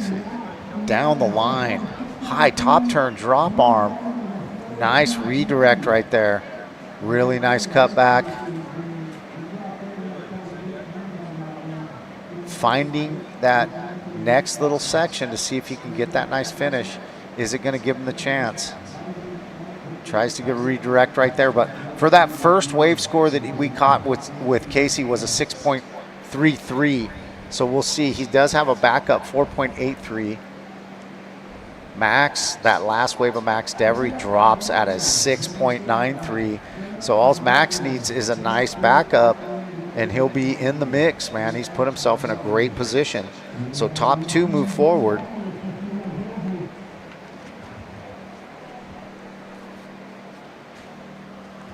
Yeah, top 2 move forward, and we're going to see what's going to happen here. Nice replay. Max just getting, or excuse me, Casey, that redirect. Tried to get the little finish right there, but the wave didn't really offer it, so there's not much you can do about that. It's pretty much what the wave is going to offer you is what you can take, but Casey making the most of that. Here we got blue right now up and riding. It looks like Edwin Ocampo. Redirecting down the line, staying in the foam. Redirecting.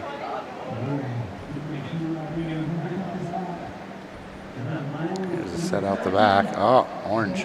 Wow, what a snap right there by Parker Olenek. Park star, as we call him in these parks.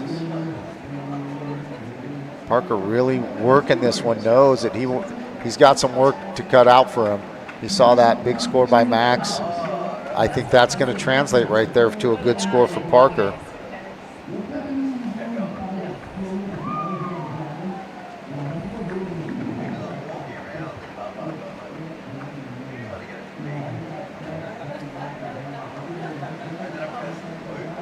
Boom. Big giant snap right there from Parker. comes out of it, gets the rebuild right here. It's another little push off the top. Parker dropping a whopping 8.17 for that big snap and has jumped up into second place over Max Devery. A lot of action out here, a lot of nice scores. Parker's put himself in a great position right now with that big score.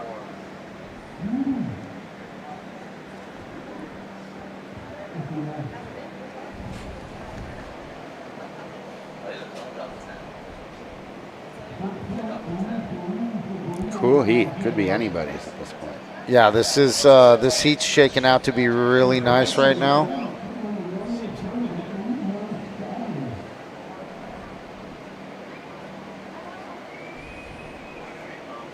Everybody having a great surf, getting a good wave. Got some excellent scores. We have an excellent score, but we also have some really great surfing that's happened also in this heat.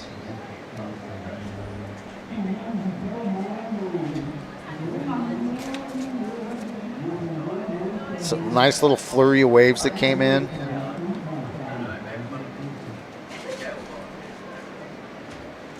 And that's what we're looking for. We're just looking for a nice little flurry of waves that these guys can show what they're capable of. So how many more heats we have today? Right now we are in the last semifinal of the prone unassist men. We've got prone assist women's semi number 2. We've got a kneel upright division. We've got a above knee stand men's division, and then we have another kneel upright men's division. So it looks like we've got 4 more heats after this. Conditions have really held up nice for us. About all you can ask for. But we want to thank our long list of sponsors. We want to thank the University of St. Augustine. Visit Oceanside. Hey guys, this screen went out.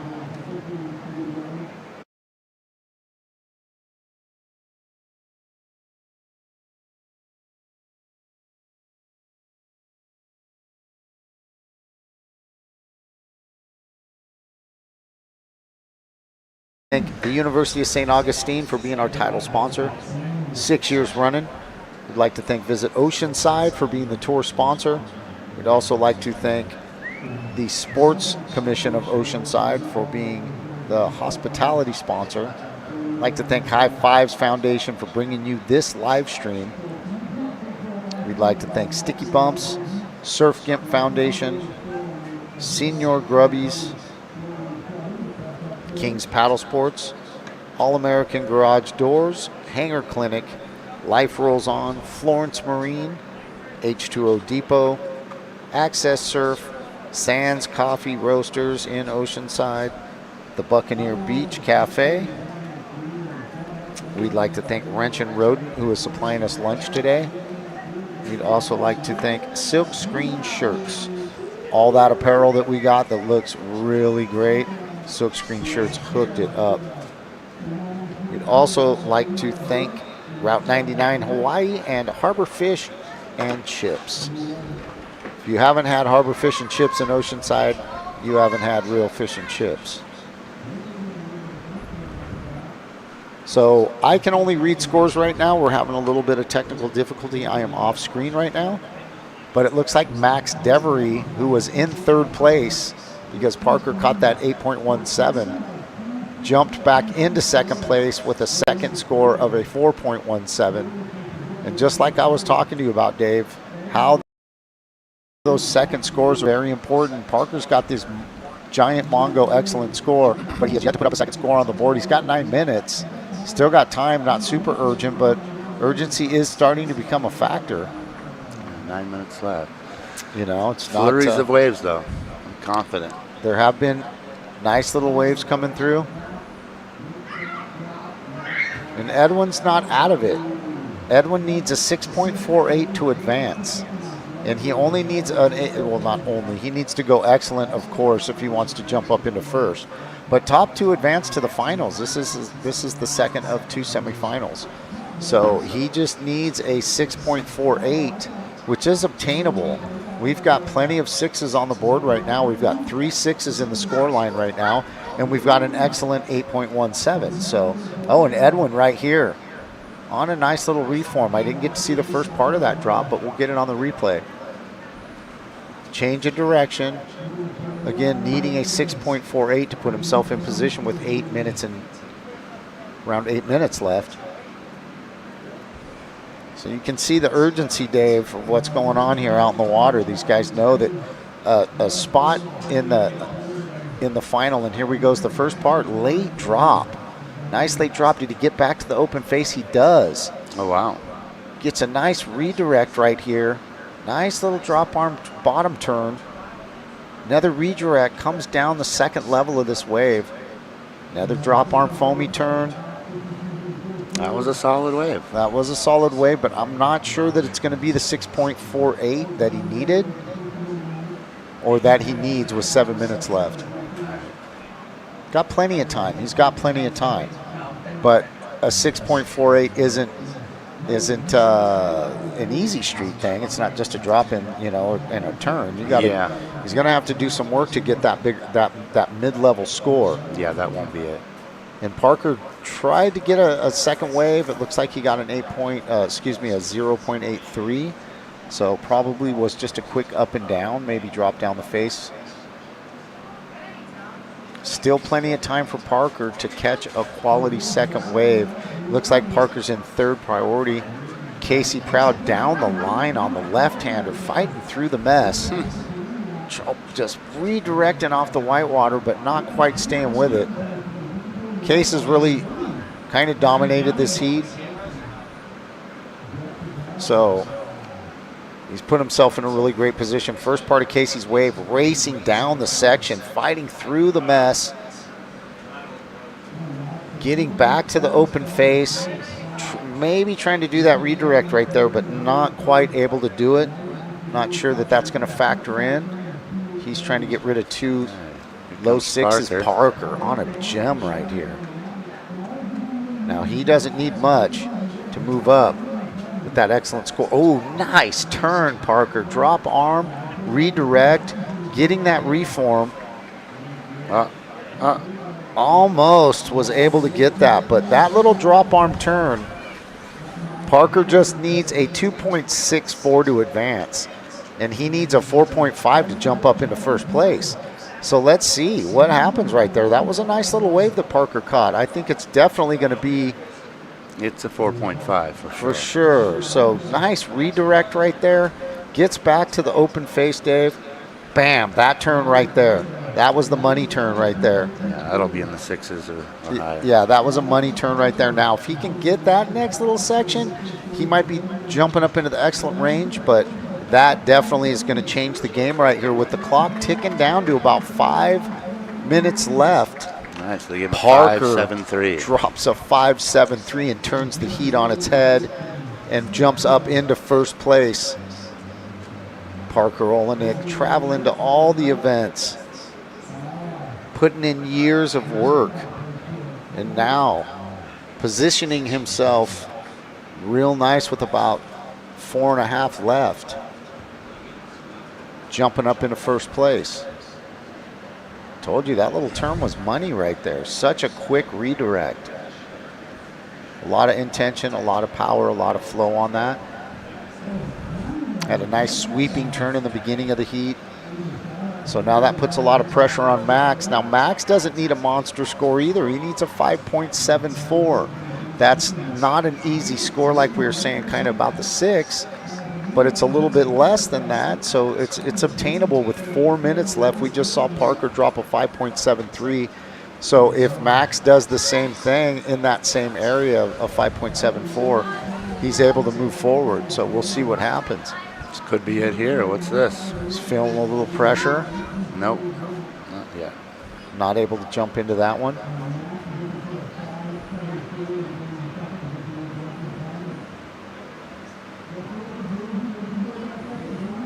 Yeah, we are super stoked here at the 8th Annual U.S. Open Adaptive Surfing Championships. There's Edwin Ocampo. He's super stoked, even though, unfortunately, He's coming out of the water with 3.5 left.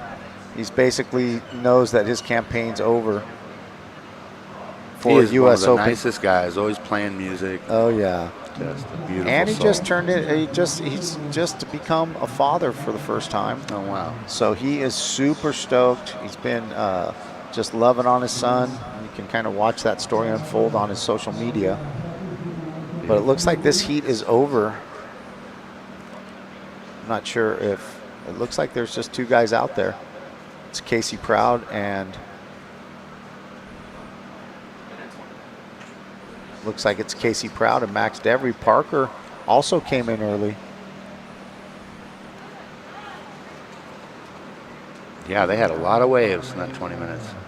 Yeah, they did, and I think Parker's pretty comfortable throwing up. Here we go, Casey again. Yeah. Hey, he's hooking up with some nice waves. Look at this. Just streaming down the line. Nice check arm turn right there. And boom. Big finish.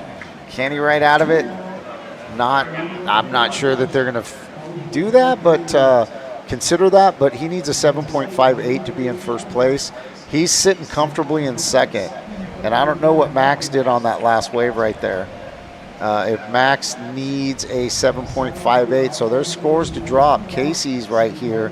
Here's Max going right on a nice size wave. Big sweeping back turn right there.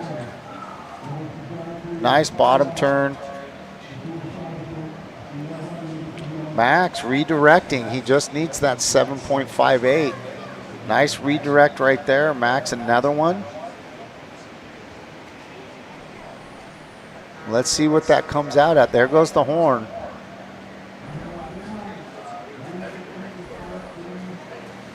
So that heat is over, but there are scores to drop. I will have those scores for you when we come back. Beautiful. That was a fun from one. this ad break.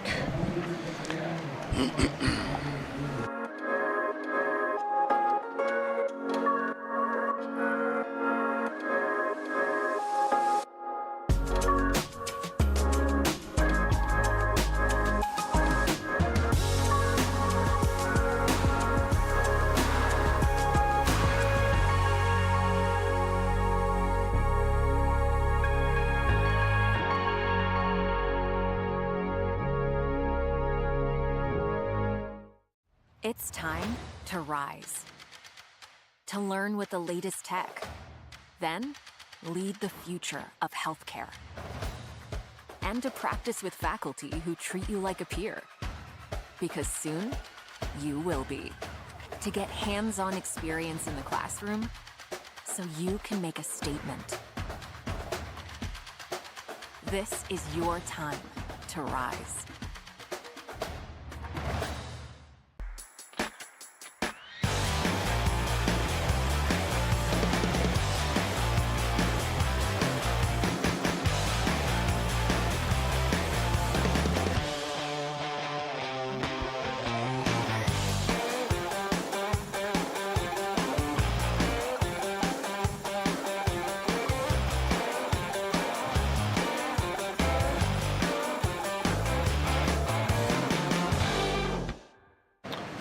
Welcome back to the 8th Annual U.S. Open Adaptive Surfing Championships, Day 3.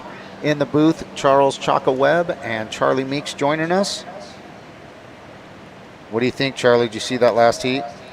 I did not see that last heat. I was running around doing a couple things outside. What happened? How'd it go down? Man, Parker Olenek came out and just blasted an 8.17, turned the heat on its head with a couple minutes left.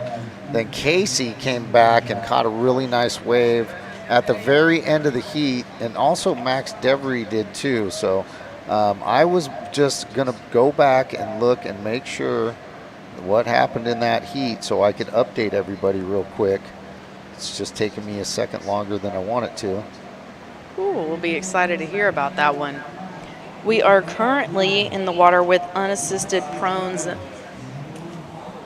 Are we on prone assist women's now? We are on prone assist women, the second semifinal for that one. Sorry. And it looks like for that final, it looks like Casey and Parker were able to hold off Max Devery and his really valiant effort at the end of that heat to put up a 5.78 and couldn't quite make that score, but he needed a 7.48.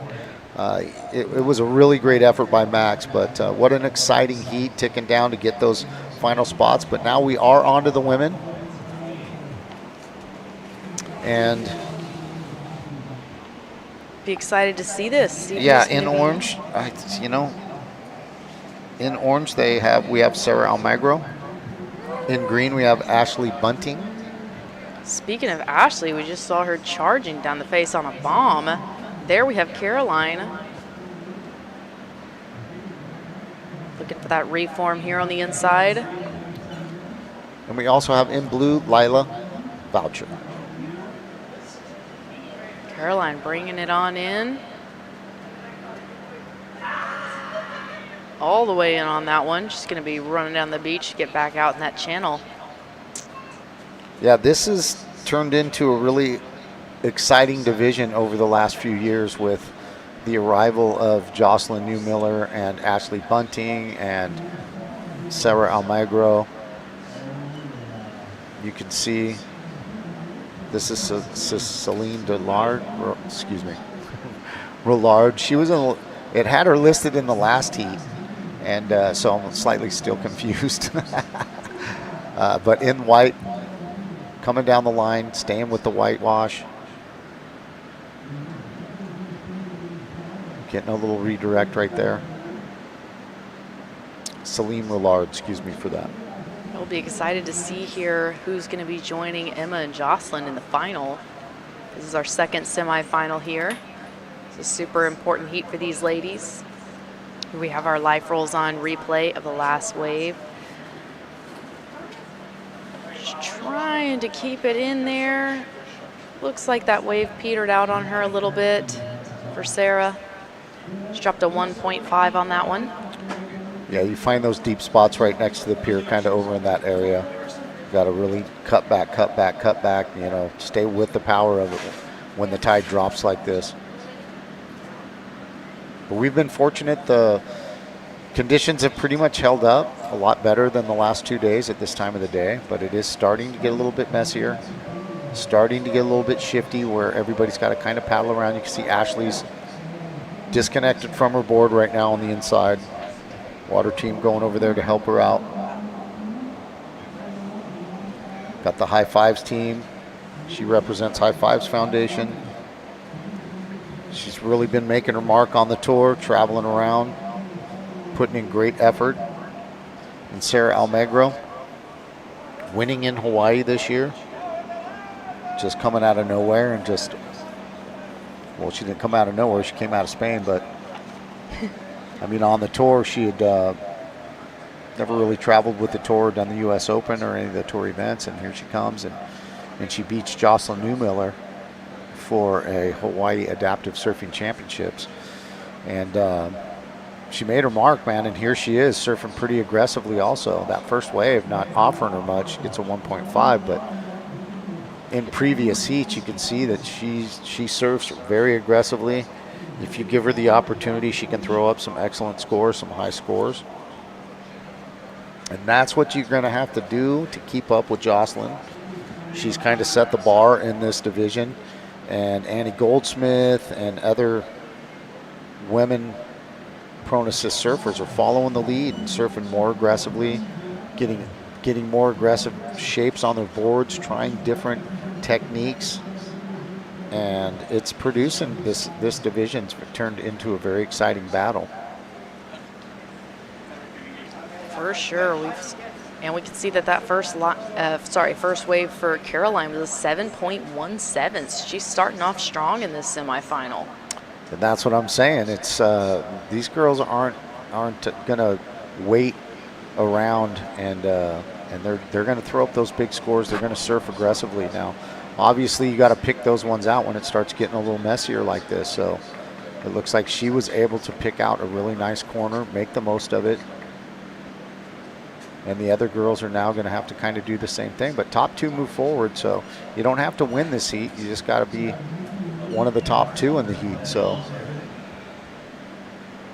the pressure's on the girls that, basically right now the pressure's on everybody because not a lot of surface come through. Everybody's got maybe one score. I think Lila's waiting to catch one, but everybody else is kind of throwing up scores. Yeah, we'll see what happens. There's still quite a bit of time left in this heat. Just a little under 17 minutes remaining. So hopefully the Ocean will provide. See some nice sets rolling through here. Looks like there might be a little something coming in on the horizon. You can see Ashley and Sarah just ready. Sarah's got priority right now. They're both in position. Ashley's sitting with second priority. So we'll see what happens here. See Ashley's chatting with her pusher, probably talking strategy.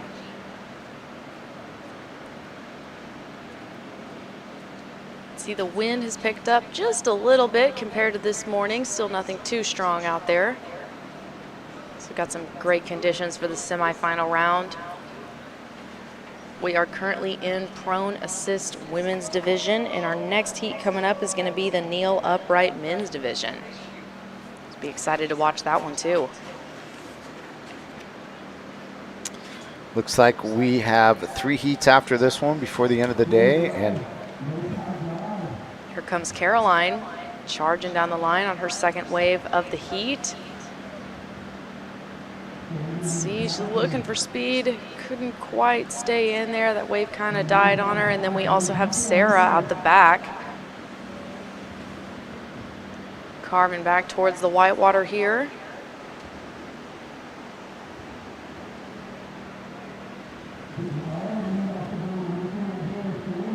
girls throwing down.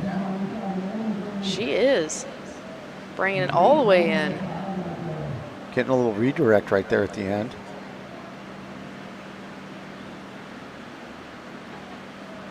So it looks like Caroline has kind of put the standard out there with that 7.1. Or Celine, excuse me. I keep calling her Caroline. She's not able to quite stay with that one right there. And then we got orange right here, Sarah. Getting a little redirect right there.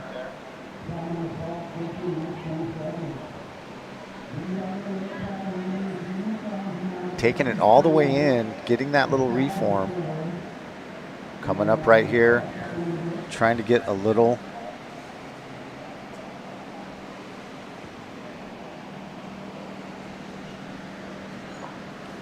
Yeah, super grateful to Life Rolls On for providing our replay here.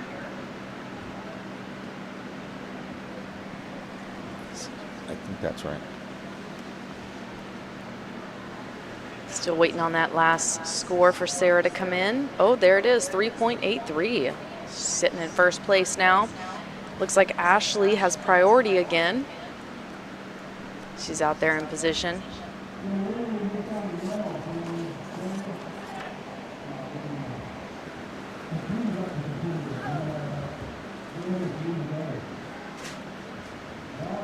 Oh, here we go. Ashley dropping in on a nice one. Couldn't quite hang in there. Ashley sitting in second place with a combined score, and not anymore though. Celine Rillard threw up a 3.2 and a 1.5. Sarah, okay, I see what's going on. We had a slight confusion there, it looks like, on the color, on the stacked out, on the screen. So Sarah Almagro threw up the 7.14 and a 3.83, and Caroline Rillard is actually in orange and threw up a combined score of a 4.7. So we wanted to make sure that we got that straightened out on screen. Sorry about that. Slight confusion going on. Yeah, we got Ashley is in third place now, but not looking for too high of a score to get into the second place here. Here we go. We got another wave coming for Sarah. Just looking for that reform here on the inside.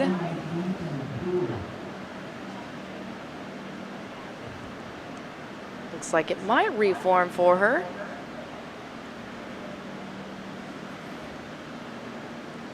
Just bringing it on in.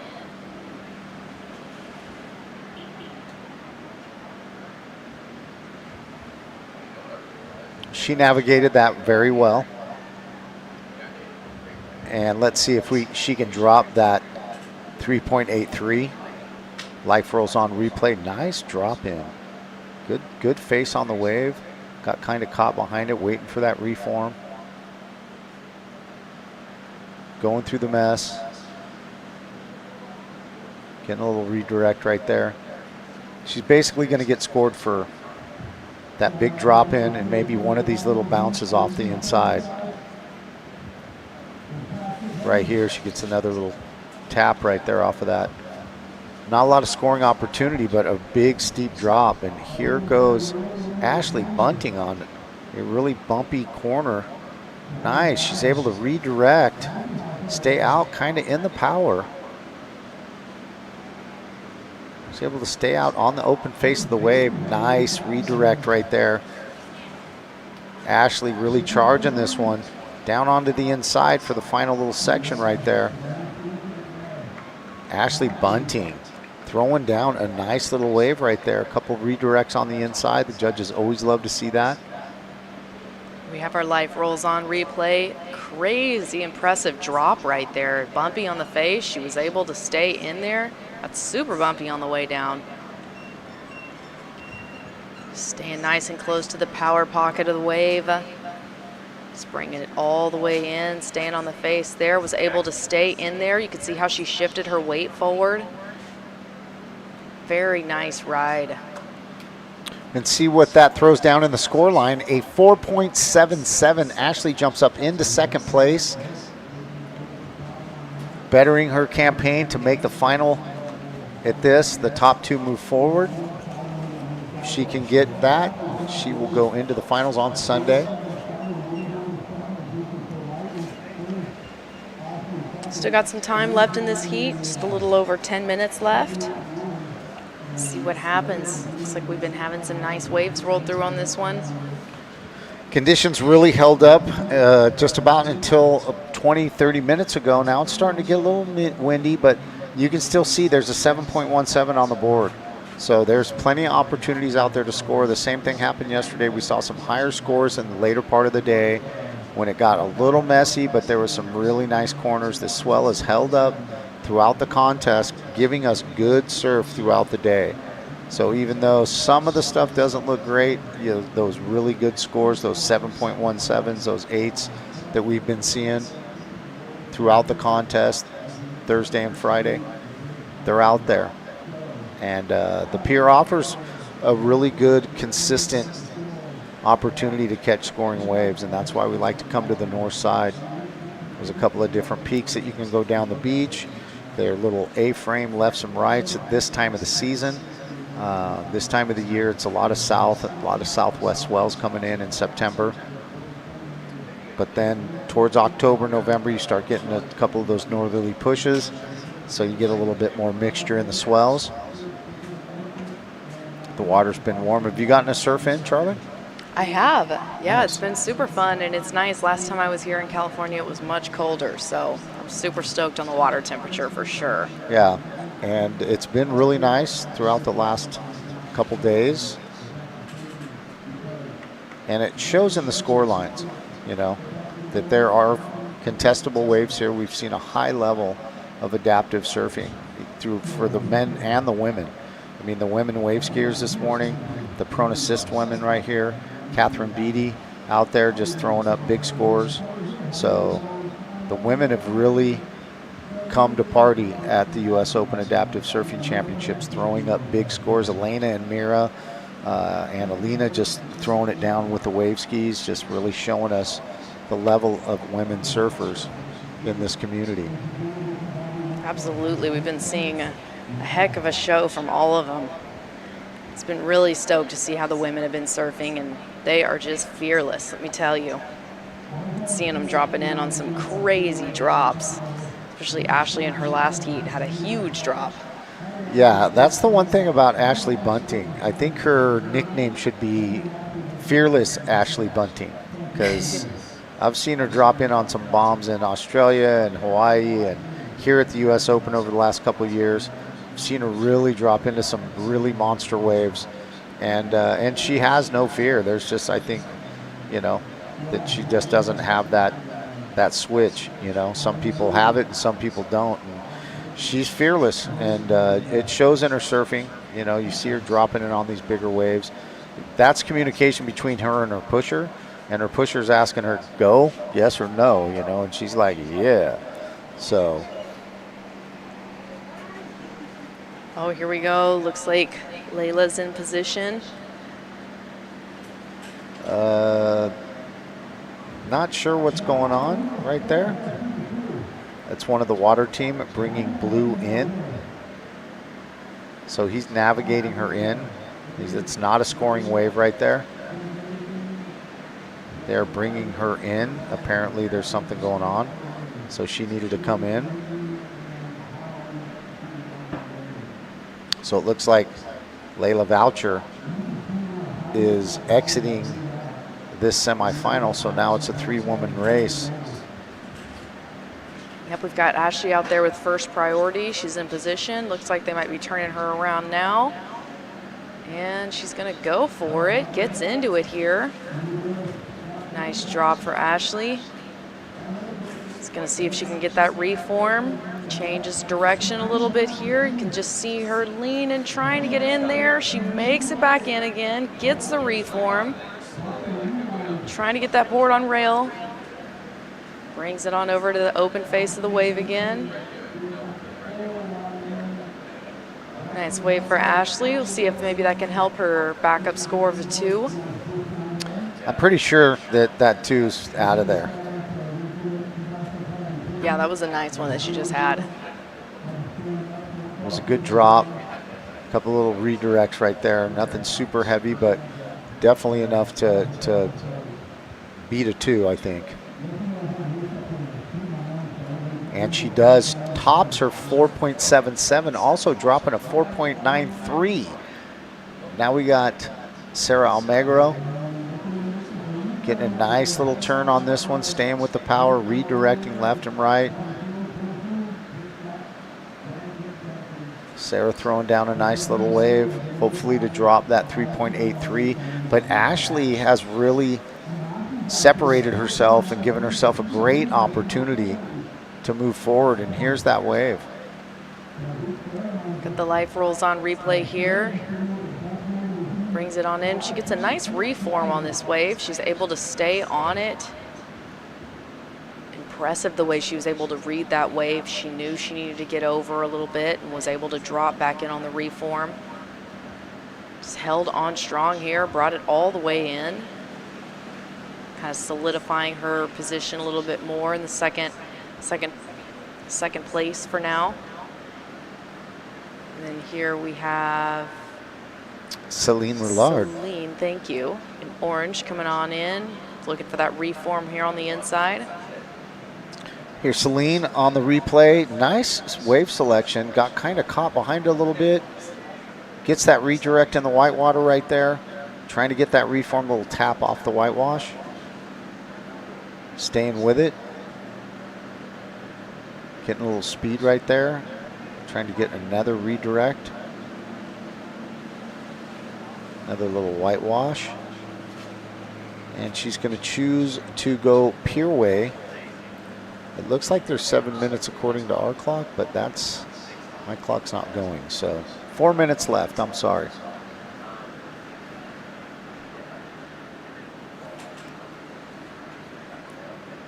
Ooh, it looks like Sarah's last wave was a 5.67, is solidifying her in first place. And again, we have that second wave of Ashley's. It was a 4.77. Getting that 2 out of there. Yeah, Sarah's going to be happy with that. Nice wave right here. Nice right-hander. Sarah racing past that. Needing to cut back. She gets that bounce. Stays with it. Nice redirection right there. Gets the nice inside form. Tries to tap that finish right there, but can't quite finish it. Digs that outside rail. Looks like they're going to turn around right here. Looks like I'm not sure what is going on here. He's not supposed to be actually riding on the back of her. So, I'm not sure what's happening right here. We have our life rolls on replay. Yeah, I'm not sure what's going on there. He's not wearing the same jersey, so I'm not real sure. I was fooled. Here we go again with Sarah.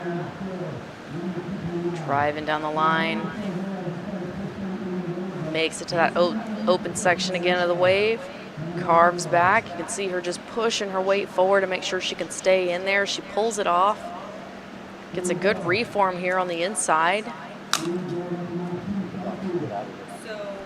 Here we have Green again. Do we give her an interference? So no score. No score. She's not allowed to have something. Driving down, keeping her weight forward. This has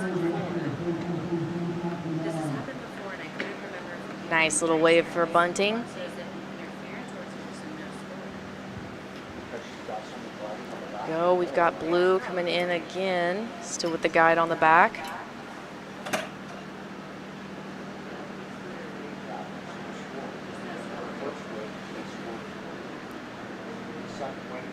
With just a little under a minute and a half remaining.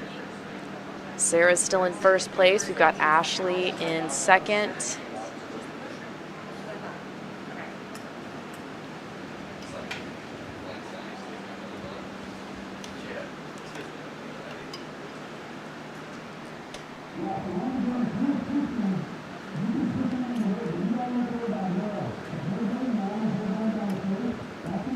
See the guys for the next heat paddling out. It's going to be for the kneel upright men's division coming up next. Oh, here we have Ashley again. Oh, the horn just went off, so that means we are finished up with this heat. This is the 8th annual U.S. Open Adaptive Surfing Championships. Thank you so much, everybody, for joining us here. Don't go anywhere because we will be right back with the kneel upright men's divisions. See you in a second.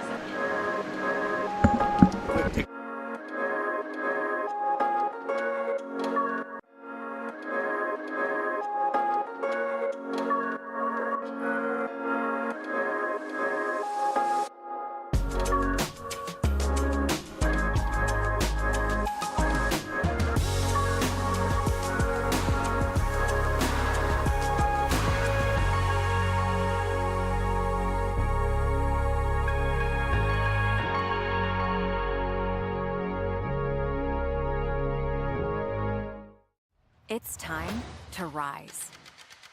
To learn with the latest tech. Then, lead the future of healthcare. And to practice with faculty who treat you like a peer. Because soon, you will be. To get hands-on experience in the classroom, so you can make a statement. This is your time to rise.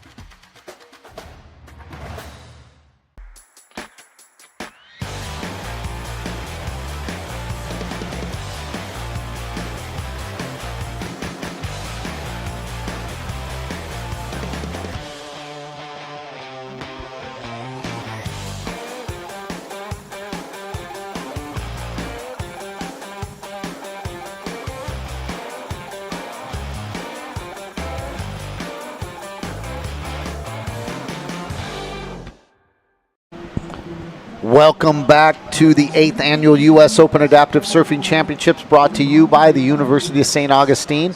This is the final stop of the Visit Oceanside Adaptive Surfing Professional World Championship Tour. And we are in the kneel upright division semifinals.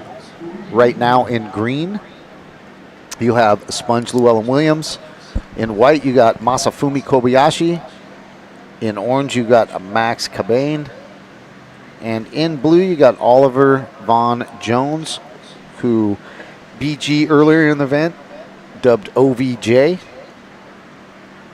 So Oliver Vaughn Jones, your new nickname is OVJ, brother. You have arrived on the AASP World Tour when you get a nickname. You're surfing with a guy named Sponge Williams. That guy's a beast. Now you are known as OVJ.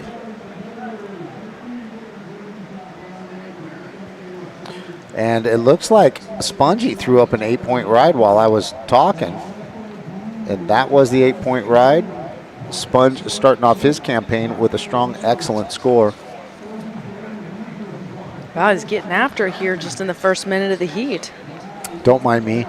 I was just looking at the scores and I missed that replay, so I apologize, guys. I could have talked you through that, but Spongy with a giant score on the board already, starting his campaign for the finals.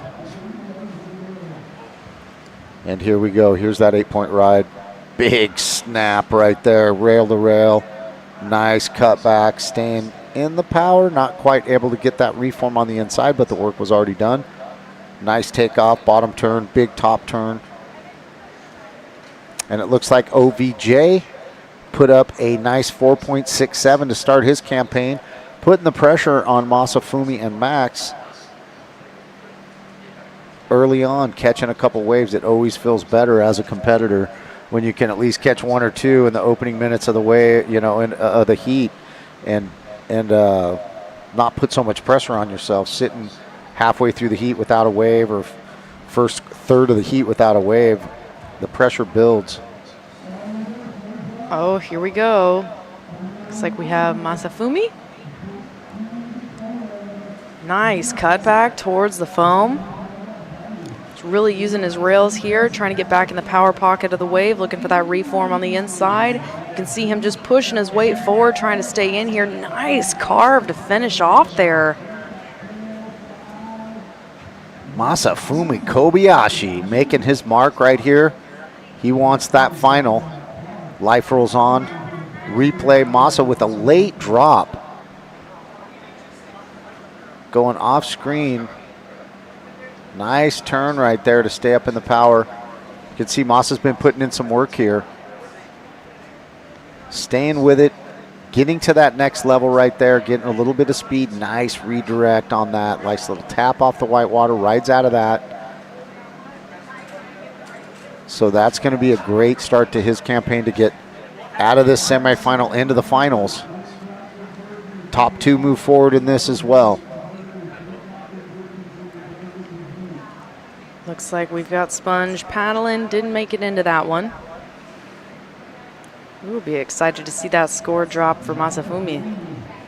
Yeah, Masa, owner of Peace Cafe in Japan, puts on a great event over there. In the wave pool, the Shishido wave pool. I think that's how you pronounce it. Not sure, could be wrong about that, but they put on a great little event there. Not quite the structure of the Pro Tour, but a great event nonetheless. They've been doing it for 3 years. Here's Sponge up and riding, giving it the bounce. He sees the potential on that. Just trying to give it a little snap. I think he feels like he just needs to put something on the board to back that up real quick. Saw Masa score a nice wave. They're still talking about that one. Here we have Maxi carving down the line on this one. Nice turns there, using his rails. Working to get back into the open face of the wave. There we go. Makes it back in there. Nice little snap. Keeps it going. Just using his rails. We've also got Oliver out the back. Maxi still bringing it in.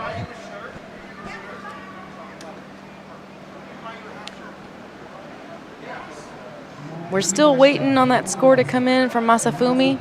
Should be in here any minute now. I'm sure the judges are watching the replay. Here we have our Life Rolls On replay. And it's Max. Nice little cutback right there. Another little rail-to-rail cutback. Staying with the speed, staying with the power. Getting another little turn right there. Max is going to put a decent little number right here. Masa, that last score for Masa comes in at a 6.5. Now, it looks like Max throws up a 4.33 for that. And also, Ollie caught another wave while we were in there. 4.67, backed up with a 2.17, bumps him up into second place. Oh, here we go again with Sponge. Nice open wave there, decides to peel out of that one. And Masafumi's first wave is a 6.5. Yeah, starting his campaign real nice. We'll be happy about that. But again, like I've been talking about for the last 5 or 6 heats, that backup score is so important. Sponge kind of feels that. He's just been taking off on a couple little ones, trying to, like what they say, build a house. You know, he's got that 8-point brick right there, foundation laid down, bam, an excellent score. What can he stack on top of that? How can he secure his spot in the final? How can he stop, you know, a guy like Masafumi throwing up a 6.5, doubling that up when he's sitting on an excellent score and a 1.8, Masa throws up 2 6s, and then boom, all of a sudden you're sitting in second or third place, you know, looking up. You got to get that good backup score. Yeah, so just like you're saying, that's a perfect example of why the backup score is so important. And I think you see that kind of with Sponge just buzzing around a little bit, just catching a corner here, catching a corner there. He doesn't have first priority. First priority has to take off on a wave and drop in for that priority to change. So Sponge sitting with last priority doesn't have anything to lose, jumping around and catching a bunch of waves on the inside. If he can get rid of a 1.8 on the inside and get something like maybe a 3.6 or something like that, something that just strengthens his position, gets him into double digits. Sitting on a 9.8 combined 2-wave score, you're kind of like, okay, I'm not feeling super secure in first place because 2 mid-level, you know, a low 6 and a high 5 has got you in a situation. Yeah, absolutely. Because, I mean, we can see Oliver's total is a 6.84, which is not far off from Sponge's total. And even with 2 lower scores, that's why that backup is so important. What a gorgeous view we have here of our contest venue, the Oceanside Pier. Just an absolutely perfect day out here. Oh, here we go with Masafumi on a beautiful wave here. Oh, he tries to shift his weight forward, but can't quite hang in there. Didn't see the beginning of that wave, though. Might give him a pretty good backup score. It's that fat part of the wave right there. When you get towards, you start surfing towards the pier, you really have to mind when the tide gets lower like this. You have to cut back, cut back, cut back. Masa gets a 2.27, moves into second place. Drop it in right here. Nice little bounce right there, rail turn. If he cuts back right there, I think he stays with it. He draws too long of a line. I think he realizes that kind of at the end. The line that he took on that last wave was cut back, and just stayed with it, and it produces a 6.5. He misses that opportunity and gets the 2.27, but now he's sitting in second place and jumps Ollie. And we still have some time left in this heat, just a little over 15 minutes left. So we'll see what happens. Oliver's sitting with first priority right now. He needs a 4.11 to get up to second place. And here's the thing, like I said, Sponge sitting on that excellent score. Masa with that 6.5, real solid score. All he needs is a 3.31. Here we go with Oliver. Nice right here. Tries to hit it off the top, but just unfortunately kind of goes over the back of the wave there. So for Oliver to move forward, he needs a 4.11 if he wants to jump second place. Here we go. We got Maxie up and riding again on a nice left. Kind of goes off the top as well on that one. It's getting tricky out there. Yeah, the wind really brings a little bit of a factor to it, and then you have the dropping tide that brings a whole nother factor. So this is when it gets tricky. This is when you start to learn who's got a lot of wave knowledge, who knows where to be, where not to be, who's patient, who's impatient. You know, you feel that pressure. You start to get impatient. You start scrambling, looking for, you know, I need a secure backup. I need this. So you paddle in, you paddle over. You know, the situation changes, and then you have to start looking for a solution. So I think you see a lot of that when the clock starts getting down. When the clock, you turn around, it says 25 minutes, and here we got, looks like Sponge up and riding.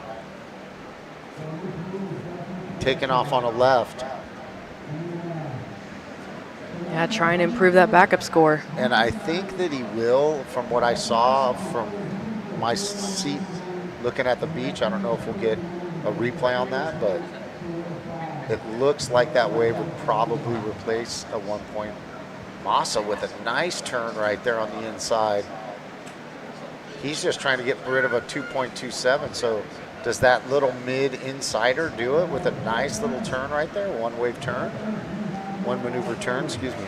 Ooh, we'll see. I feel like it will. And we could see that Sponge's last wave was a 4.77. So he was able to improve on that 1.8. Going to be feeling a little bit more comfortable now with his backup. So now Massa needs a 6.28 to jump up into first place. But I think Massa's just worried about securing his situation, and he did with that last little top tap right there. It turns into a 3.77. So just a little mid-range insider, does one little maneuver, and boom, now he's secured his spot even better. Ollie needs a 5.61. Now Ollie's got a 4.67. He's in that range. He can do it. But Massa increases that score, increases that situation, and Ollie can still score 8.11 and jump up into first place. So this isn't anybody's game right now. Everybody's still exposed. Everybody's still vulnerable to get bumped out or moved out. Even Max only needs it looks like a 5.95 to jump up into second place. So we've got plenty of mid-range scores, that 6.5, that 4.6, 4.33, that's in that range of like 5.9, 6.28, it's obtainable. For sure, and we still have 12 minutes left on the clock, so I mean, there's still time out there. And even though the winds come up a little bit, there is some plenty of opportunities. We already seen Sponge with that excellent score. We've already seen Massa throwing up a 6.5. There's plenty of opportunities out there. You just have to be right place. You have to look for them. You have to hunt them down. You have to kind of manufacture them kind of sometimes, when this kind of situations come. You just got to manufacture those scores, man. Definitely got to be moving around, got to be hunting for it out there. You can see that Oliver has first priority. Oh, here we go. Didn't quite get into that one. May have had a little something on the outside that we missed. Looks like he might be trying to come in. It looks like Ollie trying to maybe come in, get to the channel, and maybe paddle over towards the pier. Not sure what's going on there, but it looks to me like he just wants to get out of that inside zone right there. But Sponge really giving himself a chance right now with that 8 and that 4.77. And I think Moss is feeling pretty good too, but at the same time, he just is leaving the door open, and Ollie just needs that 5.61. There you got Uncle Sandy right there with the spam shorts and his Hawaii flag with the pineapple at the top. Everybody loves it. And there's Colin Cook. Ooh, I'm super excited to see this next heat too for the kneel upright men's. Or sorry, above knee stand. We're in kneel upright men's. Above knee stand, Colin Cook, Naomichi Katsukura. You're going to see Josh Bogle in there and Elon Avasar. So Josh Bogle, again, we were talking about Joshy in the kneel division. Now you're going to see him trying to surf on 2 prosthetic limbs. So it's a never ever ending adventure with Josh Bogle. So we love that guy. Finding True North. If you get a chance to see it at any little event near you, the movie's making circulation right now. What a great story.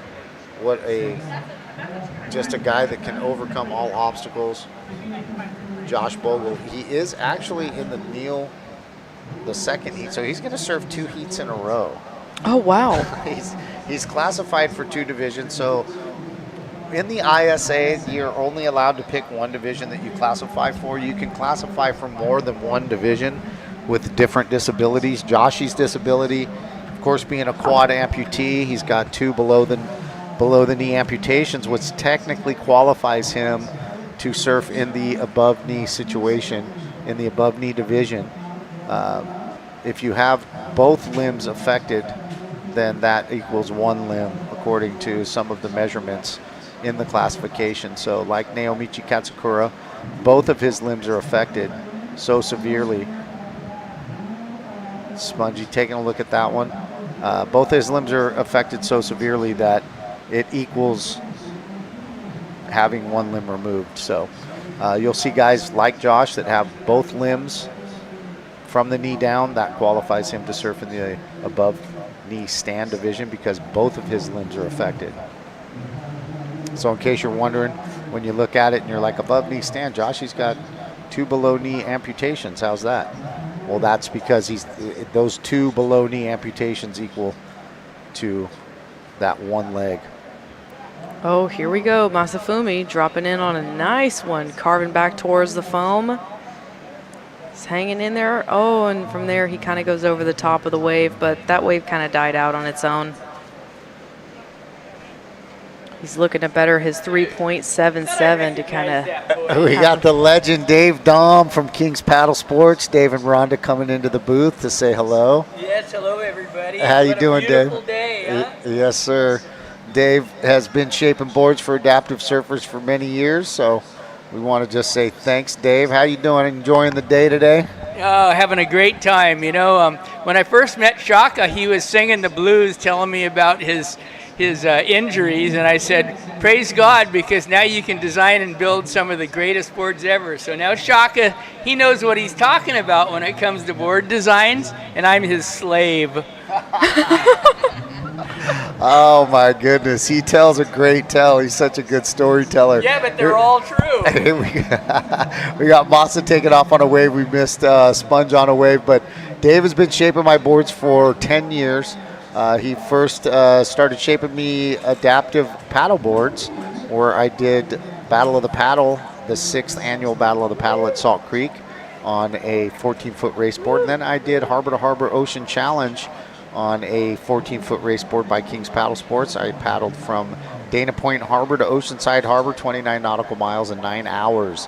So I could only do that on a vessel that was shaped by the master. And then he started shaping me wave skis, and then he started shaping me step rail wave skis, which really stepped up my game. So I just want to always thank you, Dave. He's shaped everything from prone adaptive surfboards, prone assist boards, wave skis, knee boards, you name it. He's shaped it for adaptive surfers. So we just want to say, extend our thanks to you, extend our love, and thank you so much for taking care of us. Absolute, Charlie. You know, it's I can remember when we first got started building boards, and you had a little bit of sadness that you would become disabled through your motorcycle accident, and if you hadn't been injured that day, none of this would have existed. So look at all the people that are blessed through your injury, and I'm sure most of the athletes in the water here see light at the end of the tunnel. It's amazing. Well, I appreciate the kind words, Dave. I love you so much, man. You've elevated my surfing. I know that you've elevated surfing for a lot of other athletes, disabled and able-bodied alike. I just want to extend my gratefulness to you. He's been the sponsor of this event for many years. He's supported me as an athlete for many years. So thank you so much, Dave and Rhonda, for all you do for the adaptive surf community. If you want to check out Dave Dahm, check out kingspaddlesports.com, and you can get all your water needs, foil boards, stand-up paddle boards, surfboards, whatever you need. Dave Dahm can take care of it. He can scratch the itch. Here we have Sponge. Nice bang off the top there. Gets us another sick cut back in. Decides to carve out after that. He's looking to better that 4.77.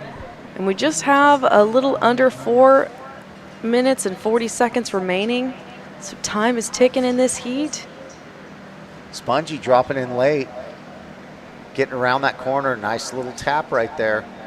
Cut back. I think he's going to be able to get rid of that 4.77 with that, it looks like maybe. Masa just increasing his situation with that 3.77 a little while back. Putting the pressure on Max. And it looks like Oliver got an interference.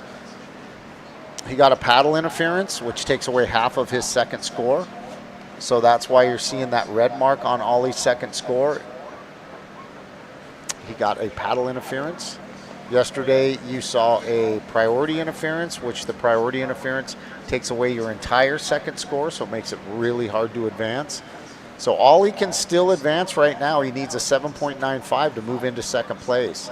He is comboed for first place, but he still has a chance to move up out of there, even though he has a paddle interference. So a little educational action happening here at the U.S. Open Adaptive Surfing Championships. If you know anything about priority, sponge taken off on a little mushburger right, trying to get that rebuild. Little redirect on there. Sponge did change his situation with that last wave he caught. It is a 6.27. Here we go with Maxie.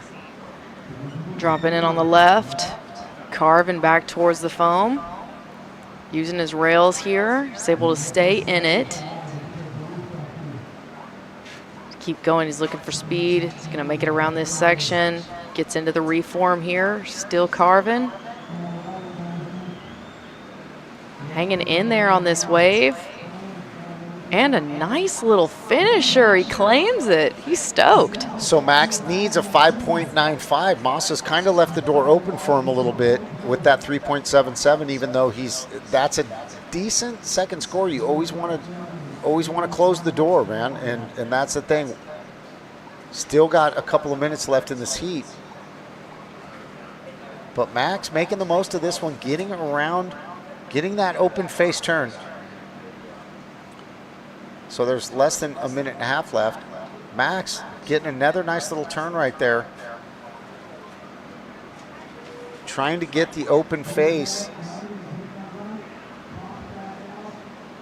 Getting that reform right here, sticking with it. He might have the score. He got that little tap right there. They're going to look at this one for a minute, and they're really going to evaluate this. It wasn't a quick score drop right there. Judges are looking at it. That's the end of the heat.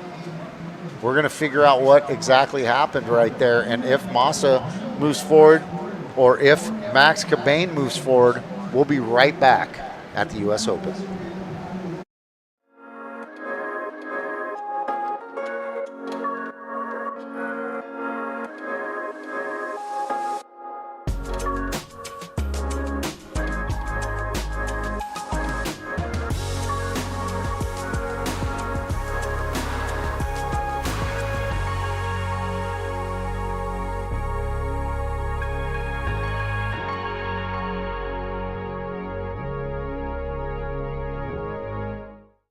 It's time to rise.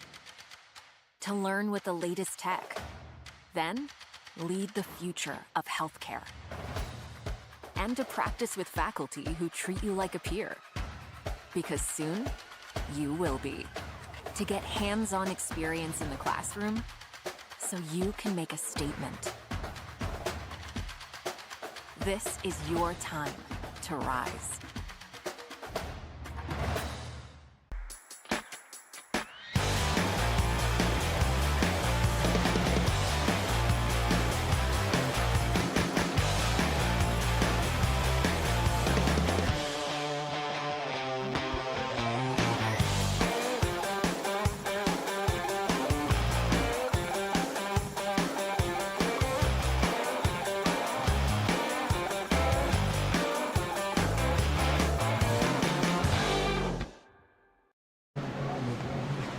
Welcome back to the 8th Annual U.S. Open Adaptive Surfing Championships, brought to you by the University of St. Augustine. There's a beautiful picture of our footprint today. Nice live action going on right now with the drone, flown by pilot Alex Girl. Alex Girl pilot girl Alex. Catch her on Instagram. Right now we have the men's above knee. It looks like Naomichi Katsukura with strikes first with a nice little snap off the top right there. Naomichi from Japan. Looks like Colin Cook taking off on the left behind him.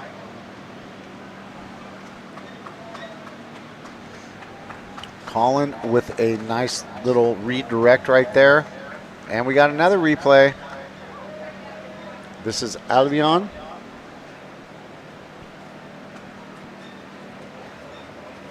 taking off on that one. We are starting this heat with some Excuse me. action. That was Elon Avasar. Excuse me, Elon. Little flurry right there. Looks like Colin Cook comes in with a 2.33. Josh Bogle dropped in on something out there and got a 1.0. Naomichi's going to jump that. Naomichi did a nice little snap. Here comes blue right now, Elon Avasar. So Naomichi throwing down a 4.67. Starting pretty strong. So this is a 4-man division. So these guys will do a round robin. They'll do one heat today and one heat tomorrow. They'll take the two best scores out of those 2 heats, and we'll tally those scores, and the winner will become the U.S. Open Adaptive Surfing Champion. So to make sure I'm understanding this correctly, is this a non-elimination round?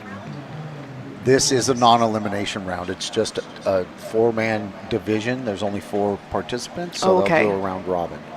And actually, at this point, Colin Cook won the Australia Pro and won Hawaii, so he's sitting super pretty. Just, I don't think that Naomichi can catch him, even though Naomichi has placed second behind Colin at each one of those events, and he is your defending U.S. Open champion. So Naomichi won this event last year. His first World Tour Championship win was a U.S. Open, so super stoked on that. Naomichi, a fabulous guy. Me and him have what they call kizuna in Japan. And kizuna is a bond between friends in a community. So he presented me with some awesome wristband, a kizuna wristband. So, And speaking of him, here he goes. He's up and riding. Ooh, unfortunately kind of digs the nose on that one. and you can see that both of his lower limbs are severely affected by his ailment. It's very impressive the way that he pops up on a wave. Swings that leg around, gets to his feet, and then unfortunately just a little heavy on the nose for that one. There's a lot of texture as well. That doesn't help anything, you know. Yeah, we've definitely seen the wind pick up compared to the morning.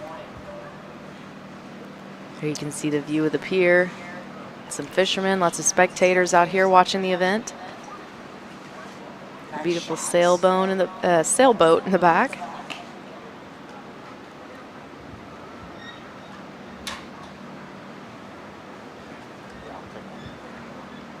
Please, let the water. Still got plenty of time in this heat, right around 20 minutes. Anything could happen here. Let's see. Naomichi's second wave is a 1.43. He's sitting in first place right now. And Josh has first priority. See if we could take advantage of that when this next set rolls in here. We got a little bit more of a close-up shot on them. Everybody's kind of grouped together here, sitting on that first peak.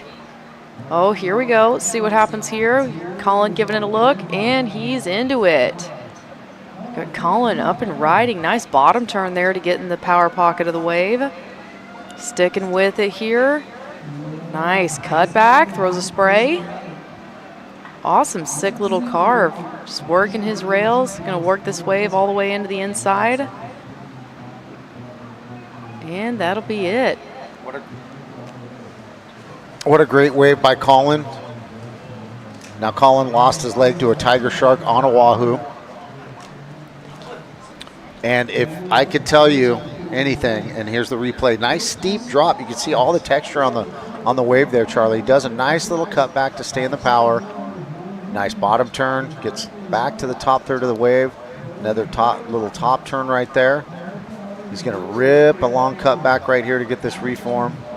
Kind of lean forward, stay with it until it dies out. Colin Cook throwing down a 6.5 on that ride, getting well rewarded for that. So did lose his leg to a tiger shark, and this guy's still out there surfing every day. And if I could tell you how hard it is I mean, I can't tell you, but how hard it looks to surf with a prosthetic limb that's from your hip down is incredibly difficult. So he's found a way to do it at such a high level. It's really impressive to watch him surf. And you can see even here in these little mixed up conditions right now that he's able to navigate that. Wow, that is truly impressive. I mean, I think as able-bodied surfers don't even think about it too often about just how much we use our knees to surf. And so to be able to surf with an above-knee amputation is truly impressive. And if you look at his prosthetic, his surf prosthetic, it's, you know, his regular everyday prosthetic is incredibly expensive. I would assume that also his surf leg is incredibly expensive as well. But at the same time, his surf leg has a bend in it, so right at the knee, so kind of mimics his back leg where it would be when you stood up if your leg actually worked. He's kind of got that bend in it like that. So Oh, wow. so if you notice when he stands up, look at his back leg and see that bend in the back leg, and see that kind of mimics where exactly you might stand while you're trying to do some aggressive maneuvers. We have Alon. Wave kind of got mushy on him there. Oh, here we go. Now Michi up and riding. Gets to his feet. Nice little right here. Stays in the pocket of the wave. Carves back towards the white water. Is able to keep it going. Nice little snap there. Another snap. Throwing a spray. He's pumping, looking for some speed. Keeps it going. Nice long wave from Naomichi. He looks so happy. You can see the smile. You can hear the crowd cheering. Everybody's so stoked for him. Here we have our life rolls on replay here. Naomichi dropping in. Nice little rail work right there. Able to stay up on it. Catching that reform on the inside. Nice little redirect right there.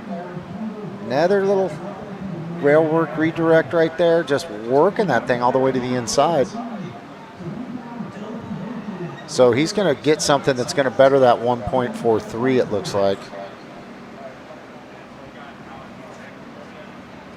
All right, looks like that score just dropped. Was that the 4.67 or 4.43? That was a 4.43. That first wave that he caught was that 4.67, so he betters his situation, jumps Colin. Colin's got that high heat score of a 6.5, but again, backup score comes into play. Naomichi jumps him with two solid mid-range fours, and Colin's got that high 6, but a backup of only a 2.33. So we've been talking about this heat after heat. There you go. Now you're standing. Sorry. Everybody that's coming by here is just so stoked. Yeah, we can't stop the noise, baby. We have a Costa Rican announcer in here, Dariel, so she be throwing it out. Throw a shout out to Dariel from Costa Rica. He said, make sure that you put it in there. Oh, absolutely.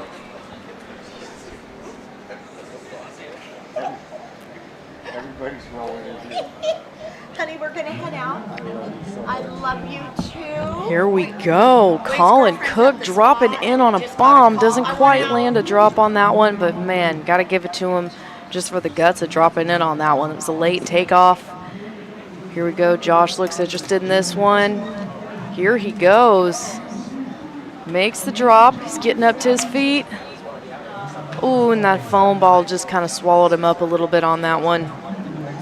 Again, just absolutely fearless.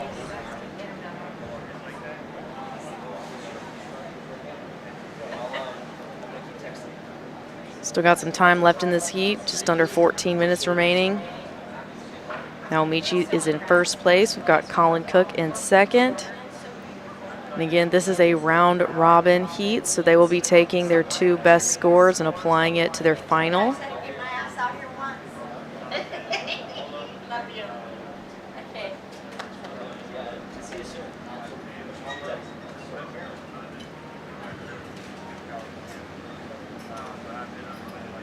Looks like Josh is making his way back out to the lineup. Out there you can see Colin, Naomichi, E, Alon. Naomichi gave that one a look, decided not to send it on that one. Probably good call. That was a bit of a closeout.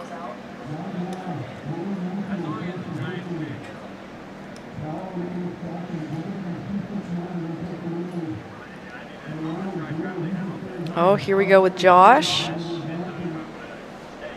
Getting up to his feet here.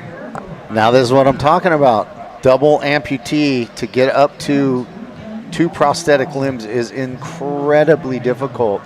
And Joshy, I'm gonna call it, man. He's gonna get up on these bumpy conditions. It's very difficult for him to do that. But I promise you, he's gonna do it at least one time during this heat. Yeah, we know he's got it. It looks like he's making his way back over to the channel, or maybe he's going to take this one right here. He's looking at it. He's going for paddle. Oh, doesn't get into that one. But he has gotten a score, which means that maybe he has already gotten to his feet. So scoring a 1.0. Looks like we're still standing firm with Naomichi with a 2-wave combined score of a 9.1, high score of a 4.67. Colin with a heat high score of a 6.5, but he's got that little draggy back, that backup at a 2.33, so he's got a 2-wave total of an 8.83. So he doesn't need much, man. He needs a 2.61 to jump up into first place. Basically just needs to drop in and do a turn, and he can jump Naomichi. And Elon has a 2-wave total of a 3.6. Looks like Joshy might be coming out of the water. Not sure if he's not digging his board style or what's going on. Maybe something with the leash. I think maybe he might be changing his board, but if he's taking off his jersey, maybe he's just calling it a day. I think he knows he has to surf the Neil Heat next. Yes, he may just be getting ready for that one. Saving some energy. He might he might. These conditions just might not serve him surfing with 2 prosthetics, and the deterioration of the wind moving in and the low tide. It's very difficult. Yeah, I can tell you. Pretty bumpy out there right now. Yeah, I can tell you. Yesterday was no walk in the park for sure. It was all downhill for Chaka. For real. The struggle was real with the bumps out there, man. It was really hard. So I couldn't imagine, trying to stand up on 2 prosthetic limbs in this tricky stuff. Here we go with Alon. Nice little left here.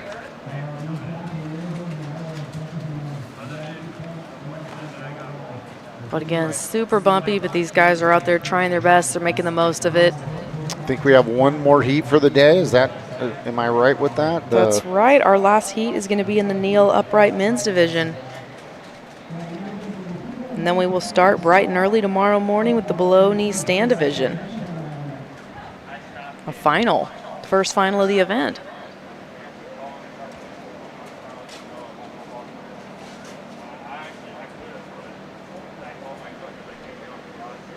Still got a little time left in this heat. Just got a little over 9 minutes left. Now Michi is with first priority right now.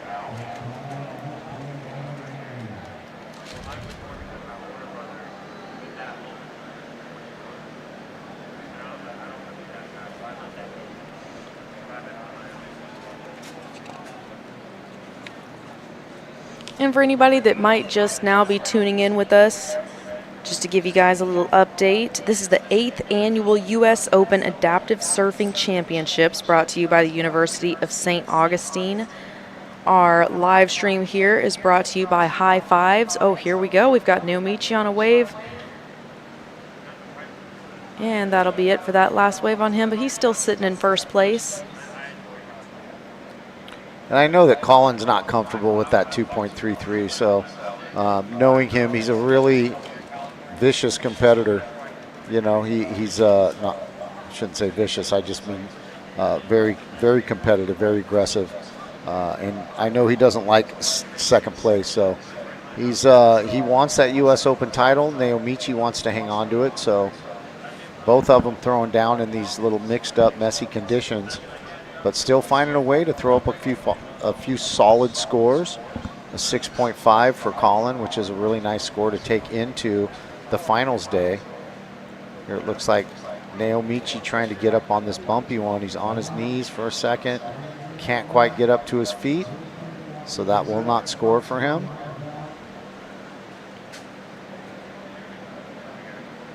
Looks like Colin's giving this one a look. Wasn't quite in position for it. He's got priority though, and we still have time left on the board, so we'll see if he can replace that 2.33. Just like you were just saying, I know he's hungry for more. We have Alon. Ooh, doesn't quite make it into that one. Tumbles over the falls a little bit. But here we go. All right, we got Colin up and riding. Makes the drop. And decides to hop out right there. We'll hop off the wave. He's not getting out of the water. He's got a really cool board. I like the green.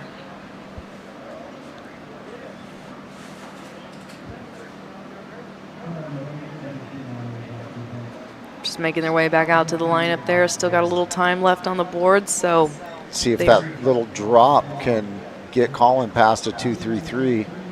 Kind of try to catch Naomichi. Doesn't need much more than that. He needs a 2.61. So basically had to do a drop, maybe one maneuver, and hopefully they could bump that score.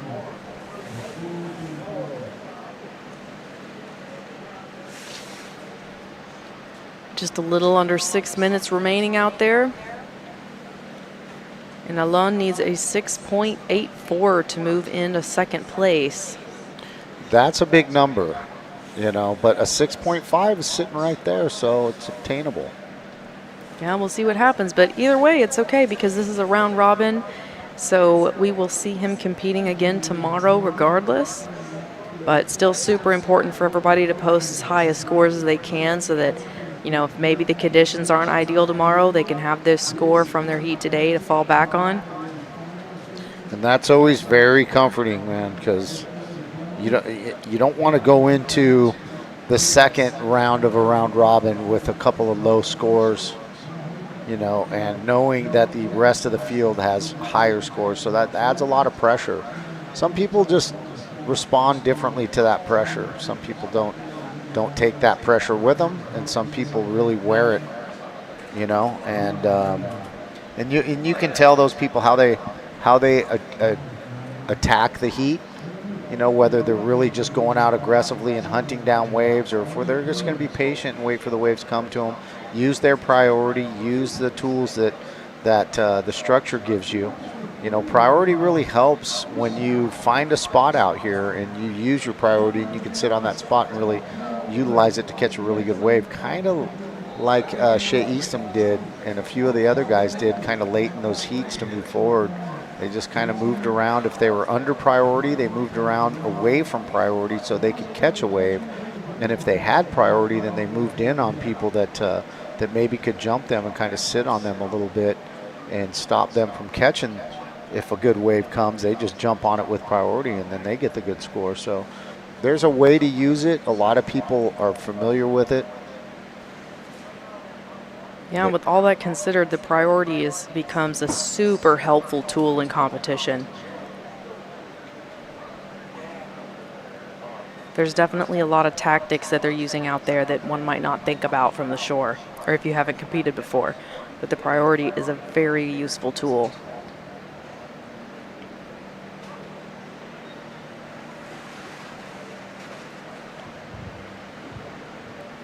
Have just about 3.5 minutes remaining in this one. Looks like Colin's last wave didn't quite replace his 2.33, so we can see he's still out there looking for another one. Oh, here we go. We see him paddling. Let's see if he gets into this one. Doesn't quite make it into that one. It's kind of a little mush ball on the inside anyways.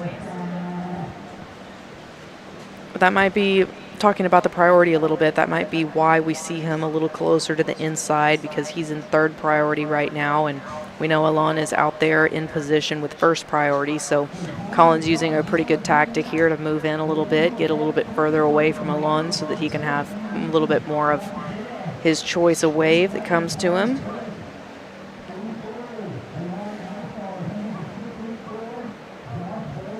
That sure can be an intense decision, though, when there's only a few minutes left in a heat. It's like, okay, do you stay outside and wait for the big set wave to come in, or do you paddle in and try and get something quick? Because the clock is ticking. It adds a lot of pressure to the situation. And that really depends on the requirement, too. That's, you know, if you have that low secondary score and you need that mid score to move forward, then maybe you paddle in if it's obtainable. But if your requirement is that big 8 point whatever this 6.84 is for Elon, he really needs a good score. He's not going to get that on an inside wave. He's got to sit on the outside and wait for something of consequence to come in and really show good rail work, speed, power, and flow.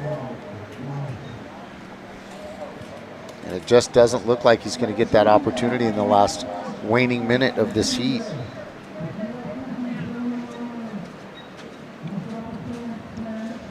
Oh, here we go. We got Colin dropping in, almost digs the nose, and he's able to pop it back out, stay up on his feet. Good quick reaction there. Looking for the reform, change directions here. Looks like this wave might form up on him again. Here we go. Nice little backside snap there. Goes up again for another snap.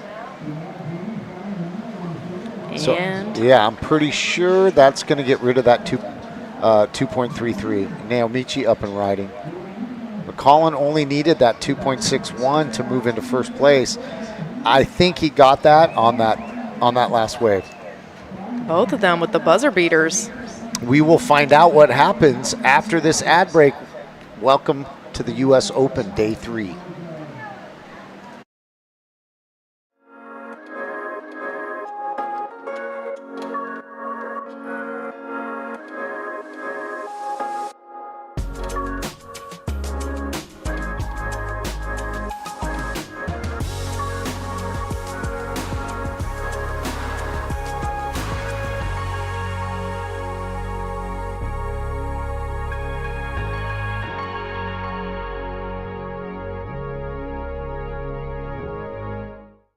It's time to rise, to learn with the latest tech, then lead the future of healthcare, and to practice with faculty who treat you like a peer. Because soon, you will be. To get hands-on experience in the classroom, so you can make a statement. This is your time to rise.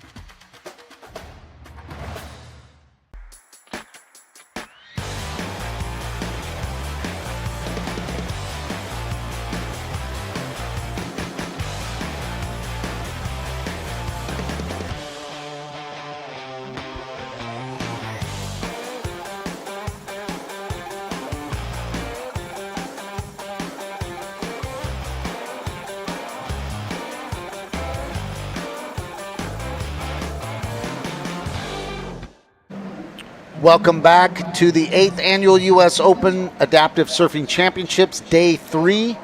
Last heat of the day is the men's kneeling upright division. And in orange, you got Mark Mono Stewart. In blue, you got Josh Bogle. In white, you got Dariel Melendez. And in green, you got Henrique Sareva, excuse me. Oh, here we go. Looks like this is Mono doing some Mono. rail work. Nice. This is our life rules on replay here, just carving down the face of this wave. Comes out with a 4.0 on a first little attempt. Remember, top two move forward. And in that first heat, it was Llewellyn and Masafumi moving forward. Max gave it a good push at the end there, but couldn't get the required score. And this is Josh on his knees right here. You saw Josh with double amputations in the last heat.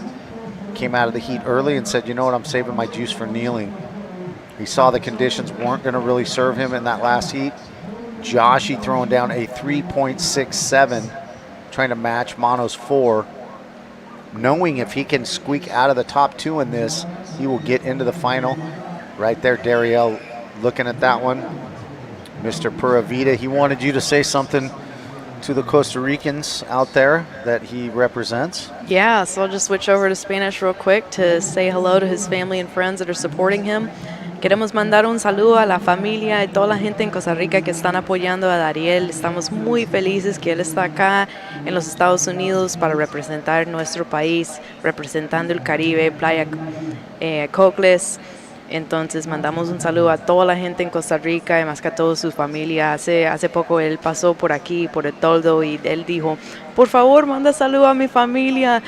Y los extraño mucho, entonces muchas gracias por su apoyo y estamos muy orgullosos de tener tantos atletas aquí representando Costa Rica en el agua en el US Open de surf adaptado. Yeah, he's been... Sorry, go ahead. And if he's not happy with that, then, you know, I don't know what to tell him. Oh, man, here we go. We've got Mark and Henrique splitting the peak here.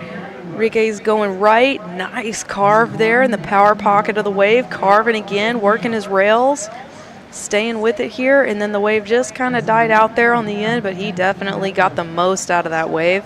Mono had the left. It looked like he had a lot of speed on the drop-in. He's already back to the channel, though, so we'll see what Mono did on that one.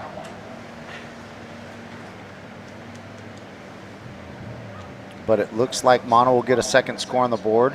Enrique will try to drop that 0.6 and that 2.17 and move that thing down.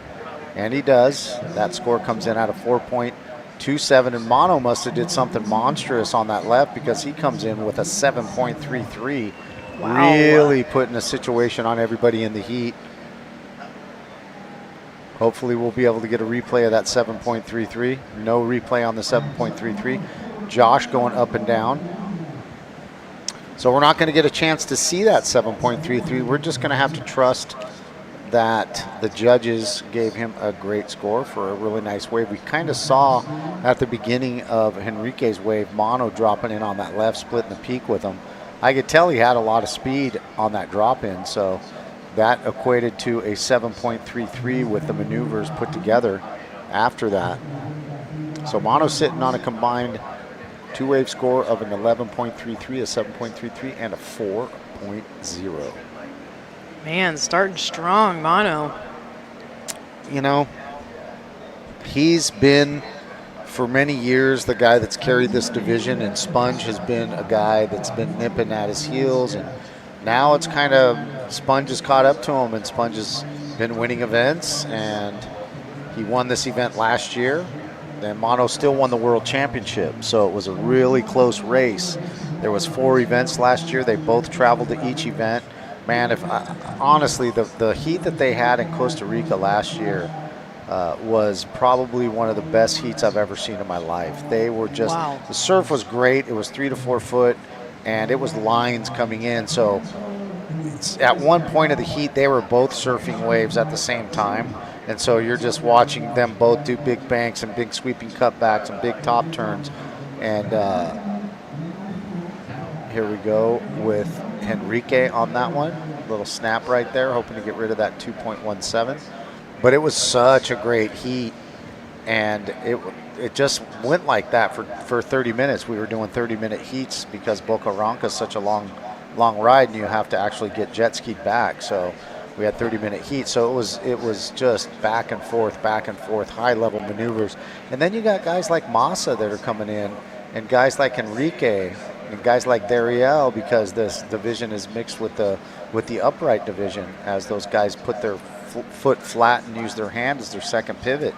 So you got 2 different styles of surfing in this division. If you watch Dariel, he's going to jump up on his foot flat, and then he's going to use his hand as his other foot, per se.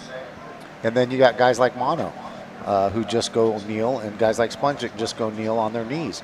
Now they have the same disability. They're missing their leg from the hip down, but they choose two different surf styles, and both are very aggressive, and both are really aesthetically pleasing to the eye. When you see them surfing, they're surfing vertical, they're surfing fast, they're surfing aggressive. So when you see Dariel do some of those really great turns, you see guys like Martin. Here we go. Mono using his priority. Sick top turn there. Keeps it going. He's got a lot of speed. Nice cutback. I love how he's using his arms to pivot. He's got a sick style and a great finisher there. So he's going to get rid of that 4.0, I'm pretty sure. Mono runs the Australia Adaptive Surfing Championships there in Byron Bay. We get to surf the pass, Charlie, because of that guy right there. That guy saw in the future.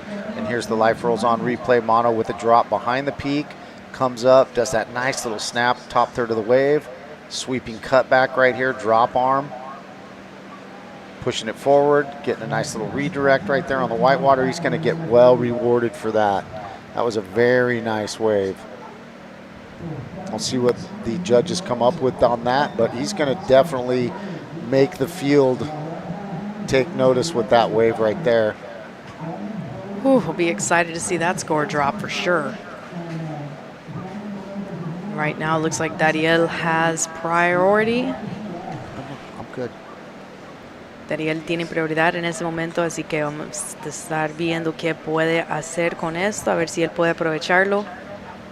And we see, looks like Enrique dropping in on a nice one here, bangs it off the top.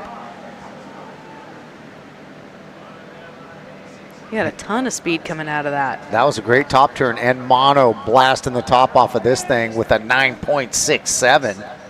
Wow. So blows that 7.33 back to his second score and goes nuclear with that nice top turn. And here's Enrique. Oh, this is Mono again, 9.66. Just ripping top turn, bam. That drop arm cutback right here, boom, nice and smooth. And then he finishes it up with this tap right there, redirect. They topping him out with a 9.67 on that one. Really doing the work. Mono just basically securing his spot in the final.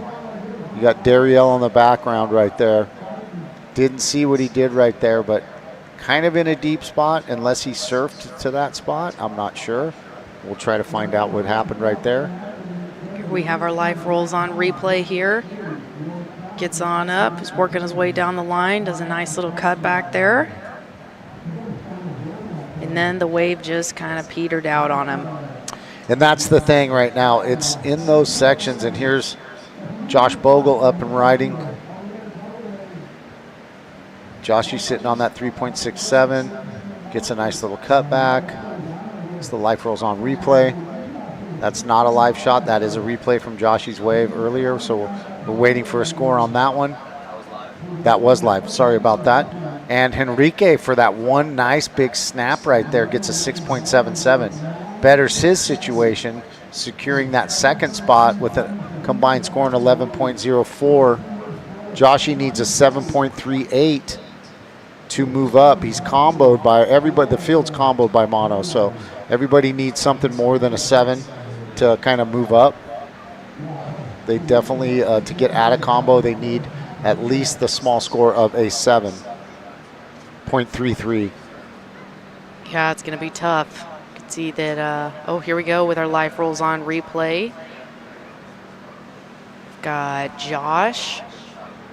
Nice little right here, but then it kind of dies out here at the end.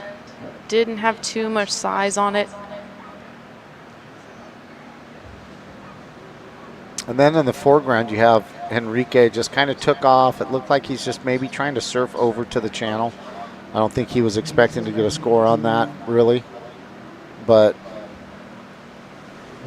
Dariel right now is in dire straits right now with 13:30 left.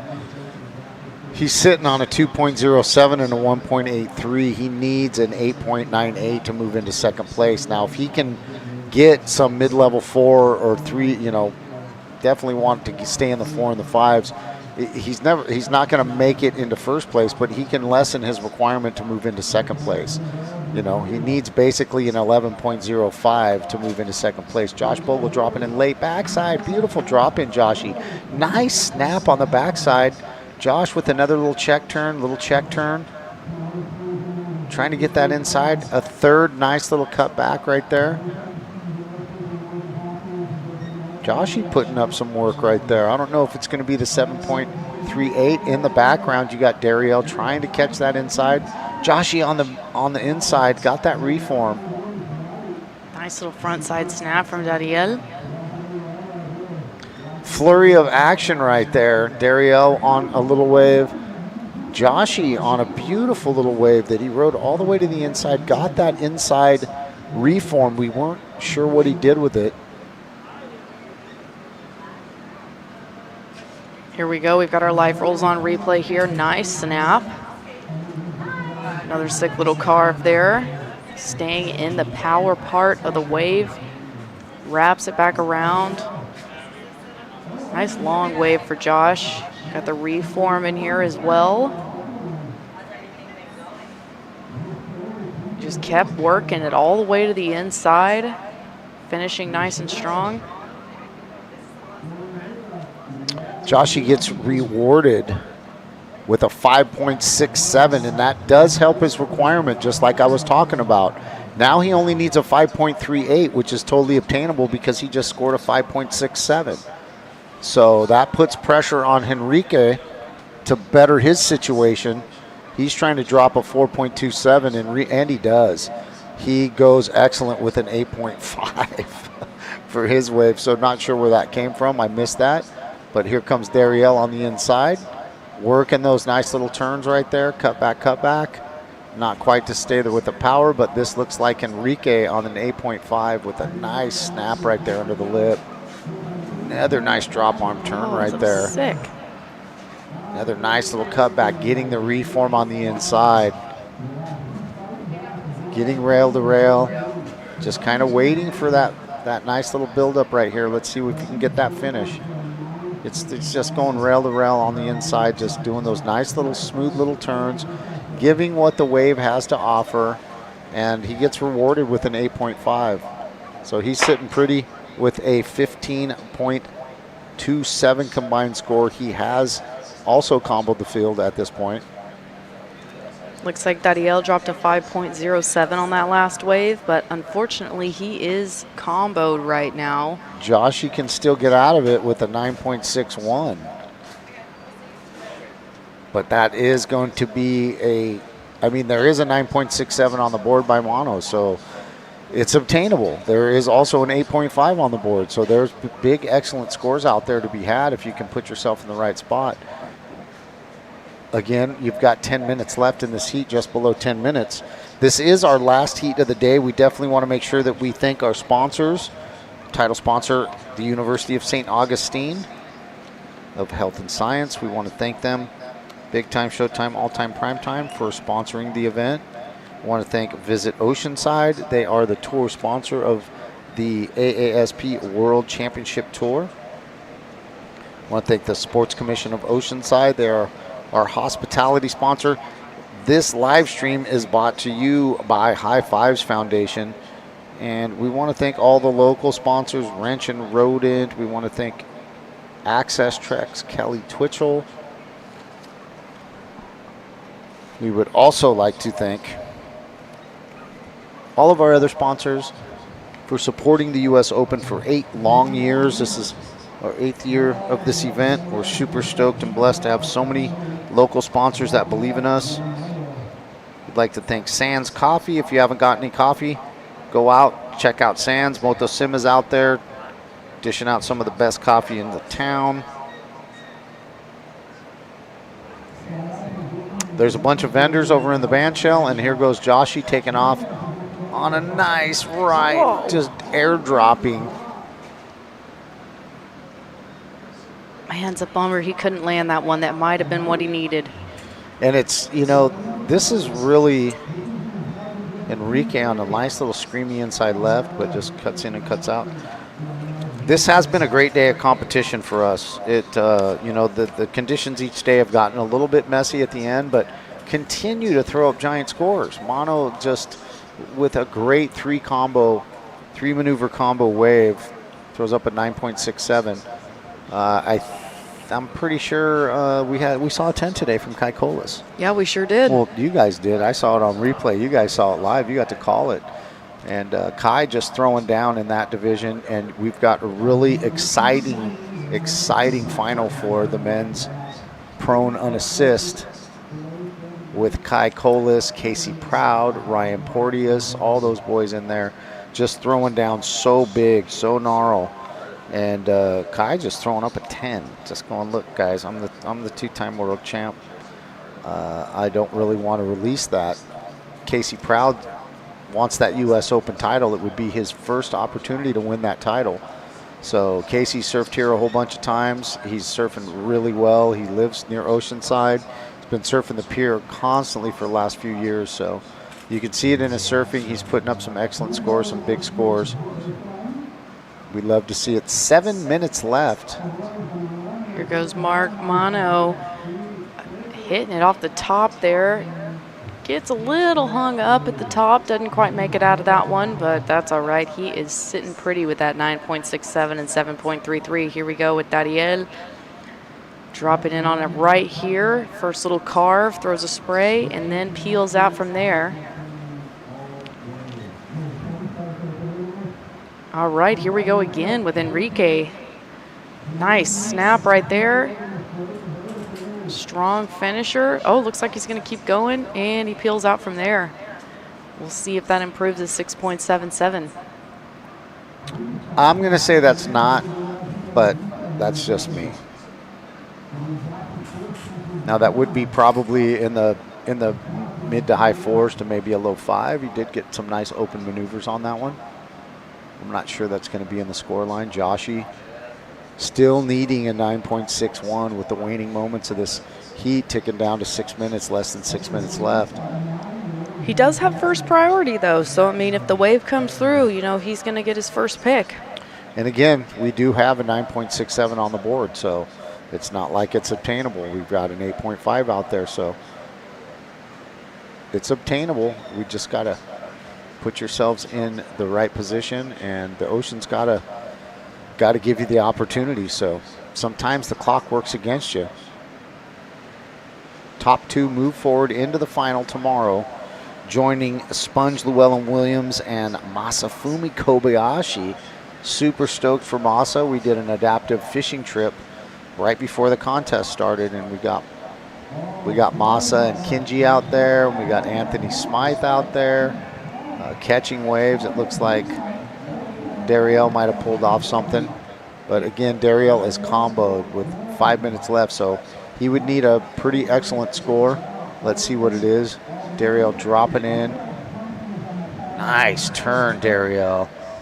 Two really nice turns and a big finish. Dariel claiming that one. He's going to get a nice score, and that's going to change the game right here. That's going to change the game. That's going to get him into this heat with 5 minutes left. Boom. Oh, my 10. goodness. Kid scores a 10. Dariel scores a 10 right there. That's the second 10 that we've seen today. What a great turn of events for Dariel. Got 4 minutes left, D.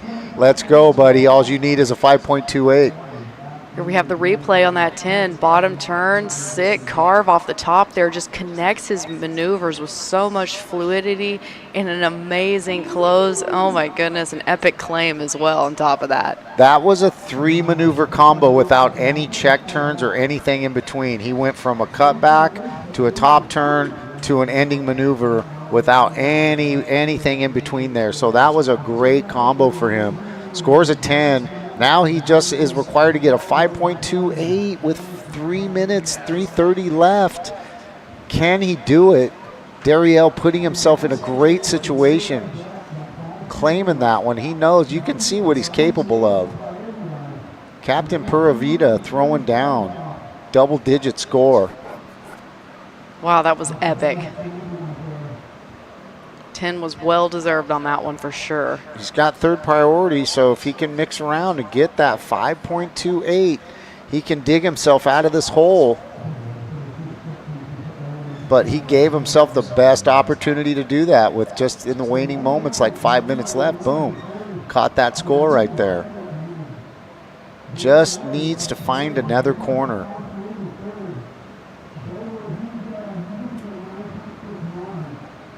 Dariel throwing down the second 10 of the day. Kai Colas throwing up the first 10 of the day. Excellent, excellent surfing right now. You got a 9.67 on the board. You got an 8.5 on the board, and you got a double-digit 10. Epic.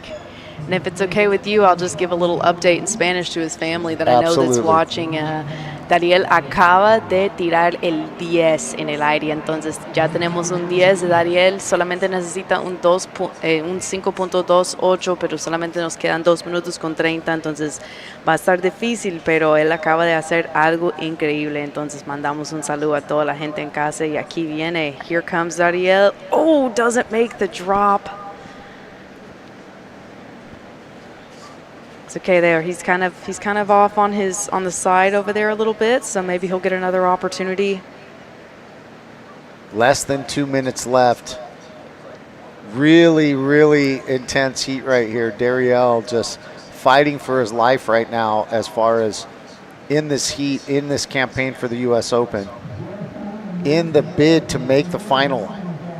Dariel goes out in the waning moments, scores a 10. Second 10 of the day. Definitely a really great heat right here. Mono and the boys throwing down hard in these messy conditions. Day 3, final heat, waning moments. Dariel Davila needs a 5.28 to advance. Dariel up and riding. Goes down again. Man, just not a lack of effort. This guy just trying every trick in the book.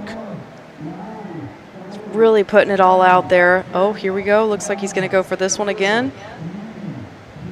Paddles into it. Here we go. Just heard the buzzer go off too. So he got up in time. Dariel not going to make it right there. What an effort by that young man to fight his way to the final. Day 3, last heat, big giant scores, 8.5 from Henrique Savara, a 9.67 by Mono, and the double-digit 10 by Dariel, who actually falls out of the semifinal and doesn't make his bid to the finals. Day 3 ending with as much excitement, Charlie, as it started with. Great surfing. Awesome opportunity for us to show what adaptive surfing looks like here in Oceanside. Big giant scores on the board from start to finish. Yeah, that was incredible. So exciting to see the 10 get dropped on our last heat of the day. Here we've got the replay of Kai's 10, the first 10 of the day. It's an absolutely epic wave. Or sorry, this was his 8.67. Snap there. And here was his 10. Watch this bang off the top he does here. All literally just a free fall there. Lands it. Epic. Fully upside down right there. Another one of our super high scoring waves of the day from Jocelyn. Banking up off the whitewater, getting that reform. Jocelyn always aggressive in her surfing. Waiting to get that reform. Very familiar with this break. Surfed it a bunch of times. Gets that wiggle snap off the top. Big score for Jocelyn. Big score for Mono right here. 9.67. Boom. Top turn. Sweeping cutback. Big snap right here. Bing. Redirect off the whitewater to end it up. You see in some of the action today, Henrique with his big score, 8.5. Another nice sweeping turn. Finding that pocket. Another nice little turn right there on the inside. Just going back and forth. And here's Dariel's 10. Snap. snap, bang. Love that guy. Goosebumps right now. Those replays were brought to you by Life Rolls On. Day 3 in the books, Charlie. Beautiful. Looking forward to day 4. What are your thoughts? Oh my goodness, today was absolutely epic. I can't believe we saw 2 10s in one day. We saw multiple high 9s, high 8s. We've just been seeing incredible scores, incredible surfing all day long. I know that everybody is super excited for tomorrow, our 4th and final day where we'll see all the finals. We're going to be crowning champions, and I just could not be more excited for tomorrow. We're going to see a lot of great surfing tomorrow. Make sure that you guys tune in to the 8th Annual U.S. Open Adaptive Surfing Championships, brought to you by the University of St. Augustine. Day 4, finals day. It's going to be super exciting. Tons of great surfing. We're going to crown U.S. Open champions, and a lot of world champions will be crowned tomorrow. We can't wait to see the battle between Balulu and Kenji shake out. We want to see a couple of those other battles shake out. There's going to be new champions crowned. So this is going to be super exciting, super blessed. Make sure you join us tomorrow. HighFivesFoundation YouTube page, 8 a.m. sharp. All right, we'll see you there.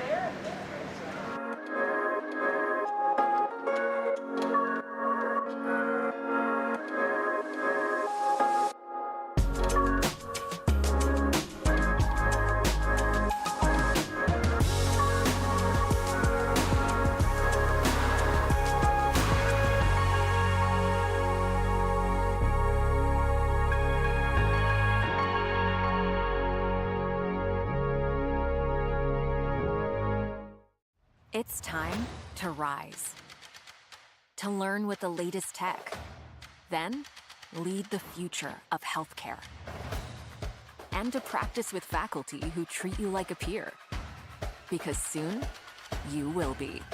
To get hands-on experience in the classroom, so you can make a statement.